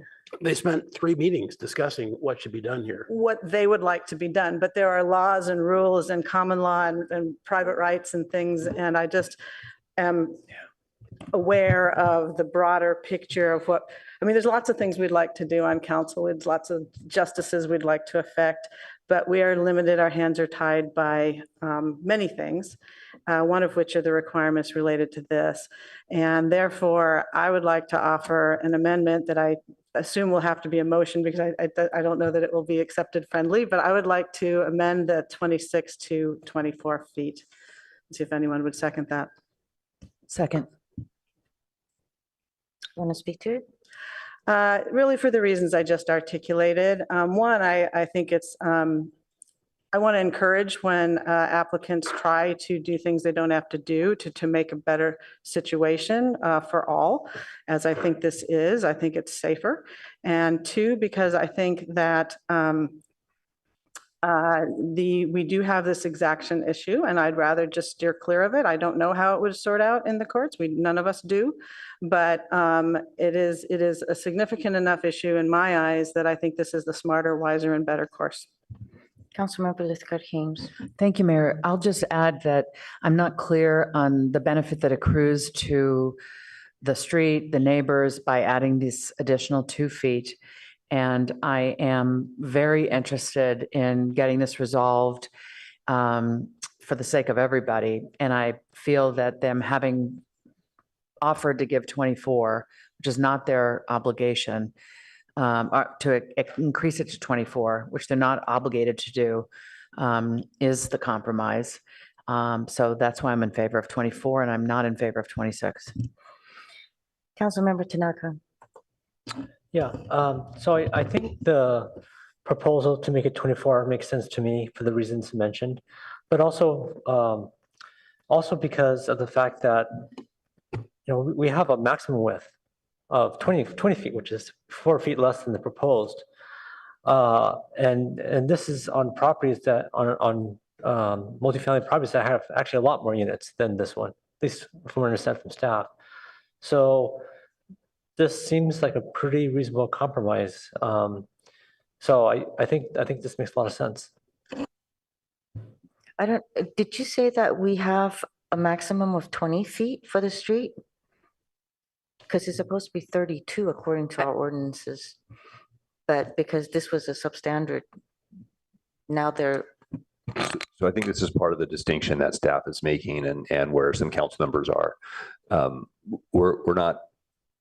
We don't see this as a street intersecting with Middlefield. We see this as a driveway with an easement connecting to a private street. So for driveways, there's a maximum width of 20 feet. I see. For private streets, there is a width of 32 feet. Wow, this is a street. For a new subdivision. An important clarification or addition for subdivisions, of which this is not a subdivision. Go ahead. Councilmember Burt. Yeah, well, we have how we may describe it in function. It's a private street, and it's had an easement to get to Middlefield for 50 years or so. A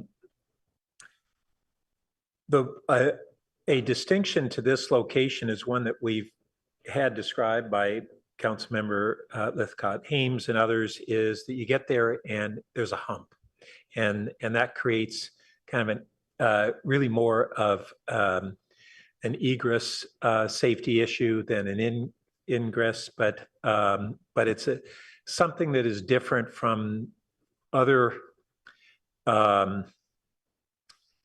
driveways that are being used by multifamily developments that I can recall on that street. And so I think that for that safety reason, that's why I think that I'm good with requiring this 26 feet, that it really is functionally a private street that has had an easement to it. I don't know that I'd call it a driveway easement. It's an easement for a private street that is grandfathered in narrower than what we would have today. And that's the reality we're struggling with. So I think in the net that's defensible because of those safety reasons that we've all been describing. And I'll support the motion rather than the amendment. Councilmember Lowy. The only place in the code that describes private streets is under that subdivision section. That's the only place that it's discussed. And it's discussed as 32 feet for 5 or more lots. And for less than 4, it's 22 feet. But the 32 can go down to 26 under certain circumstances. And that was the code that the PTC used to come up with their compromise down from 32. And as I said before, it talks about subdivisions and other divisions of land. So it's obviously kind of conglomerated there, but Councilmember Burt's point is right on point. So, Mayor, Yeah. if I can, so I want to offer for the council's consideration that the possibility of continuing this item because of this issue dealing with the package delivery boxes, I think is going to require coordination and discussion between the applicants and the residents in that location so that the end result of that conclusion is what everybody expects it to be. Because right now I'm concerned that whatever gets approved is not going to be satisfactory to the people who are going to have to experience this day in and day out. Okay, before we move to that, there is an amendment here that was brought forward. So maybe we should finish that off. And then I had the exact same question also. Well, not exact, pertaining to that, but let's work on the amendment first. Madam Clerk, will you take a vote? Oh, did you want to say something to that? Okay, Councilmember Vinker. Thank you. I would actually support that in whole, including my amendment. And because I would ask that perhaps one of the other things you look at when Councilmember Burt talks about the hump, could we not look at grading solutions or things that might perhaps make that less of an issue and perhaps safer without the additional width? The hump is because of a tunnel, right? Is it the tunnel? Is there a What tunnel? round? You mean the hump going on Middlefield I or think the we're hump talking going about into the? exiting Yeah, I thought you were talking about that. onto Meadowfield. Yeah, so if that were less of a grade. It's as you exit Ellsworth. Yeah. Yeah. That's what I'm contemplating, exactly.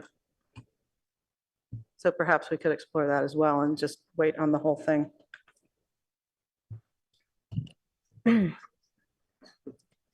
So I don't understand why you want to wait on your amendment. Because it affects the 26 versus 24. But we're just going to see what council is, how council is going to vote on that. But Councilmember Burt was concerned about the hump. And what I'm asking is if we can look if there's ways around that so that we wouldn't necessarily have to decide based on that, this whole question right now. And I guess I would have to wonder then what are the costs also? If that's the cost, the Sure. time. Well, aren't we, I thought you were proposing putting the whole thing off, the whole motion. So what's the difference? That's what staff is asking for. But when we're going to be talking about looking at Middlefield and the hump, then the question of costs to the city, who's going to do it? Are you looking at the city to look at the hump and do something about that? So I think that it opens another can of worms. As I understand the inquiry, it's as you exit the properties to Middlefield, you have to go up toward the sidewalk and then you go back down as you exit onto Middlefield. And that's creating a safety concern about visibility and with traffic. So that if that were more level, then we may not have the same safety concern exiting Ellsworth Place going onto Middlefield. And what I'm hearing is that could be part of a conversation about, is that a solution instead of the 24 foot width, or maybe in addition to the 26 foot easement. I think it's just all part of a conversation about that area. Because we're looking for the delivery box thing too, right? So it's going to come back, so we might as well, we could deal with both at once. Would that be possible? I'm I mean, sorry. was that your? Yeah, come back. I didn't hear if you said a date, but No, I did okay. not. Yeah, so we would come At back. once. I mean, I meant the two of them at the same time. Yeah, So we could. I talk guess about I'd like to ask council if they're okay with holding off on the amendment as well as the entire motion. Just seems strange to be leaving it hanging, but Councilmember Lowing. I don't see any reason to wait on the amendment because that's just going to decide on the 24 or the 26th at this point. And I'm concerned about this hump taking 2 years to get assessed. Yeah. I think it's going to be fairly costly, and it may be cost prohibitive from an applicant's perspective, because it would be the applicant Who's going to have who would be to, responsible for right. it. And so that may be ruled out actually pretty quickly. so But I don't know that that would need to delay us from coming back to the council. yeah, there would be costs involved. Councilmember Tanaka. Yeah, I'm in favor of us taking staff's recommendation and delaying this to give them time. They've heard council discuss this now. Perhaps both sides can figure out a solution that would be amenable to everyone. There's information we don't know, like we don't know how many other properties are like this that have this kind of width and how many units they're serving. There's questions about, can we create something creative about the packages? Can we put a mailbox outside? So there's a lot of questions we don't know. And perhaps now that everyone's kind of seen council deliberate this, perhaps there could be more of a win-win solution for everyone. So I'm in favor of us putting this off. Councilmember Liscott Haynes. Thank you, Mayor. I am also in favor of what is being brewed here. Just totally lost my train of thought. Shoot. Sorry, I'm having an elder moment before my time. If it comes back to me in the next few moments, I'll bring it again. Vice Mayor Stone. You, Madam Mayor. I would support continuing on a narrowed focus of the delivery truck issue. I don't see why we need to continue the rest of this motion. I think we've had a good discussion tonight. We've had our questions. We're engaged. I think I'd rather just address this and then be able to take up the more narrow focus at a later date. All right. Councilmember Liscott Haynes. Great. Now I'll figure out how to use my button. I think for me, the overarching issue here is how we got into this mess. And I do believe, with none of the present parties being responsible, that as a city, we are somewhat responsible for this situation. So I was surprised to hear staff indicate that the hump would be graded properly at an applicant's expense. I would be interested in figuring out the cost of that and whether it's something the city can pay for.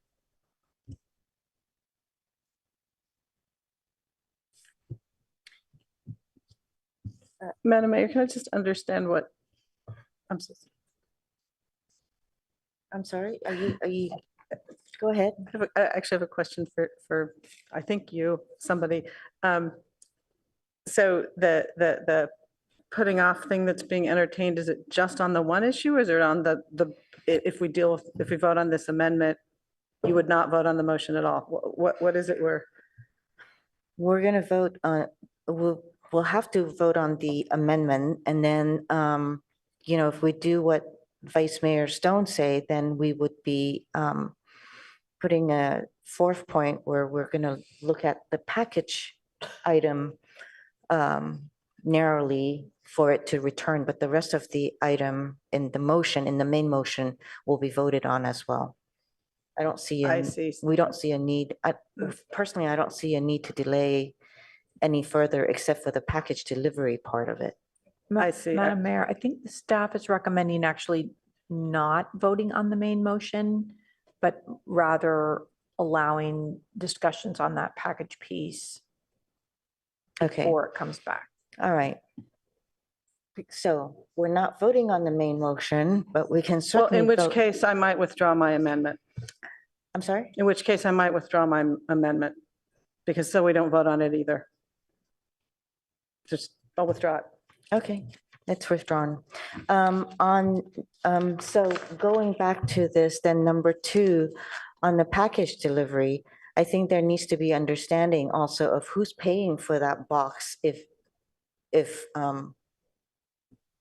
Just for clarity, I think what Director Late was suggesting would be the council not vote on this measure in any specificity. So I think you were going to provide some additional specificity. Again, just for clarity, if you take the vote, that may complicate the follow-up that staff would like to do with the various parties. all right. So, Councilmember Burt. Yeah, just to clarify, so we would continue the item? Is that, okay? We would continue this item with the understanding of this motion. Yeah, we have a motion on the table, but we're continuing the item and we're basically trying to see if the package delivery issue can be resolved and brought back with a compromise solution of some sort. That's right. So we're going, council is signaling this is the direction we're going to go. I'm asking for a little time so we can figure out this delivery package issue. All right, and do we? Do we need a motion to continue the Yeah, item? I think. gonna So I will ask. move. Tabling, basically. I will move that we continue this item to a date uncertain with this motion on the table and with a direction to staff to attempt to resolve the package delivery issue. Second. Do you want to speak to it? No, I think we've all talked enough. Yeah, I don't want to speak to it either. Do you want to? Did you want to say something? I did. I don't want to talk to it. Madam Clerk, will you take our votes to continue this item?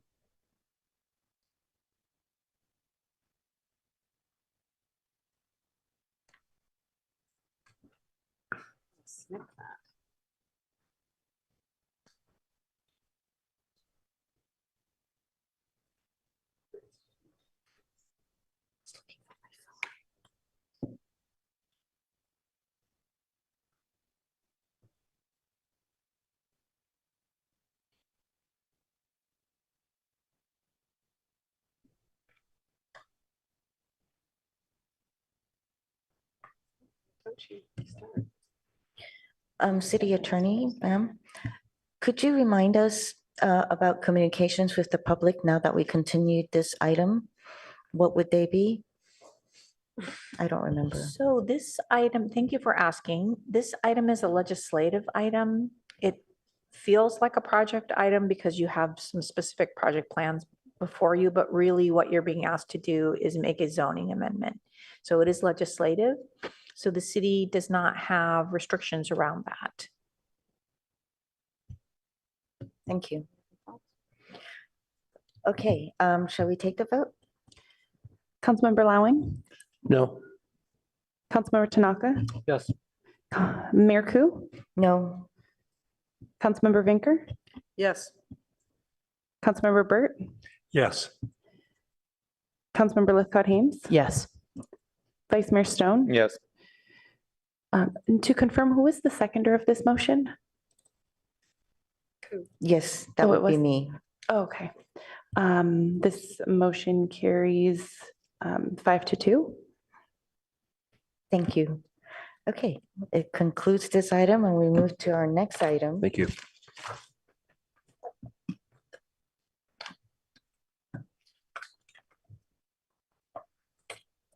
Which is item number 8, and it's a public hearing, adoption of a resolution approving cap price, winter natural gas prices for. Good evening, and thank you for having us here tonight. As Ed said, I'm Carla Daly. It's my Jason. It's not my Jason, it's my colleague. Sorry. Jason Hong, and we'll be co-presenting this evening. I know you've had a long night. This is another heady topic, and I'll try and be clear, but also quick going through this presentation. What we want to talk to you about tonight is a potential change in our purchasing strategy for natural gas for this winter, 2023-24. And I'll also talk a bit about some longer term policy changes that the council may or may not want to consider for future years, but we're really focused on just this winter this evening. The Finance Committee did hear this item in August. The UAC did not hear this item. It was scheduled to go to them in July, and that meeting was canceled due to a lack of a quorum. And so we did go straight to the Finance Committee, but have told the UAC that we would go back to them with an informational report, letting them know what the council decides this evening. Next slide, please. So just a little bit of background. Prior to 2012, for a number of years, the city implemented a rigorous hedging policy whereby we purchased natural gas on a rolling 3-year basis and changed rates roughly once a year. In 2012, the council approved a change to that policy and switched to a monthly market varying pass-through of natural gas commodity to our customers due to the fact that there were dramatically falling prices around that time. And so we had locked in some more expensive gas. The fracking boom really influenced the price of gas during that time period. And so the council made the decision to switch strategies. We continue to implement that strategy today, purchasing gas tied to a monthly market index and pass that charge through to our customers. There's also on the gas rates a maximum charge that customers will pay. That's a council approved number. And that was $2 a therm for quite some time until January 2023. Next slide, please. So in late November 2022, staff started noticing a rise in natural gas prices on the market. And we made an effort to, we did a couple of things. We sent out a lot of communications to our customers, trying to let them know that this is what we were seeing, encouraging efficiency, letting them know about assistance plans that we offer through utilities. And we also came to the council in the very last meeting of that year and asked to change that maximum price that we could pass through to the customers from $2 a therm. We doubled it to $4. You doubled it to $4 a therm. Thinking that that would be plenty of headroom. The prices for January 2023 actually settled just below $5 a therm. And so the reserves still covered a little less than $2 million that we did not collect from customers during that month. Next slide, please.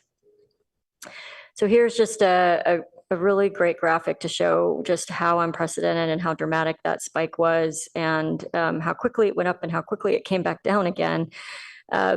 There were some fundamentals that were driving this. The war in Ukraine, gas storage was very, very low. It was a very hot summer. A lot of gas came out of storage in the West to fuel air conditioning needs. And then there was a quite cold November and early December. So a lot of gas came out of storage. The market was a bit nervous about that. Even so, this kind of a spike cannot really be completely explained by those fundamentals. And to that point, both the state and the Federal Energy Regulatory Commission have opened inquiries into what happened in the Western US during this time period to cause these dramatic price spikes.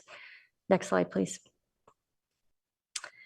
So, customers clearly were impacted by this. I know that we in utilities heard loud and clear from the customers. I have no doubt that you as council also heard loud and clear from the customers. And so we are offering an alternative for this winter for you to consider. Of course, one choice is to stay the course and continue with our status quo purchasing policy, buying at that monthly market index, passing that through to our customers, and using reserves when prices go above that council approved cap, which is now, I should say, maximum price, which is now $4 a therm. I would also point out we've only gone over that number, even the $2 number, once before. That was in January 2023.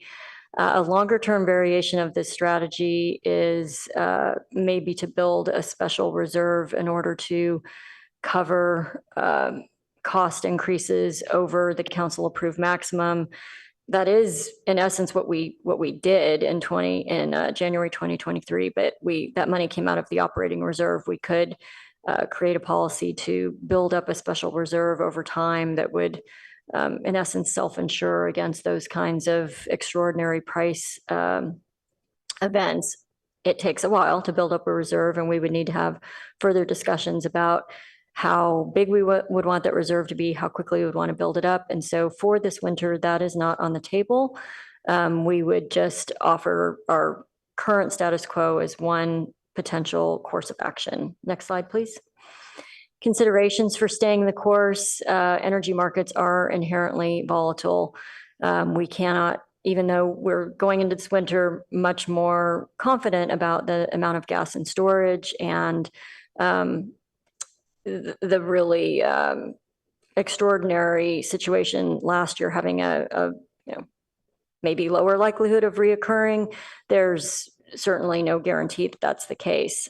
Generally speaking, our commodity rates are lower than PG&E's over the course of the year. And if we were to look at a long-term, 10, 15-year time period, this is the lowest cost option for customers over a long period of time. Not to say that in short periods of time, like January 2023, costs could be quite high, but over the long term, this should be the lowest cost strategy. Next slide, please.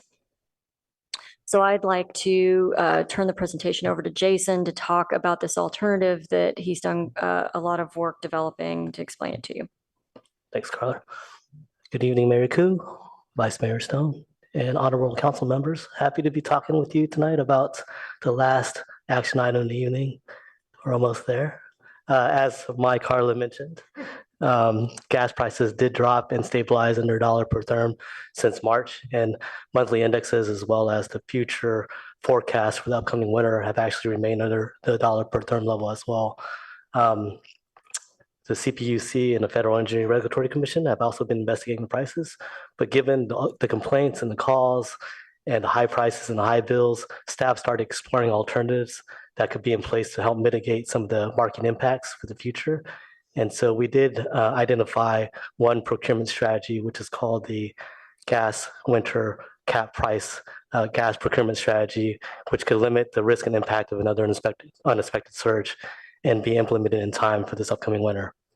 The cap price winter gas purchasing alternative actually involves just continuing to purchase our monthly gas at prices tied to published monthly index, but also purchasing the gas needed for the coldest winter months with a price cap in place. And that price cap is $2 per therm that we're looking for. So it essentially functions as an insurance policy that limits the price paid by the city to a maximum of $2 per therm, which is a price consistent with the pre-winter 2022-23 council approved maximum price of the commodity rate. So the way that works is if the monthly index settles below $2 per therm, the city's purchase price would actually be the monthly index. On the other hand, if it's settled above $2 a therm or at $2 a therm, then the city's purchase price would be $2 a therm. The reason that we're looking at just doing it for the winter of the December, January, and February months those are typically the coldest months and also the most volatile. And so we're trying to make sure that we're trying to capture the risk for the most dramatic rise in gas prices, but also trying to lower the customer costs on the bills as much as possible. So these are the 3 months during the 22-23 winter period where prices spiked from $1.25 per therm to just shy of $5 per therm. We're recommending to buy the price caps just for these 3 months. The estimated cost of the price caps for these 3 months is $2 to $3 million. And we're trying to spread the cost of the impact of the customer bills over 12 months so that they're not all incurring it on those 3 months. The city's cost for having the price cap would be recouped through an increase technically on the customer gas rates commodity charge that would be in place year round. And in this proposal, we're recommending that council approve a maximum customer commodity rate impact of 15 cents per therm. Next slide, please. Once again, the cost of the price cap for December 23 to February 24 is estimated at 17.5 cents to 27.5 cents per therm. And this is based on recent supplier quotes that we've reached out to. This would result in a gas supply cost of $2 to $3 million to the city. What that translates to as far as an increase in the commodity charge for the customer gas rates at a monthly level is about 7 cents to 11 cents per therm. And so that would be 4 to 6% increase in the median monthly residential bill over the year. Broken out by the winter months, it's a 4 to 6% increase. And for the summer bill months, it would be 3 to 5%. This figure here shows the increase in the dollar amounts right here. So on a winter bill estimate about $100, the customer cost increase, if it was 7 cents, would be about $4, and it would be about $6 for the winter. And then for the summer, if it was a $40 bill, it would be a little bit less than that. Next slide. Okay, so I think we went back a few slides. Gotta go forward. It's okay. Keep going. Oh, you're going backwards. So. Here. All good. Okay. So some considerations for the alternative of this cap price winter gas purchasing is it will protect reserves from price spikes. It will also protect customers from price spikes, so they won't be experiencing the $4 per therm price spike that they did last winter. However, on the other side, it will be a higher cost to customers if implemented over many years because it is kind of functioning like an insurance policy with a premium. It's an insurance policy that adds cost and it may not be used if prices stay low and stay stable, but the other side of this is that the policy can be reviewed annually. Another consideration is that the cap price product is actually uncommon and may not be readily available from suppliers. So we reached out to suppliers to actually create a custom procurement for us that we could have as far as this cap pricing. But there's no guarantee that they will be available or we'll have the full quantity of that. Also, the cost of the product may be higher than estimated if the market is very volatile or if it starts running higher, or lower if the market is unstable. Next slide, please. So that's the capped winter price purchasing. Staff also looked at other alternatives that we want to potentially consider for the future, and I'm going to hand it back to Carla to talk about those quickly. Sure. So again, tonight we're just asking for council to make a decision about this winter.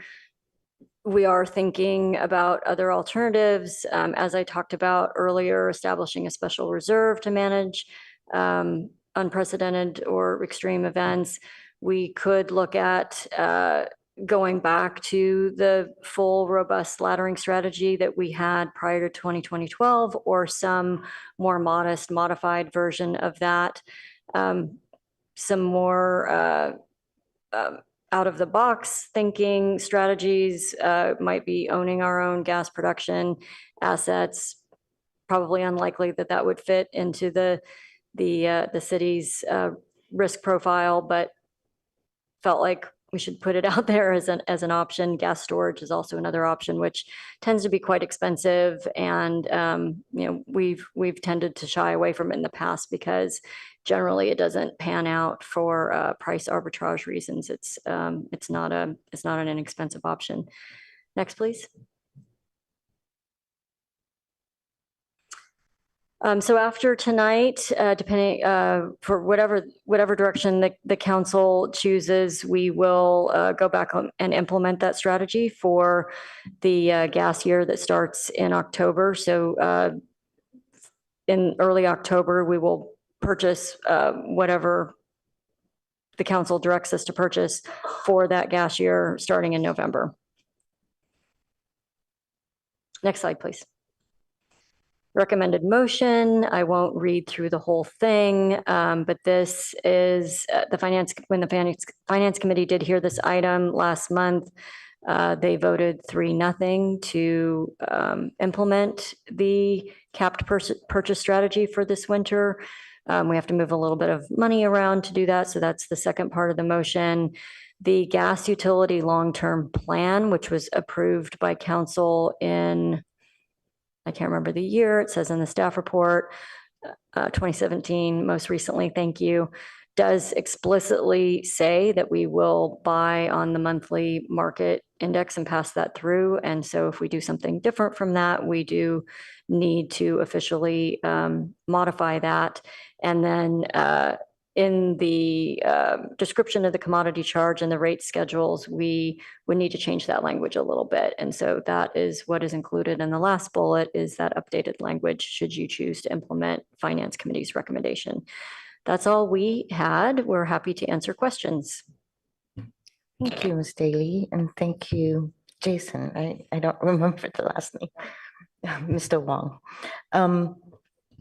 Would you like to say would you like to give us an update? I actually have just a technical question, if I may, Mayor. I'm sure our chair of the Finance Committee wants to say some stuff. Looking back over my notes from our August 15th, first of all, thank you for your presentation, Ms. Daly, Mr. Huang. Looking at my notes from August 15th, you did not bring to us the 15% maximum then.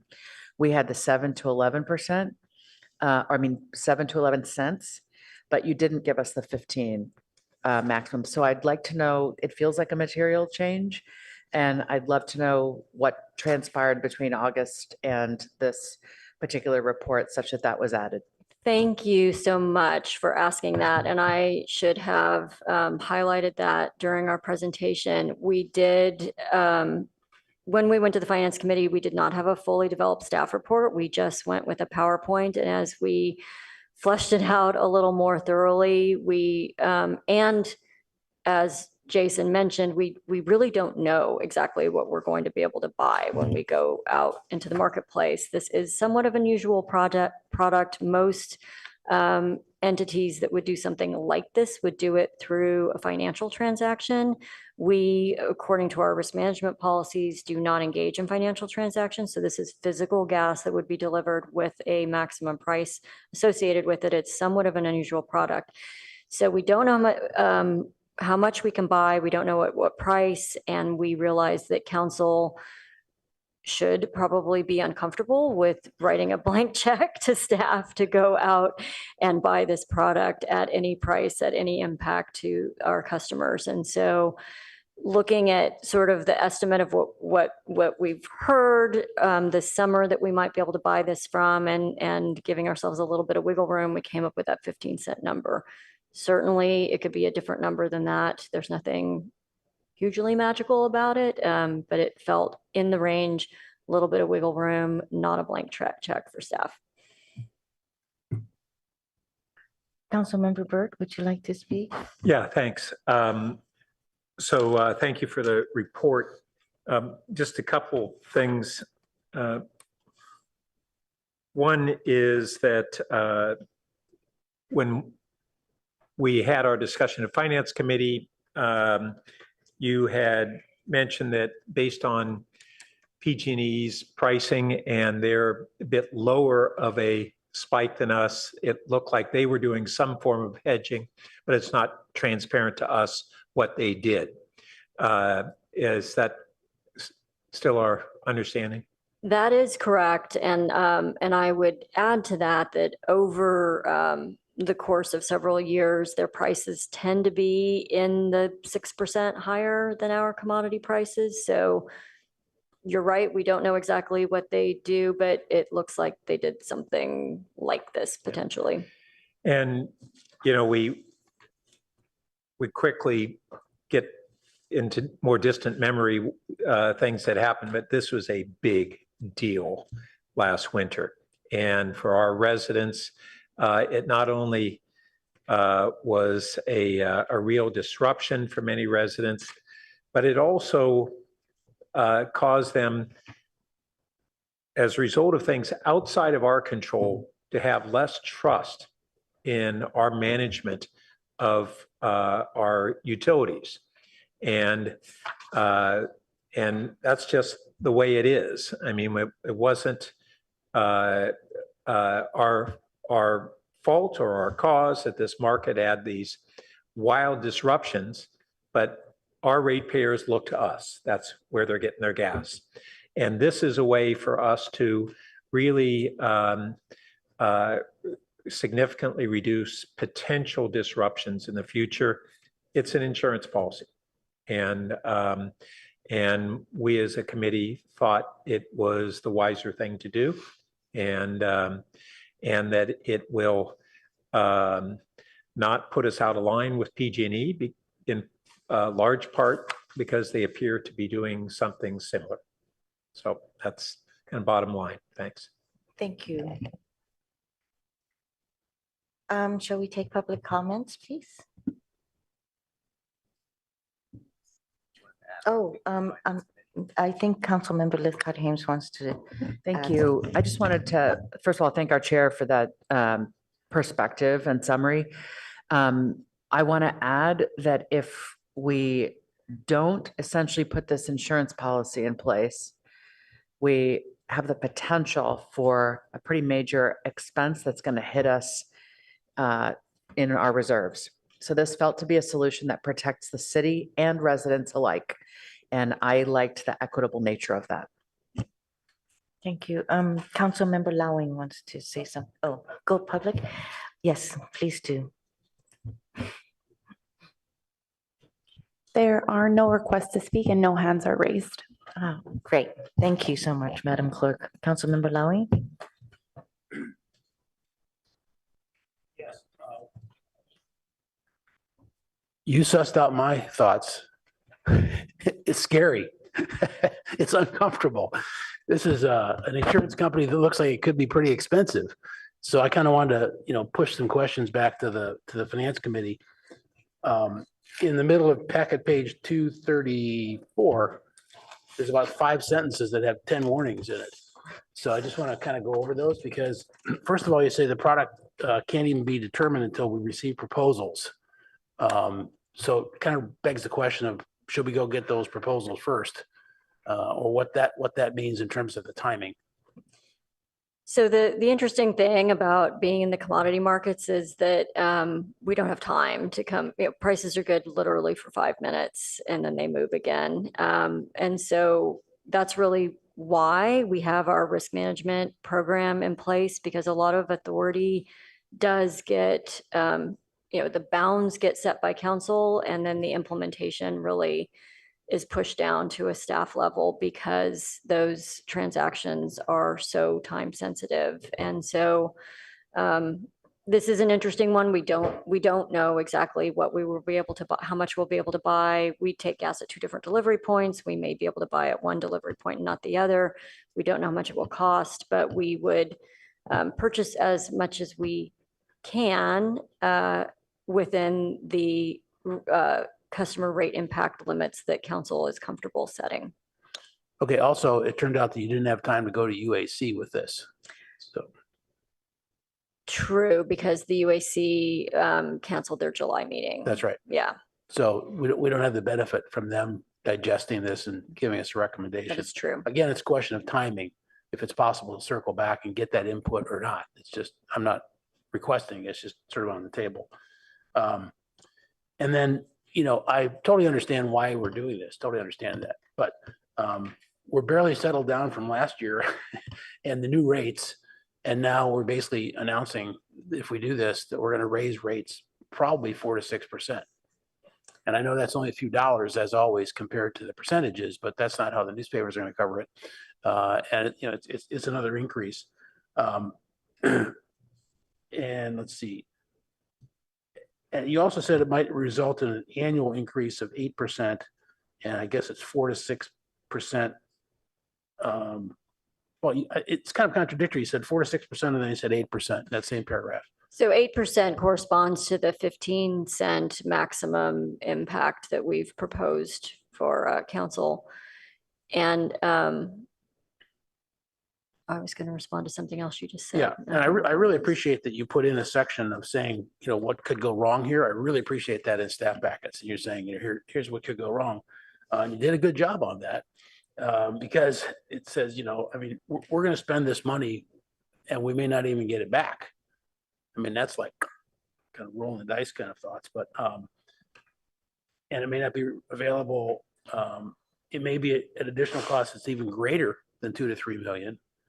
So anyway, there's just a lot of risks here in this insurance policy relative to the gain, particularly in the environment of last year it did go up. I think we're sort of calculating that it's probably going to be moderate.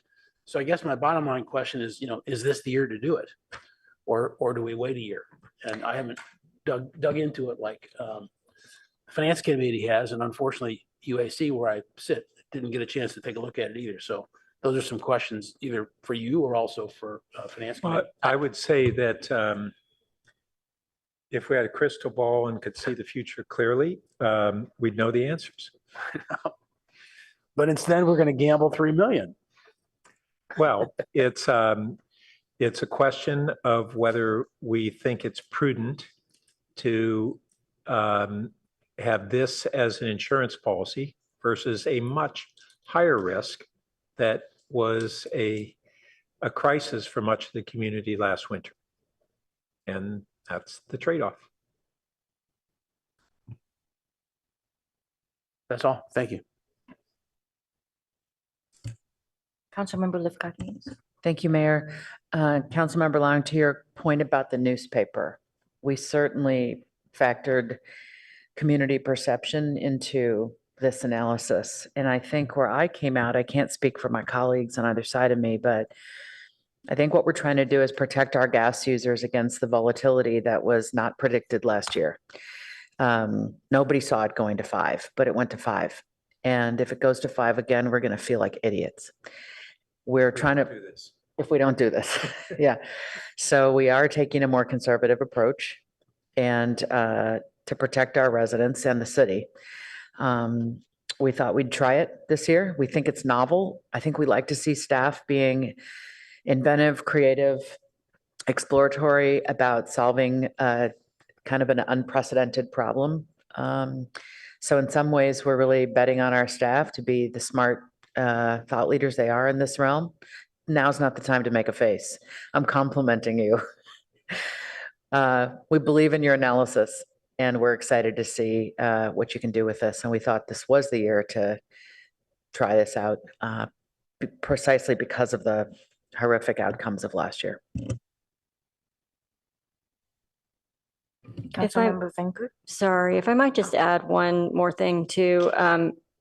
You're right, this is an additional cost. It is, I would say, different than a traditional rate increase in that we are still, we still have the advantage of taking advantage of lower market prices. And so it is conceivable that with this extra cost that customers would still see lower rates if the drop in market prices is as much or more than the cost of the insurance, if that makes any sense. Even though we're buying the higher priced and own it. We can't send it We're back. buying a maximum, we're buying an insurance policy, we're buying a maximum price. So if the price drops, we still take advantage of that lower price. So it's a little different than a traditional rate increase. Councilmember Finker. So I will move the staff recommendation. Second. Would you like to speak to it, Councilmember Burke? I already have, thanks. Councilmember Lifkakis. Councilmember Finker. Okay, that works too. Because I was just going to say that thank you very much for your presentation and for the thoughtful report. And thanks to the Finance Committee for leading the way on this and explaining it to us. Yeah, I mean, we don't have a crystal ball. There's risk either way. That's what this is about. And Councilmember Lithcott Haynes literally took the words out of my mouth that, if this happens again and we don't do this, we're going to look like idiots. But more than that, it's a wise thing. And I like what you just said about how if the market rate drops, we can still take some advantage of that. And I think it's a choice between, it's a balancing of risks. It's not like there's just risks with this and no risk the other way. It's a balancing of risks. And I thought, Councilmember Burt, when we were talking about some of this a few months ago, the gas prices, that you may have mentioned that some years ago, there were some practices like this. And then, and it's the kind of thing that will swing, just like the markets swing. And then that got a little too expensive. So then we went away from it. Then we paid for not being with it. And so now does seem like a time to go back. One can never know, but I support this and thank you all for your work on it. Councilmember Tanaka. Yeah, I also want to thank staff and the Finance Committee. Applaud you guys for thinking like this. I've actually advocated a lot for us to use these kind of instruments to buffer the volatility, because unlike speculators, we are an active participant in this market. We consume a lot of gas. We have to buy a lot of natural gas. So this kind of strategy makes a lot of sense. In the past, I've done a lot of option trading. So this to me looks like a long call, right? We're buying a long call. And so that long call is going to cost us about $2 million.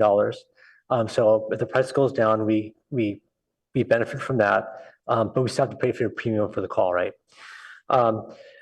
And I was just cruising the CME website for the cost of natural gas options, and they're readily available. It changes every second, right? So it's pretty, but it sounds like you guys can't do that, or is that what you guys are planning to do? Because it seems like this is a pretty, it's a pretty active market, right? There's volume like 24/7 basically, and so we could buy long call on December's, on January's, on February's, right, to protect us against price spikes. And so is that what you guys are thinking about doing, or what's the plan?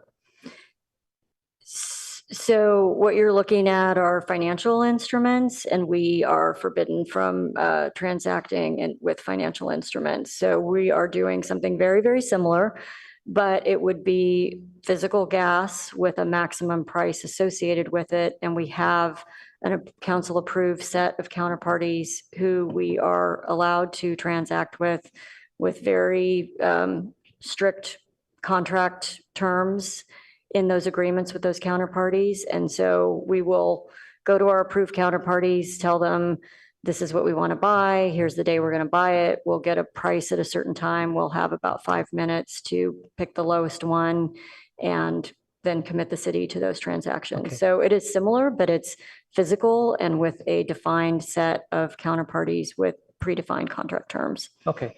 And how much, I guess the unit metric is what? BTU, or what's the metric that you guys like? What's the volume, or what's the commodity currency that's used? Like, what is the unit of measure? In purchases, it's MMBTUs. Okay. In our rate setting, it's therms, which is a tenth of an MMBTU. So MMBTUs. And so how many MMBTUs would that be for, let's say, December? So it's for the 3-month period, it's about 11 million therms. So 11 million therms divided by 10 is. It's late. 1.1 million MMBTU. Okay. And so if I were to go to this website here and look up, contracts or options, call options on 1.1 million BTUs, which I could directly do right now.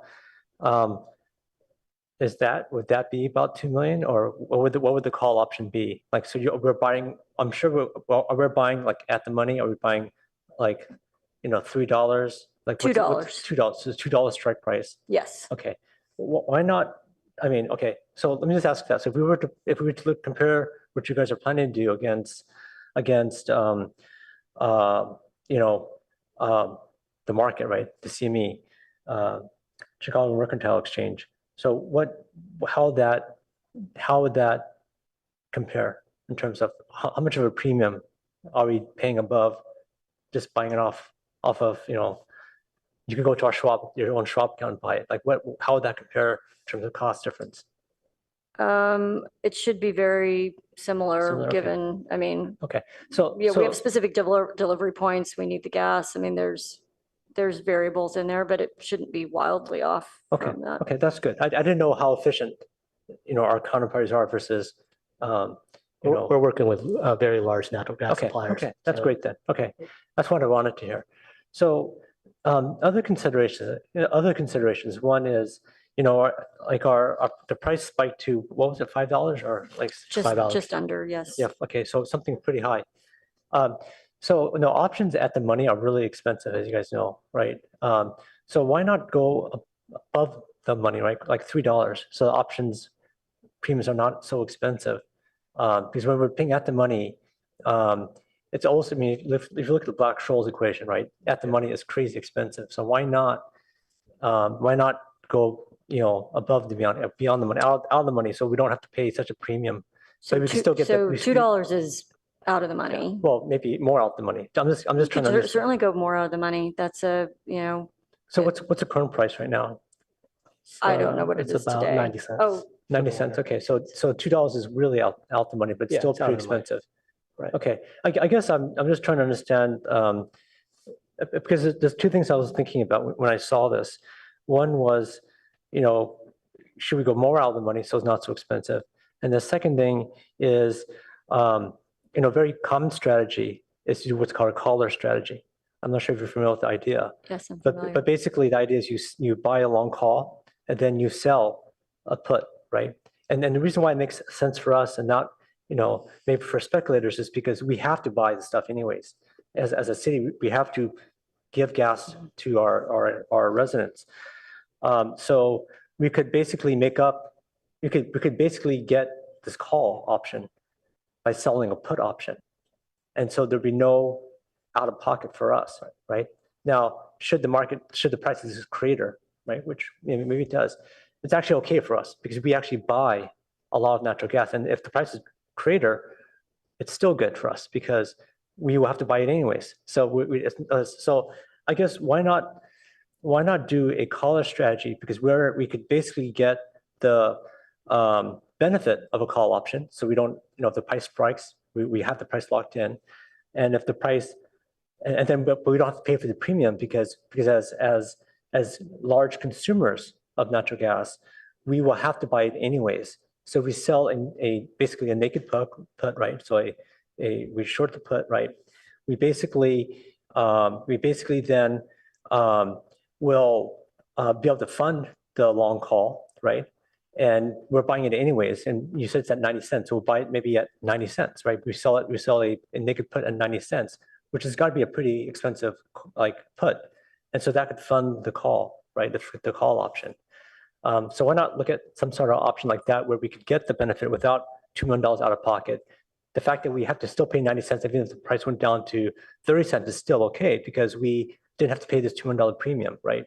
So it's a lot less risk for the city than what you guys are proposing right now, where we pay a $2 million premium no matter what, right? So collars are definitely an option. I don't know what a costless collar looks like today, what that bottom end compared to a $2 maximum is. I would argue that if prices cratered, that we're not indifferent to that customers would not then be able to take advantage of those really low prices. But that is certainly another strategy that we could implement if that's what council would like us to do. Okay. Because to me, it just seems like because of the fact that we have to buy the natural gas, the fact that we have the obligation to buy it suddenly is not a big deal, right? Relatively. I mean, so it's something, because it's unlikely the price is going to go to zero. I mean, it's possible, but not very likely. But this could fund the call option. So we don't have, because right now we're kind of angst of like, oh man, we're gonna have to, people just suffer through this big price increase. We hate to increase the price on people yet again. So in this strategy, there is no price increase. It's just that if the prices go down tremendously, you don't get the benefit of it. But it limits the risk to the ratepayers from having to pay this premium that maybe we don't have to pay if the prices stay where they are, right?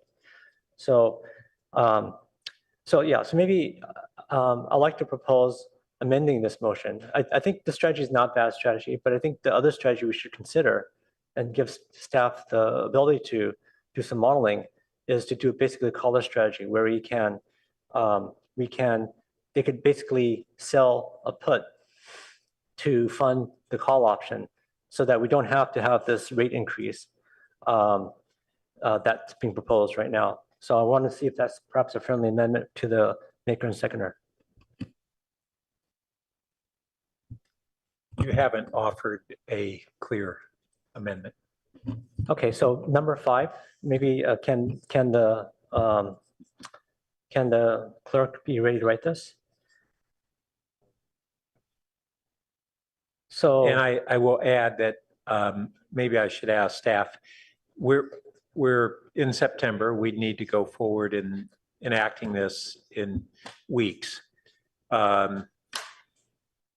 We haven't vetted this alternative. Is this something that would be viable to implement as an alternative in short order, or is it something perhaps to consider for next year?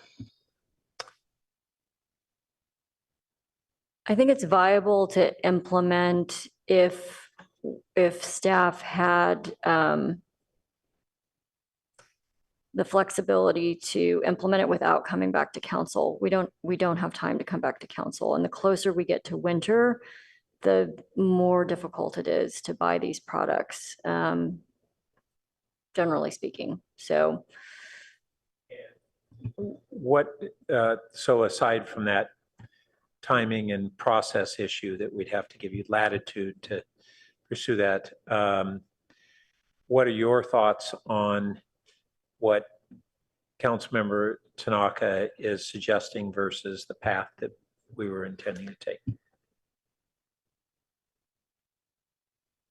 I think it is certainly another product we could buy. We were really trying to make sure that customers could take advantage of a price decline, and a collar doesn't really do that, but it's certainly an option. And I don't know what the lower end of a $2 cap, I don't know what the corresponding lower end of a costless collar is. Yeah. I think on that explanation that basically there is a downside ramification that could occur from what I've heard described as the intended amendment. I'm going to not be receptive to the amendment. okay, well, I'd like to make it a friendly amendment. And maybe I could first get it written, and then you guys can see, I can see if I can get a second for it or not. So the amendment is to allow staff to look at a collar strategy, which would allow us to limit the price spikes. Maybe that's enough. To see if I could get a second.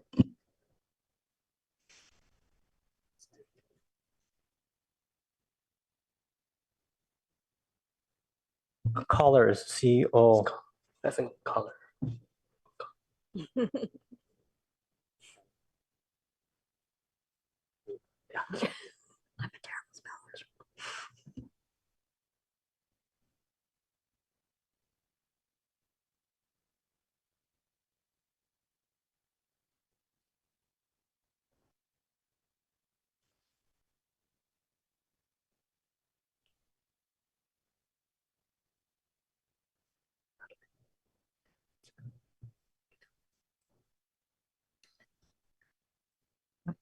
Are you done with the motion, with your amendment? It's not quite worded right. I mean, Okay. it's Can you basically help? allow staff to look at a collar strategy. It's kind of like, it's just 2 looks in there. It's kind of, but I think you guys get this sense of what I'm trying to say. It's kind of bad grammar, but it's maybe, I think hopefully it's clear enough for you guys to understand.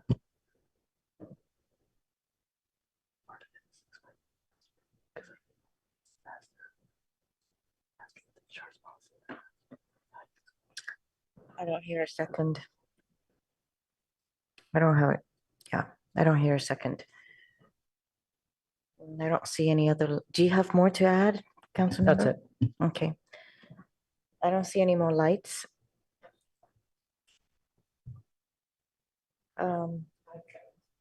You have a light, Councilmember Lifgard-Hames. I just want to thank Councilmember Tanaka because I think you're explaining something pretty rigorous and interesting. And I don't think we have the capacity to study this thoroughly enough right now, given the time constraints.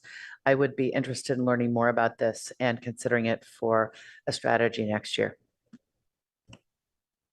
Thank you, Madam Clerk. Councilmember Vinker, Yes. Councilmember Lowing, Yes. Vice Mayor Stone, Yes. Councilmember Tanaka, No. Mayor Ku, Yes. Councilmember Burt, Yes. Councilmember Lithcott-Hames. Yes. Motion carries 6-1. Thank you. Thank you for presenting tonight. Thank you, Thank you. council members. All right, we're adjourned.